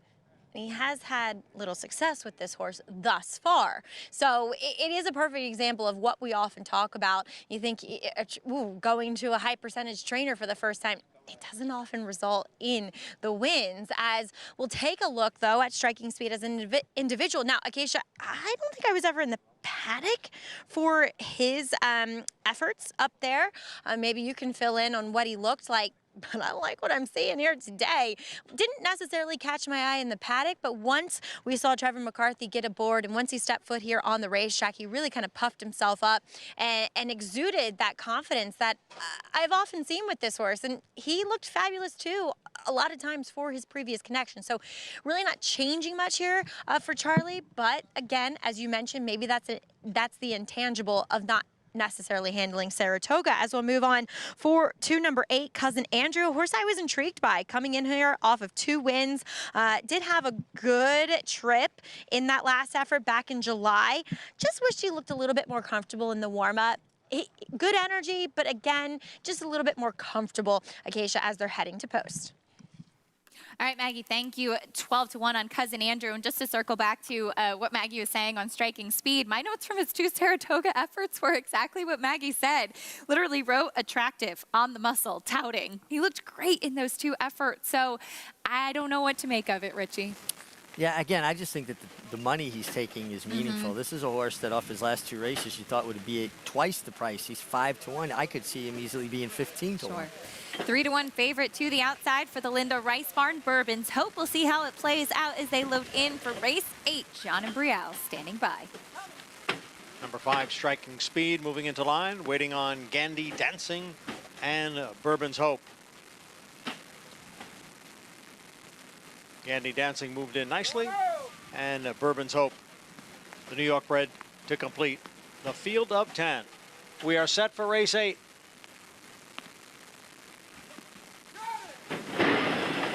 And they're off. Never Early from the rail. Bourbon's Hope from the extreme outside. Bourbon's Hope trying to make that lead from that outside post. Ensign Parker now moves up. The two of them are right together. Never Early not far behind in third, and Debo is in fourth. Then comes Striking Speed in fifth. Gandy Dancing on the far outside with Mr. JT in between horses. It's a length and a half to Cousin Andrew, and then a break of almost 4 lengths back to the two trailers, Joker Boy and Winning Drive in 10th. The quarter went in 22 and 2/5 seconds, so they're moving right along here. Ensign Parker leads by 2 lengths. Never Early is down at the rail. Bourbon's Hope is alongside in third. Mr. JT is on the move in fourth, followed by Gandy Dancing, who is way out in the middle of the track, and Striking Speed. It is Ensign Parker who's holding the lead through a half and 45 and 2. Mr. JT continues to gain. Striking Speed down at the rail, then Never Early and Bourbon's Hope. Ensign Parker looking to go wire to wire, and he has got it wrapped up under Dylan Davis. Looked like Bourbon's Hope got second over Mr. JT.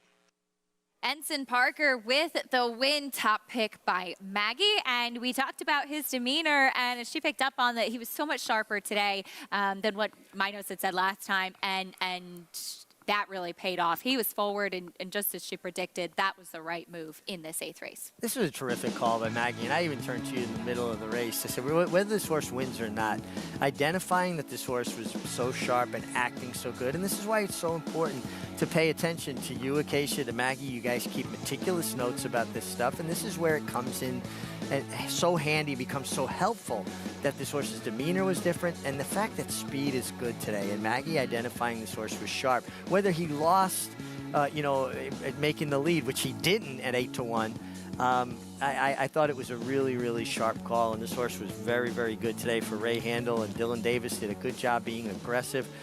Late in the stretch, and I'm going to be interested to see if they take a look at this, it looked like the 10-horse, Bourbon's Hope, stepped out fairly sharply into the 3rd place finisher, Mr. JT. Without the benefit of a head-on, I can't say, but on the pan shot, it really looked like he took a significant step out into it.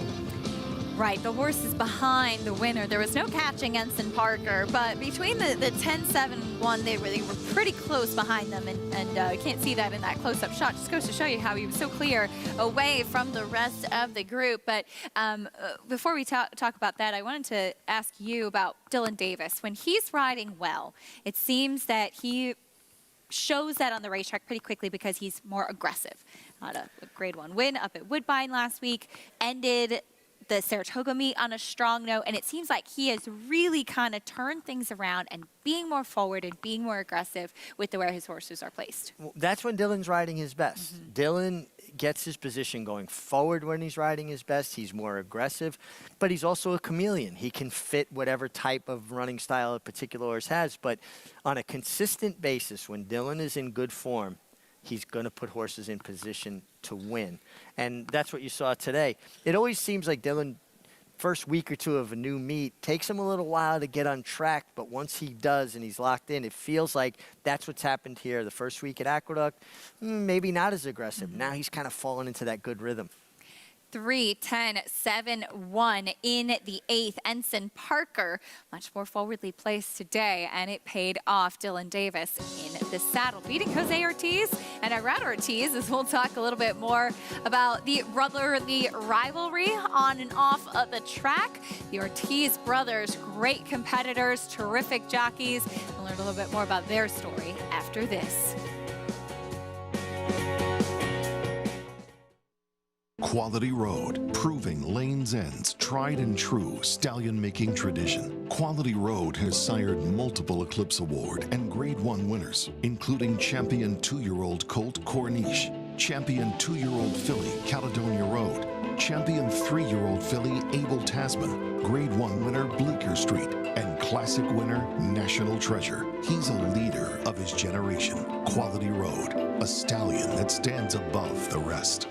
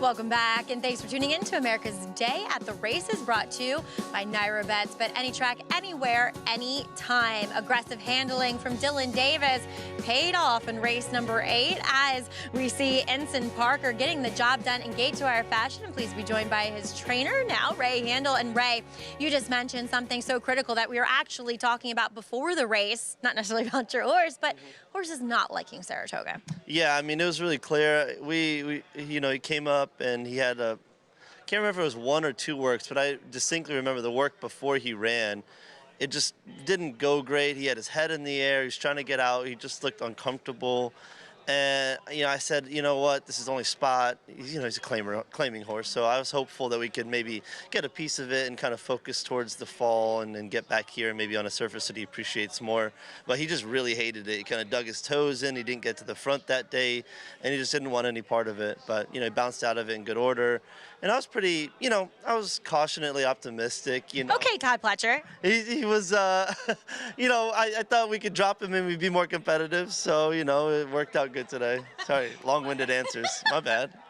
You make my job easy, but you know, horses like this, they really, you know, they're critical to have when we come over here to Aqueduct in the winter. It's dirt racing, and a horse like him can be so productive throughout the winter.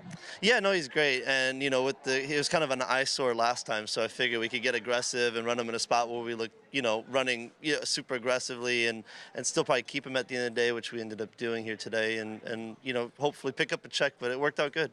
Well, Ray, congratulations. Best of luck with your 2 runners tomorrow. Do we like either of them? Well, one looks a little bit like a grass horse, but we're hoping that he likes the dirt. And the maiden special weight, and then Barrage is in a stake. It's probably a little bit easier if it comes off. So and he'll run on the dirt? Yeah, he's gonna run, but it seems impossible both ways, but a little less impossible on the dirt. So. Yeah. I love your cautious optimism, Ray. Congratulations. Best of luck tomorrow. Thank you so much. Thanks. Always fun talking and catching up with Ray Handel as he gets Ensign Parker back to his winning ways, Acacia. It does sound like he's been listening to the Todd Pletcher interviews and saying, I should model after a Hall of Famer. Yeah, I mean, it seemed right out of his playbook, didn't it? Yeah. It really did. He got very authoritative there for a moment. We tease Ray, but he's a lot of fun to interview and to talk to, and getting the win with Ensign Parker, aggressively handled by Dylan Davis, to the winner's circle today. As we move on in the pick 5, we'll take a look at what was going on. A big price once again in the 8th race with Ensign Parker. It was a pretty wide open race. This one was 8-1. A $19 winner in the 3rd leg of the sequence. 2 more to go, and a pretty wide open race in the 9th race as well. Richie off the turf. There's a 3-1 favorite to the outside right now in the 13 win for gold. Yeah, and a horse that has speed. He's coming off of back-to-back wins, looking for his 3rd win in a row. And you get Kendrick Carmouche from Michelle Giangiulio, who does very good work. And you know Kendrick's not bashful about allowing a horse to use their speed. By Brad Ortiz and Jose Ortiz, brothers that we have come to know so well here on the New York Racing Association circuit. They are incredibly talented jockeys, both in their own right, fierce competitors, but also one another's biggest supporters at the end of the day, as we learn a little bit more about the Ortiz brothers.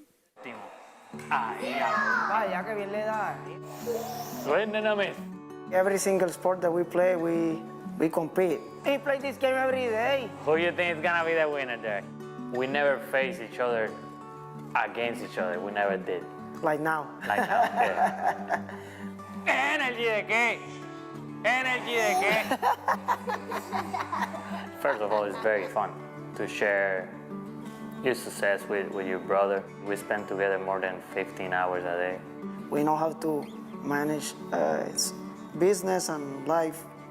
Real life, so that's pretty good. When we understand that, we have a line right there, it's perfect. Despite how close the brothers are, sometimes their competitive nature lends itself to some tense moments. We've been very heated moments. We curse a lot and say a lot about words in Spanish. When we was younger, we never throw punches, but we've been so close. Yeah. We don't talk about races before the race runs. It's fun, Ira is very quiet, like you cannot say nothing. It's like on his own, and I don't want to know anything about his thing. Yeah, it's very fun when you can outsmart the competition. I have to think how he thinks to try to beat him. It's very hard to a rider like Irad try to read his mind before he does it because he's so unpredictable. He's one of the best, and I think he has made me better. Sometimes I came over to Jose, what you will do different if you ride the race again? He say, nothing. I say, are you sure? Because I have another mind, I see something different that probably he don't see.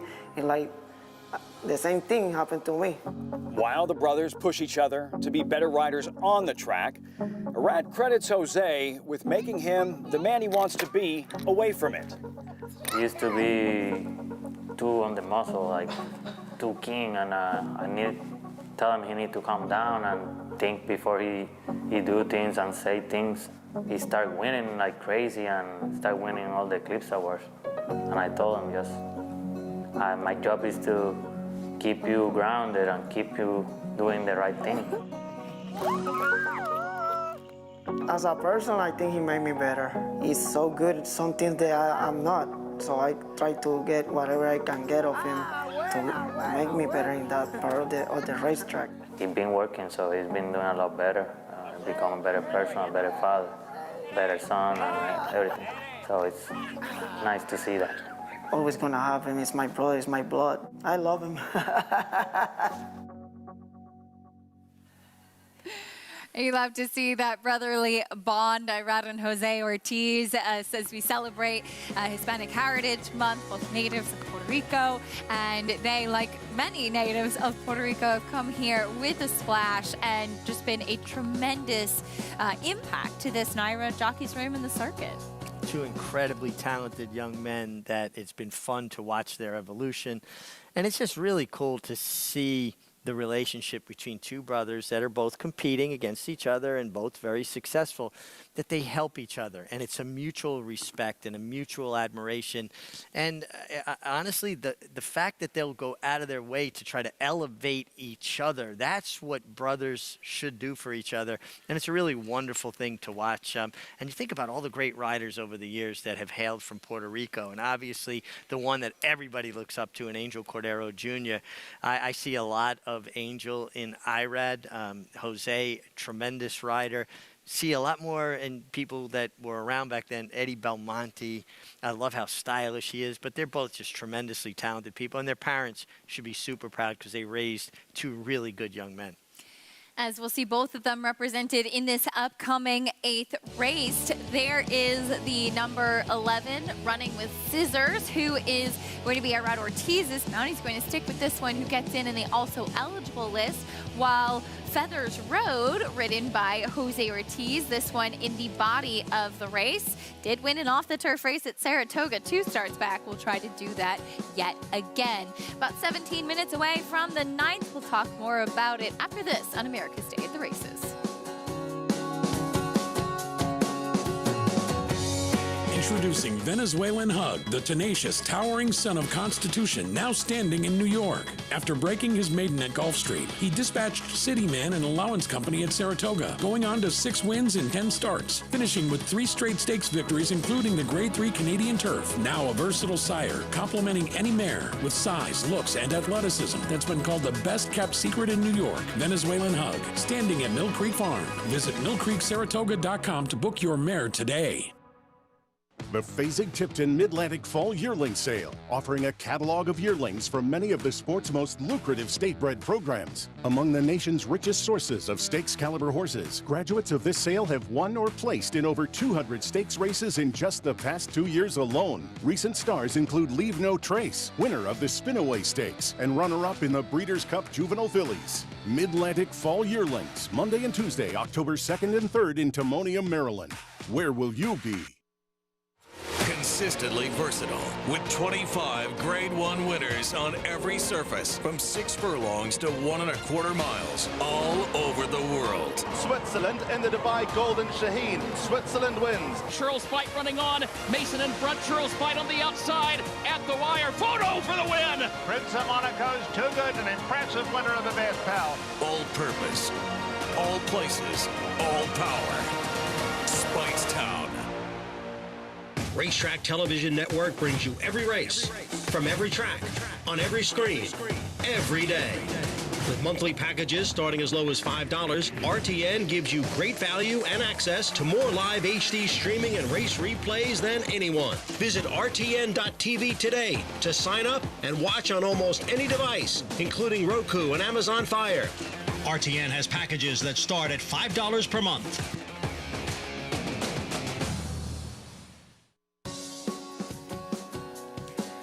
Welcome back to America's Day at the Races, brought to you by America's Best Racing. For the love of the race, visit americasbestracing.net today. I feel like I should see myself in this crowd. I feel like I'm always running through Grand Central. Not so much lately, but growing up, you would always find me there, going back and forth from Connecticut to the city. Well, it's such a beautiful building, It is. too. I love the architecture in there. And I'm surprised I didn't run it. You went to Connecticut on Saturday by train. I went up the north to Poughkeepsie, basically. We were on the different lines. Yeah. We were like ships passing in the night on the train. Wow. I feel like that's like a Richie statement that you would make, right? Yeah, absolutely. There's Win for Gold, main track only runner who got the win closing weekend at Saratoga last time out. Has early speed, which is very dangerous today, as we've been discussing. You want to be forward. I don't know if the track is just helping horses along, or maybe horses are not running through the kickback well, but speed is certainly proven to be a hot commodity today, and Win for Gold is quick. Kendrick Carmouche understands the value of position, getting your position going forward, and using a horse's speed judiciously. Win for Gold is very well placed here.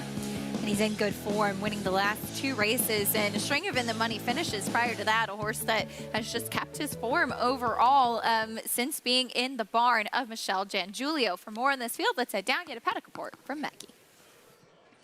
Win for Gold's in excellent form right now, but I think that became a product of Saratoga, where we were just talking about a horse not liking and not thriving in Saratoga.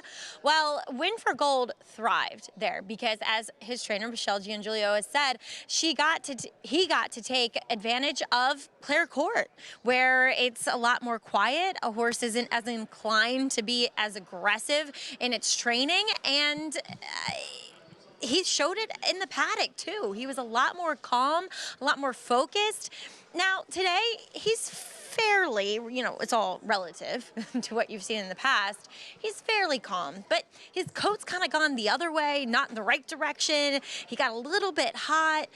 But again, as Richie pointed out, the track could very well help him too, but I'm not sure. He is the fastest, but I feel like there could be some other horses applying some pressure. So we'll see how he does today. As number 14, Z-Bear, he comes off a relatively short rest, kind of a little less than 2 weeks, but something that Linda Rice is very accustomed to doing with success. And last time, he was kind of chasing between and wide, and he's a horse that I think he can lay close. His best results at times have come when he is a little bit more forward. And I'm hoping that Jose Lascano kind of sees that with him yet again here. Because last time Mariachi, he was much more forward than Z-Bear, and he was just second best. So he comes in here looking sensational. He probably looks best of any of these horses in here. And I just think that he could be in the right spot, outward post, to maybe reel in Win for Gold today. But I thought Winner's Laugh was interesting, staying in here, entered for the body of the race after 3 consecutive third-place efforts, returning off of a layoff and switching to the turf for Horacio de Paz. Now, not bad efforts on the turf, but he's a horse that has more established dirt form. Looks great here overall. Now, the front wraps do go back on for only the 2nd time, which I'm a little bit cautious of, to be fair with him. But again, I thought just a horse, Acacia, that could be switching back to his actual preferred surface. Yeah, we'll see what he does today. Maggie, thank you. He's a generous price with a horse that has good dirt form. And look, as Maggie touched on in his last couple of races, he ran fine, certainly on the turf. But his last race at Aqueduct in March was a win on the main track. Showing good speed this day, same tactics he employed when he broke his maiden back in March of 2021. he's a horse that possesses speed. And, the way the track is today, I'm sure Irad's going to have this horse forward. I like the fact that he has 2 races on the turf coming into this. I think that puts foundation into a horse. You have the proper fitness level without being beat up. Turf races, I think, are a little bit easier on horses than dirt races. I think he's a major player, and 10-1 is, 8-1 as we're speaking now. No, I'm sorry, 10-1. There we go. Way too big a price. Yeah, very big price on this one. Flavian Pratt going to be in the saddle as well. He is intriguing. There is the 14 who Maggie was commenting on. Z-Bear comes back in just 7 days after finishing second to Mariachi, who was, I thought in that race, very much the horse to beat, cutting back in distance after trying the Albany. And Z-Bear was chasing Mariachi, who wired. Yes, and, Mariachi is a really nice horse. I mean, he got back to doing what he wanted to do, and that sprint. They tried to stretch him out, and they said, we did our best. We tried. Let's go back to what he does well, and he chased him gamely. This was a really nice effort. I think he's going to be forward. He's going to be outfooted. Win for Gold is quicker. Winner's Laugh is quicker. Even Foolish Ghost, potentially, if Matty Ulva from the outside uses him, can be quicker, but he's going to be forward, and I don't think he's going to put himself at a disadvantage the way the racetrack's playing. Second last time out, coming back quickly with the move that Linda Rice has been successful doing. Jose Lascano going to be aboard that one. There's Manny Franco, who will be aboard Bronx Bomber to the outside for the Cantor Mossies. This one a distant second last time out. He's a generous price on the board right now, 8-5 on your favorite Win for Gold. Do you think that he is very much the horse to beat in here, Richie? Or are you willing to take a look at some others who are a little bit more of a price? I'm looking at others that are a bit more of a price, and I think Maggie made some really good points at Win for Gold's form up in Saratoga. This is a little bit of a different scenario, right? And yes, should he be the favorite? Yeah, I think so. 10-1 on Winner's Laugh, I would take that all day long. What about the 11 Running with Scissors? What do you do with him, who's cutting back to a sprint distance? He's actually an 8-time winner on a fast dirt track. It's just been a while since we've seen him. We're used to seeing him recently on the turf. Yeah, it's a really interesting horse because he's 8 for 34 on fast dirt tracks, 3 for 11 on turf. Rare that you see a horse that performs fairly interchangeably on either surface. He's honest. He's more of a closing sprinter type, though, and I just wonder if the track's going to play against him. Let's meet the field, starting off with one of 2 for Rudy Rodriguez. Here's Disarmed. Yeah, Disarmed has been on the turf more recently, does sport 1 win from 3 tries on fast dirt. Feels like he's going to have to improve, though. That was an off-the-turf race. Maxwell Esquire, you look at more of a turf horse, and here is Feathers Road, who also won off the turf 2 back. Yeah, but more of a closing type on a day when it just doesn't feel like the track's helping those kinds. Here's Winner's Laugh. We talked about his dirt races. Big overlay here. He's now down to 8-1, a horse that can be forward and has form good enough to win here. Bar 14, Blinkers back on. Blinkers back on. Katie Davis, who's put together a really nice year, particularly good Saratoga, is going to have to improve. Running with Scissors with Irad Ortiz. Got to respect him. He's honest. He shows up. He tries every time. His style might not be conducive to today's racetrack. Your favorite Win for Gold. Yeah, he's forward. He's fast. He's in good form. Totally understand why he's your favorite. Quick turnaround for Z-Bear. Big effort last time chased Mariachi. What price would Mariachi be in here? Very short price for sure. There's Foolish Ghost, 20-1, and Bronx Bomber, 19-1. Yeah, Bronx Bomber is a horse I think does his best work when he's able to make the lead. I don't see that happening here. He's also, compiled 10 seconds, 10 thirds as opposed to 6 wins. But all told, he's 26 for 52, and 52 starts 26 times in the money. Consistent type for sure. 9-5 though on the number 13 Win for Gold, who is in great form at the moment for Michelle Giangiulio. Kendrick Carmouche going to be in the saddle for this one. Coming in, like we said, he's been consistent recently, and you wonder, when you look at the past performances and say you're riding a horse like Winner's Laugh, who has some early speed, do you try to get that horse up and on top and up close with the likes of Win for Gold to make sure that he's not left behind? Oh, absolutely. Listen, Winner's Laugh has speed.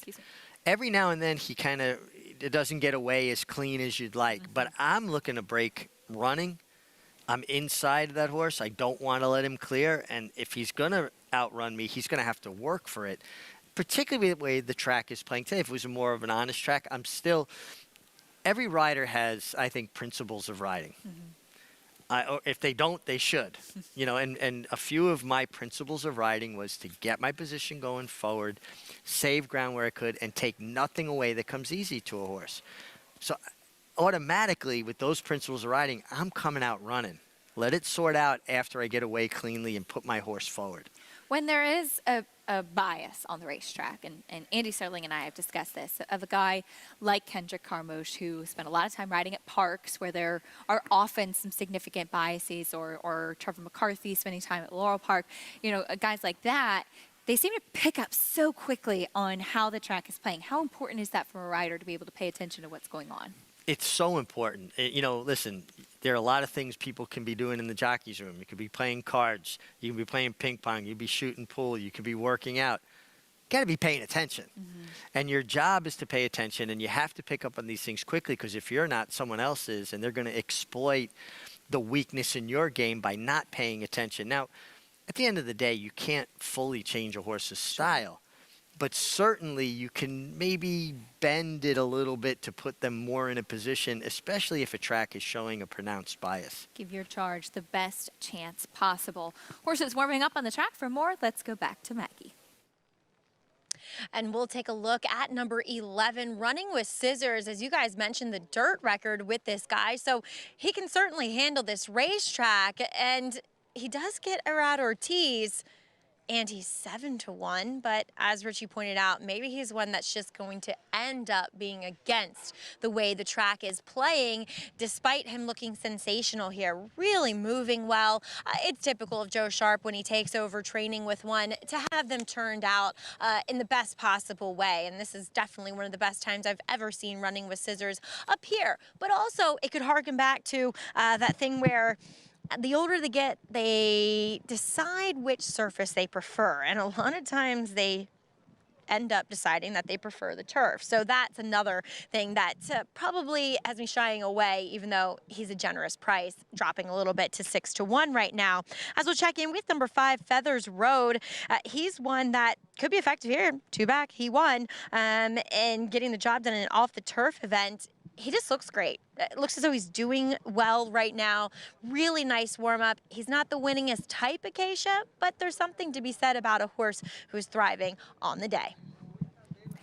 Feathers Road, a nice price as well at 13-1. Maggie, thank you. As Winner's Laugh, going to be the top selection for you, Richie. Yeah, I think he's just way too generous a price. I think he's going to be forward. Flavien Prat, who picks up the mount here, Irad Ortiz's other mount Running with Scissors, drew into the race, is a guy that's keenly aware of the way a racetrack's playing, and he's also a rider that is aggressive. He's my kind of rider. I really love everything I see from Flavien Prat. And listen, full disclosure, I'm a huge Barry Schwartz fan. I won a lot of races in those black and white colors, and I'm always happy when they do well. But I also think he makes a lot of sense, and 9-1 is too big a price. Still a generous price on the board as your favorite is 3-2. Maggie had some reservations about your favorite, maybe a horse who was just really thriving up in Saratoga. And she mentioned Clare Court and where horses get to train up there and how quiet it is, how peaceful. It's such a good spot for horses, especially those that could tend to be a little bit nervous. Yeah, and horses that get a bit keener. It's a narrow racetrack. It's in a much more bucolic type of setting. And horses are very, very smart. They learn pretty quickly that when they go to the main track, there's potential for them to do a fast work, speed work. On Clare Court, they kind of settle in. They know, well, I'm not going to do anything really stressful, and they kind of get to do their exercise without wanting to do too much. 8-5 on your favorite. Win for gold as they load in for race 9. Off the turf allowance race for the New York Reds coming up next. We'll see how it plays out, and if you still want to be forwardly placed at that, could be the big benefit for your favorite. John Imbriel standing by with the call.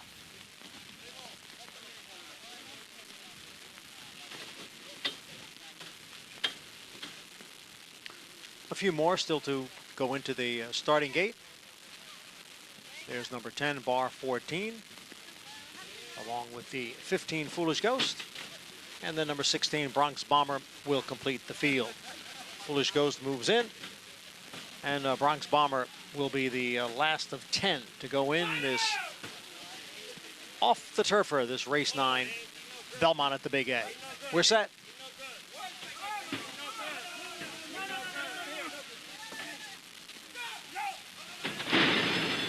And they're off.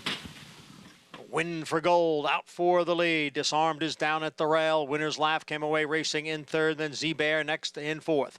Followed by Bar 14 in fifth. Bronx Bomber is on the extreme outside. Then comes a Foolish Ghost, who is gaining some ground. Followed next by Running with Scissors and Feathers Road. And the trailer is Maxwell Esquire in 10th. The quarter, 22 and 3/5 seconds. The favorite Win for Gold leads by 2 lengths now. And Disarmed is running in second. Foolish Ghost continues to rally on the outside, now up to third. Winner's Laugh dropping back.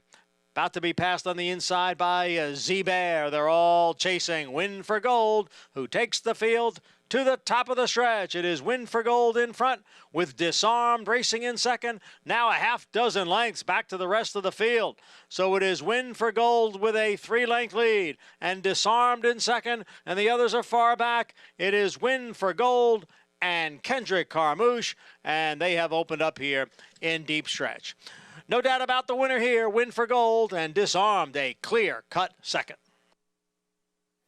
The favorite winner, Win for Gold, takes them every step of the way, making it 3 victories in a row. Kendrick Carmouche, no bones about it. Richie, right to the front. Yeah, but I love what he did the first 16th of a mile. He allowed the horse to show speed, but he didn't just gun him. He allowed him to do it gradually, and you could just see how comfortable and happy Win for Gold got. His ears were flicking around, and this was a fast race too, 109. Now the track is trending towards faster times, but this was a big effort and left this field strung out, and the horses that were 1-2 around the racetrack, big effort from Disarmed from the inside. Joao Rosario using, actually showing more speed than I thought Disarmed possessed. I think it just underscores how strong speed is today and how you need to be, if not on the lead, involved. This was a nice effort from Win for Gold. Definitely something to keep an eye on as we continue on, see if that continues tomorrow. Some rain expected in the forecast. Sometimes weather can kind of change how a track might be playing as well. So there'll be something to watch, especially moving into all of those stakes on Saturday. But Win for Gold on the front end and able to take them every step of the way at 3-2. They just went 1-2 around the racetrack. And like you said, that really does highlight it. 13-2, 16-11. 36-1 Bronx Bomber in third, but your 3-2 favorite, the winner. And while Kendrick Carmouche is very good at many, many things in his style of riding, he really is so good at getting a horse to relax on the front end. Yeah, he can get a horse out of the gate running and then get them to switch off enough where they give themselves a breather. And he gives horses subtle breathers in increments throughout a race. I've seen him even come into the 5/16 pole, and I saw it a bit today. He measures how much horses he end on and say, wait, I can give them another 70 yards here. And then they'll float, and then they have another response for him. It's an art to be able to do that. And Kendrick always playing up to the crowd. He's beloved by especially the Jamaican fans here at Aqueduct. Beloved by the Aqueduct faithful. Beloved. So fun to see. 3-2 on Win for Gold with Kendrick. High fives all around. 13-2, 16-11. It's official in the ninth. I'll bring you prices and more when we come back on America's Day at the Races.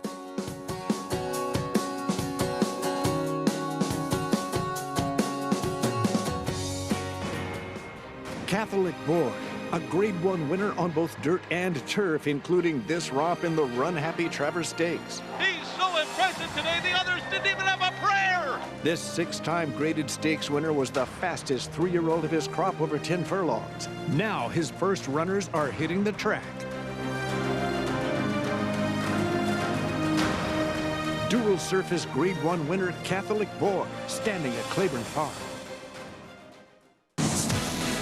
It's America's original sport, and no one covers it better than americasbestracing.net. From the sport to the lifestyle, the best races, horses, and destination venues, cocktails, gambling, fashion, and more. America'sBestRacing.net is a sport for you.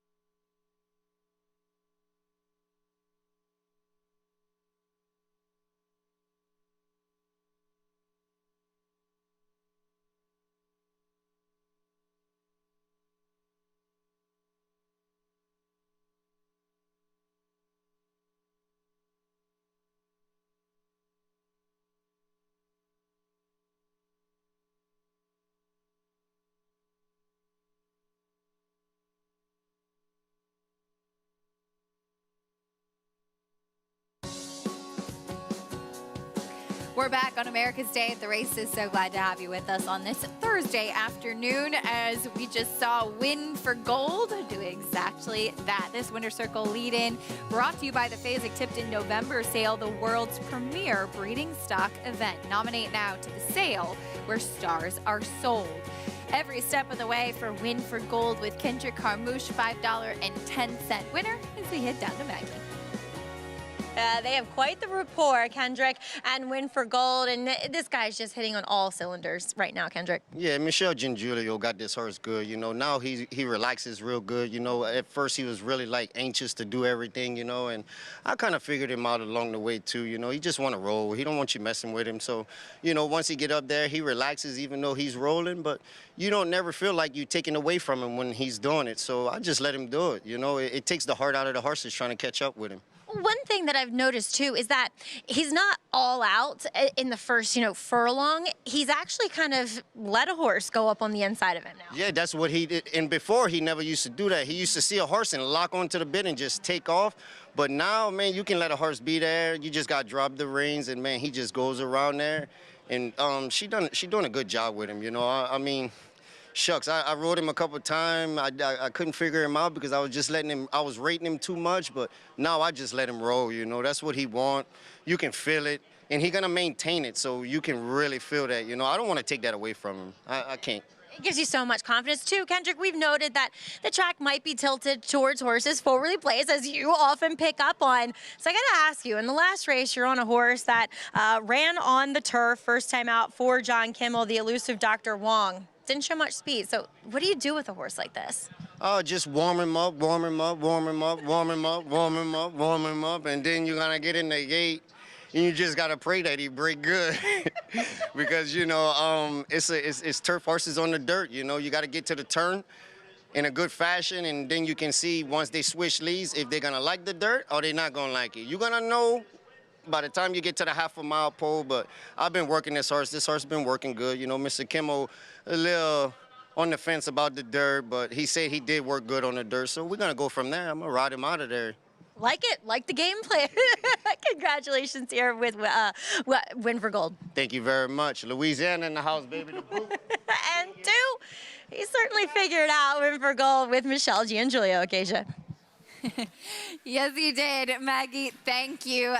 Nice little moment for the crowd there as he goes by. As we mentioned, a man of the people, Kendrick Carmouche is. We love getting a chance to hear from Kendrick. And not only is he a lot of fun, but he gives really, really great insight. Yeah, I mean, just talking about Win for Gold and learning that better off allowing him to go faster, not messing with him. And, you know, you could see how much he enjoys what he does. And I'm a believer. Horses feed on energy, positive and negative. When it's positive energy, they're going to perform better. When it's negative energy, you can see, you go, well, okay, it's not our day. Riders have a lot to do with that. When a rider walks out of the room believing he can win, he's going to give his horse every chance. As we take a look at the late pick 5 sequence, that was a favorite in the sequence. Win for Gold, $5.10 winner. Not quite as short as Digitize, but definitely will help if you did not have some of those big prices a little bit earlier on, as we have just one race to go. As Kendrick mentioned, horses meant for the turf, running on the main track, and this is a maiden claiming. Off the turf for 3-year-olds and upward, strapped to the outside. The lone main track only in the field for Linda Rice, and dropping back down in class will be the favorite. 9-5 right now on the board. The lone maiden claiming try was on the turf. 2 starts back. We'll talk a little bit more about Strapped and the rest of this field when we come back. We'll also continue previewing this weekend's rated stakes action in the Gallant Bloom. Caramel Swirl will try to pick up another one for Bill Mott and Godolphin. We'll talk a little bit more about her and the field after this on America's Day at the Races. Curlin was the leading sire of Grade 1 winners in 2021 with 5 and 2022 with 6. In 2023, Curlin is the leading sire of Grade 1 winners with 5. Big race. Nest Clariere is too far back. A 16th to run, and Idiomatic has a 2-length lead. Nest is fully extended. This is what winning looks like. A huge performance all the way. Curlin, the personal the classic sire. Experience the adrenaline-pumping, suspense-filled action of the Sport of Kings right from your phone with Naira Bets. It's fast, easy, and secure. Download the app today and start winning with our lucrative weekly promotions, thrilling handicapping contests, and a one-of-a-kind VIP rewards program. Don't just watch horse racing, be a part of the action with Naira Bets.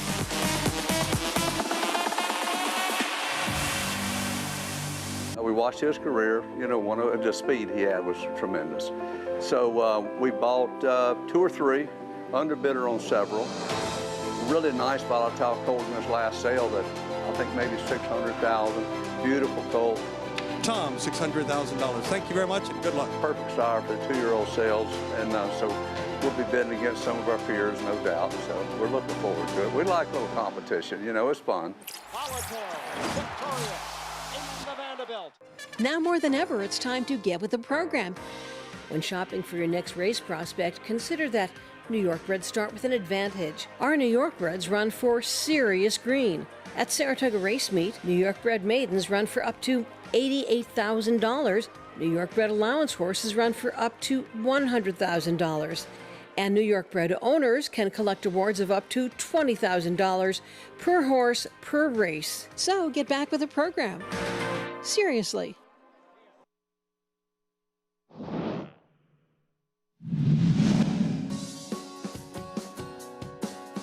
As the field turns for home, Harmony Lodge comes off the turn in front. Here comes House Party, putting in her bid now down the center of the racetrack. Slew's Final Answer is now back to third in Alchemilla. Less than a furlong to go. Migliore gets to work. He's all over Harmony Lodge. Still clear by 2. Slew's Final Answer and House Party battling for the runner-up spot. Harmony Lodge wins.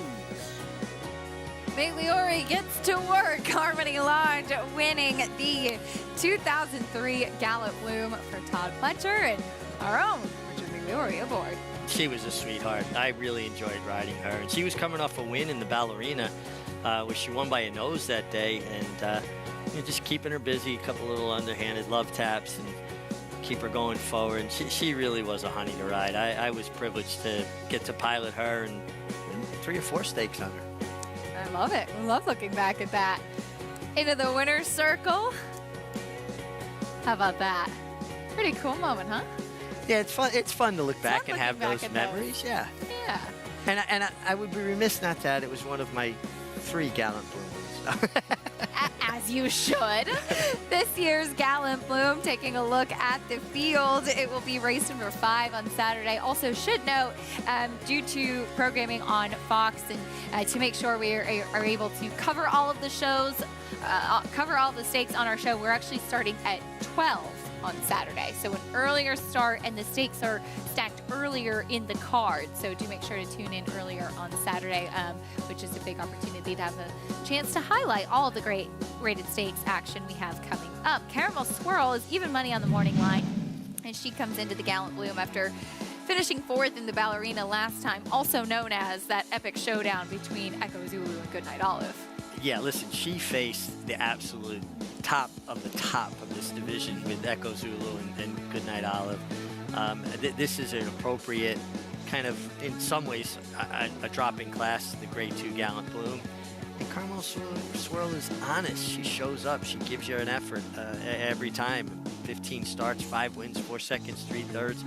She's inside. She's got to work out a trip because she lurks from a bit off the pace. It'll be interesting to see how the track is playing tomorrow compared to today, because speed is a premium today, but Caramel Swirl is an honest game racehorse.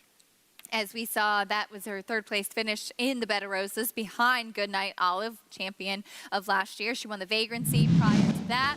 And we'll see if, as you mentioned, if the trend on the racetrack continues. It could help a filly like this one in Beguine, who has that dangerous early speed.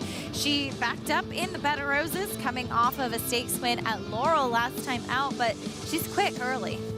She is quick early. When she's good, she can throw a race that would be tough for anybody to beat. You know, you look for Dylan Davis to control this race on the front end. I really believe that that's what she wants to do. She's also proficient in wet going, and there's a very strong possibility we're going to have an off racetrack tomorrow. Undervalued Asset comes back after trying the Charlestown Oaks last time out for trainer Chad Brown. We heard him talking about her a little bit earlier, how she seemed to handle that ship well. She had a nice allowance win at Saratoga 2 starts back, then 2nd behind Bava in the Charlestown Oaks. Yeah, now this is a 3-year-old filly taking on older horses. She did win that allowance race against older horses. This is a tougher group. Now, the one thing you have to remember about the Charlestown Oaks, it was run on a 5/8 of a mile racetrack, so essentially a bull ring. This is, you know, at Aqueduct, 1 turn 6.5, where, 7 furlongs, at least 2 turns at Charlestown. 2 turns, yes. Yeah, right. They run up turns. in a chute from the up by the quarter pole and run down. This is a tougher group, and they're older horses. Now, this time of the year, you start seeing 3-year-olds take on elders, but it's always been my experience that good 3-year-olds can't handle good older horses even at this time of the year. And you can go back historically, right? Spectacular Bid was beaten by Affirmed. Affirmed the year before had been beaten by Seattle Slew. He was 3, Seattle Slew was 4. Spectacular Bid was 3, Affirmed was 4. You've seen this historically through the years. A nice filly could take a step forward. It's going to need to. A definite step up to face that older and more experienced competition, but looking forward to that Gallant Bloom coming up on Saturday for the sprinting fillies and mares. One more race to go today, though, the nightcap from the Big A coming up, and there is Strapped, the lone main track only runner in the field. This race off the turf. We'll talk a little bit more about his chances and the rest of this group after this. Stay with us on America's Day at the Races.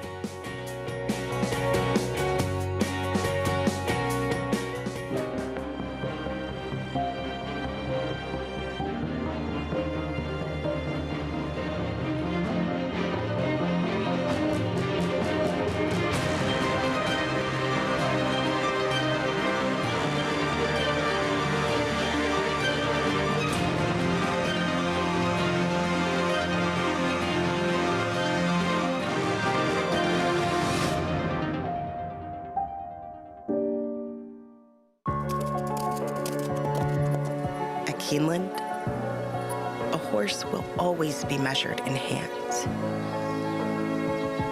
Hands that see,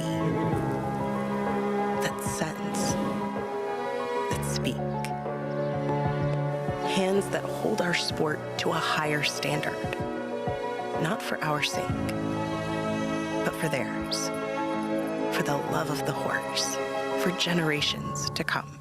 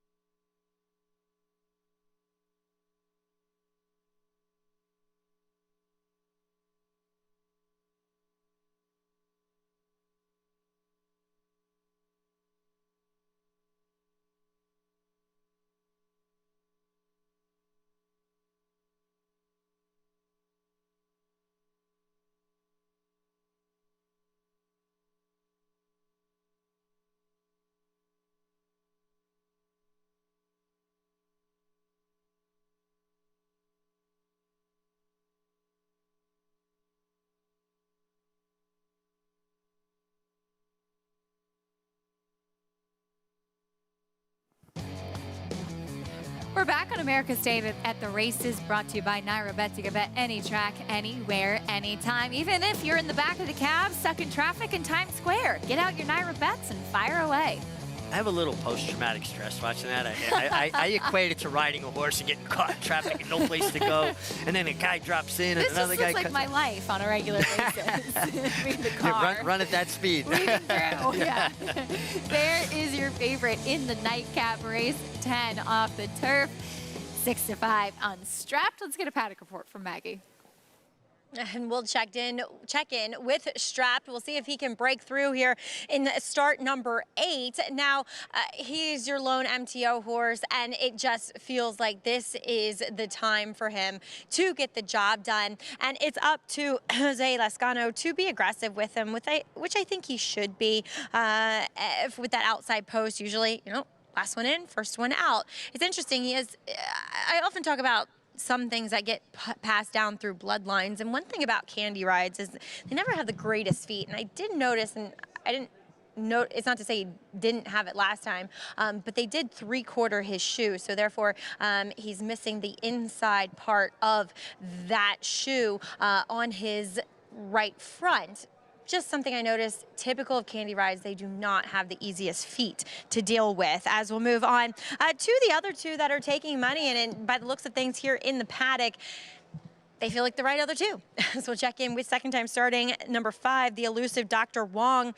As we heard from Kendrick Carmouche talking about John Kimmel, the trainer, being a little bit on the fence about whether this guy will handle the dirt. He very much has a swing pedigree, very much has a swing physical look to him as well. And I think he should be okay here getting to the dirt for the first time.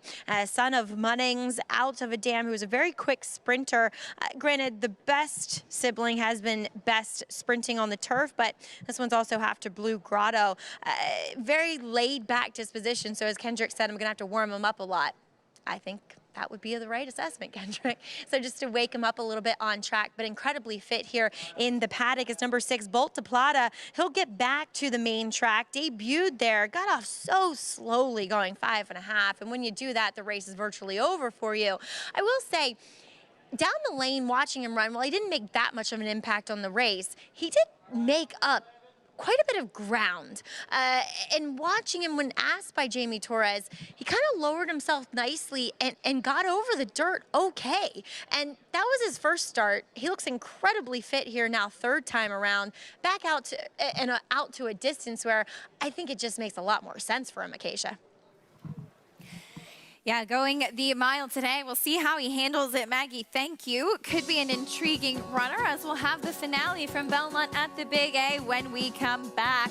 There is Kendrick Carmouche about to give that big warm-up to the elusive Dr. Wong.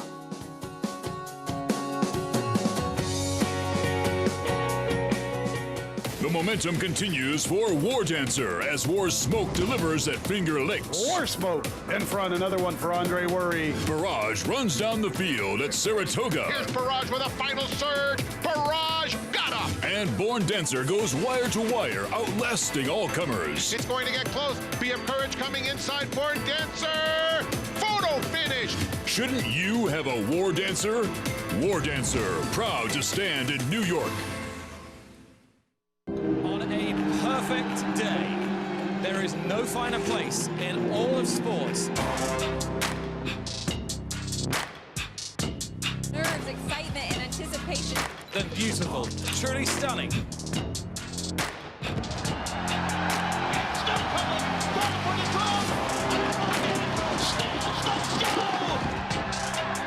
For the Breeders' Cup World Championships.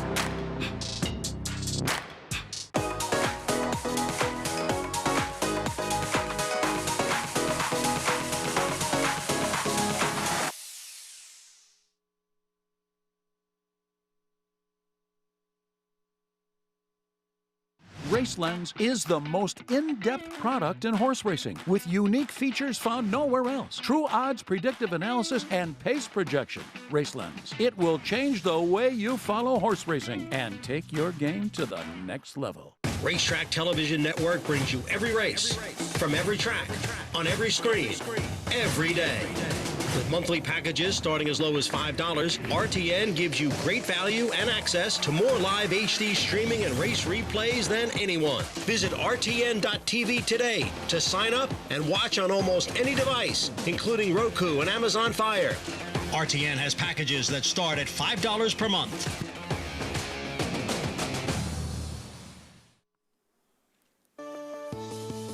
Welcome back to America's Day at the Races. We're going to meet the field for the nightcap in this off-the-turf maiden claiming, starting things off with the number 1, Congruente.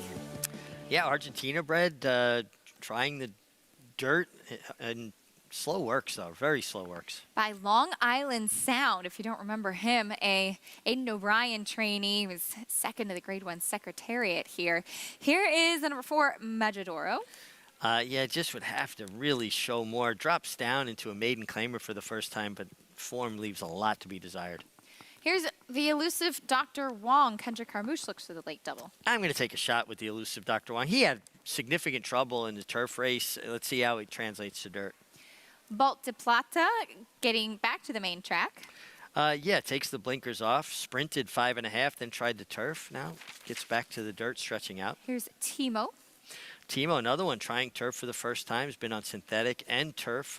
Pat Reynolds, second time off the claim. American Day with Dylan Davis. Yeah, a lot of form here. Most of it on the turf. 17 starts. I'll look elsewhere.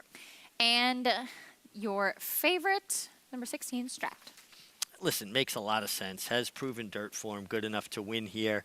Drops back down to the maiden 40. Well posted. I talk about outside posts a lot, and I don't want people to get confused. 2-turn races and turf races, I want inside posts. 1-turn miles at Aqueduct, put me on the outside. You got a half-mile run to the far turn. There is the elusive Dr. Wong. He's framing up nicely out on track. Is actually both you and Maggie Ritchie going to go with this horse? Well, Maggie said it earlier. A lot of times we wind up on the same horse. I think we just kind of have the same way of interpreting what we see. I love what I'm seeing here on the screen. And I also like his name, the elusive Dr. Wong. Just kind of a lot of intrigue, there with that name. Doesn't it sound like it definitely is like a movie title? Maggie, he's very elusive. No, with that warm-up, no, he's not.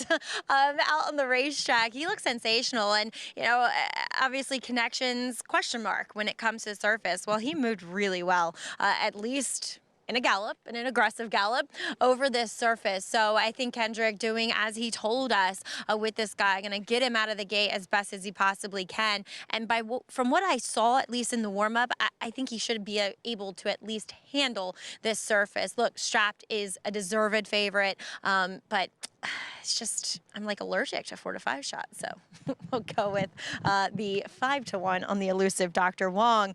As we'll touch on the first-time starter, Congruente, for Kenny McPeak. Not a bad-looking horse whatsoever. Pretty attractive, to be fair. Could look fitter. Is all turf. By at least watching him in the paddock, watching him warm up, lacks a bit of push off on the dirt surface. So we'll definitely be taking the wait-and-see approach with him. Acacia? Maggie, thank you. 11-1 on that first-time starter, as even money right now on your favorite, the number 16, Strapped. And I think it's interesting. What Maggie was saying, he's the deserved favorite. It's his first time on the dirt in a maiden claiming race. And while Linda Rice has success claiming from pretty much everybody and has had success claiming off of Todd Pletcher, it's this kind of horse that always gives you a little cause for pause when he was with Todd Pletcher. It's like when a horse like this continues to get beat, every race that he doesn't win is kind of a negative against him.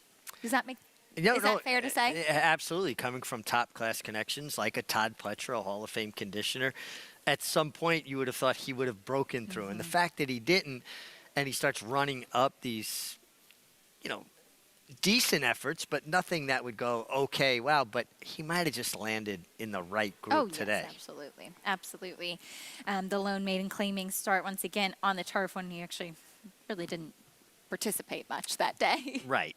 He didn't. And interesting too, right? He was a homebred for the Wertheimers, and they've had a lot of really great turf horses Yes. over the years. Absolutely. This one by Candy Ride, the Dam Buster's Ready, was a Grade 1 winner. She was best going long on dirt as well. 4 to 5 on Strapped, though. One thing to mention, too, Linda Rice is very sharp with not only claiming horses, but also entering main track only. I think here on the NYRA circuit, you kind of think of her and Rudy Rodriguez as the first ones to come to mind, who have really had quite a lot of success entering horses main track only. Yeah, and you've got to be on top of it. It's just like riders. You have to be prepared. Trainers have to pay attention, be prepared. Okay, there's a lot of rain in the forecast. We've had a lot of rain. Probably not going to take a lot for these races to come off the turf. Let's put this horse in. And you'll know early enough usually that, okay, the horse comes out, and now you look for another appropriate spot. But listen, he's well posted. I'm with Maggie. I'm a little bit allergic to 4 to 5. But I just thought that the elusive Dr. Wong was a decent alternative for a horse that's making his first start on the dirt after a very troubled trip that really didn't get picked up on very much in the trouble line on turf. He had run on his mind when he got stymied in traffic. I loved what I saw in the post parade. His warm-up was tremendous. Moved beautifully out on the racetrack. The son of Munnings, a homebred for Dennis Drazen. We'll see how he fares. 4 to 5 on Strapped. Your favorite, though, towards the outside. The nightcap. Belmont at the Big A coming up next. John and Brielle has the call. American Day and Strapped. Dylan Davis on the 14 American Day, and Jose Lascano on number 16 Strapped. And they're all in.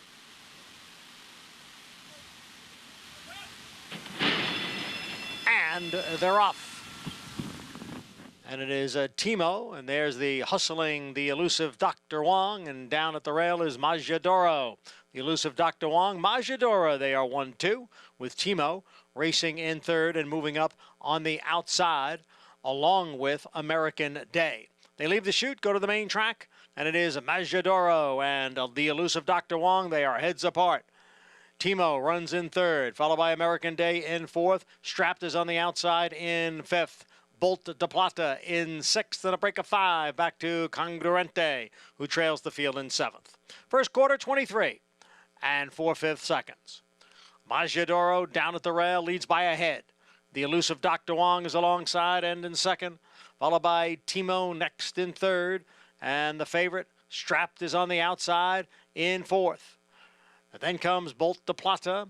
American Day has dropped back as the field goes around the far turn. And dropping back in the field is Majadoro. The elusive Dr. Wong is there.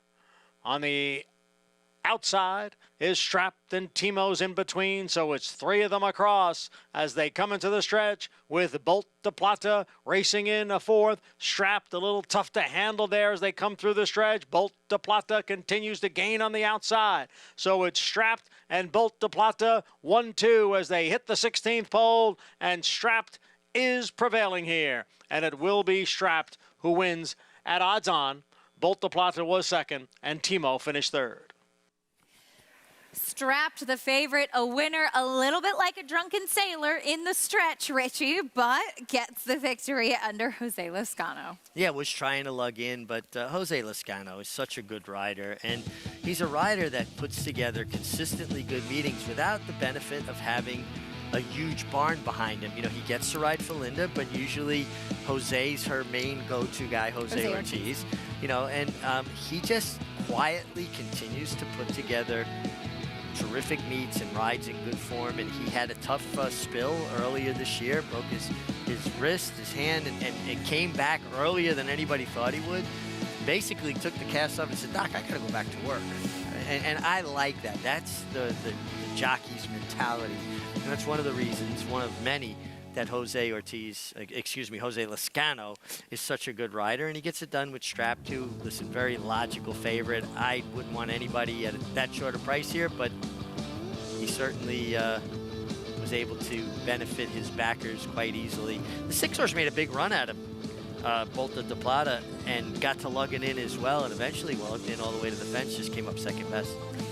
The number 5, the elusive Dr. Wong, talked about the game plan for Kendrick Carmouche, and he did have him forward. What did you see from him early? He was almost kind of leaping and a little bit distracted there. He looked so comfortable coming out of the mile chute, and then he, jumped some probably the tracks. There's Right. tracks where people walk across and horses walk across there. And he didn't just jump them. He jumped them like he was at Beecher's Brook at a steeplechase race. He skied it and just looked like he wasn't paying a lot of attention. He had every opportunity, was just not good enough. Maybe we'll see a better version of the elusive Dr. Wong on the turf.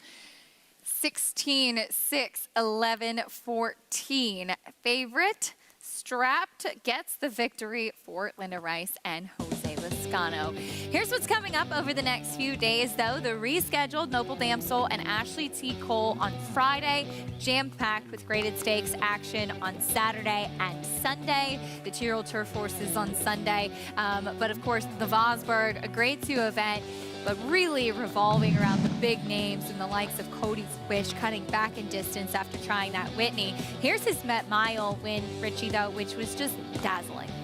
Was dazzling, didn't break particularly well, circled the entire field. I mean, he was a good 10, 12 wide at one point around the turn and was just much the best. This is a terrific racehorse. The good version of Cody's Wish would just be too tough to handle. Cutting back in distance to the 7 furlongs in the Vosburg, a distance at which he has had plenty of success. There is the prices for the nightcap. Strapped, your favorite $3.50 winner. Richie, great job as always. Fun sharing the desk with you. Yeah, this was great. Now let's go get wet outside. Well, thanks for joining us today on this Thursday as we kick off another week of live racing. Plenty of exciting action, as mentioned, coming up this weekend. It was Digitize, who's now 2 for 2 off the layoff. Showed that speed once again with a nice effort earlier on today. And then Win for Gold. Kendrick Carmouche taking them every step of the way. Big performances today. Belmont at the Big A. We'll see what the rest of the weekend has in store. We'll see you tomorrow starting at 1 p.m. Good night, everyone.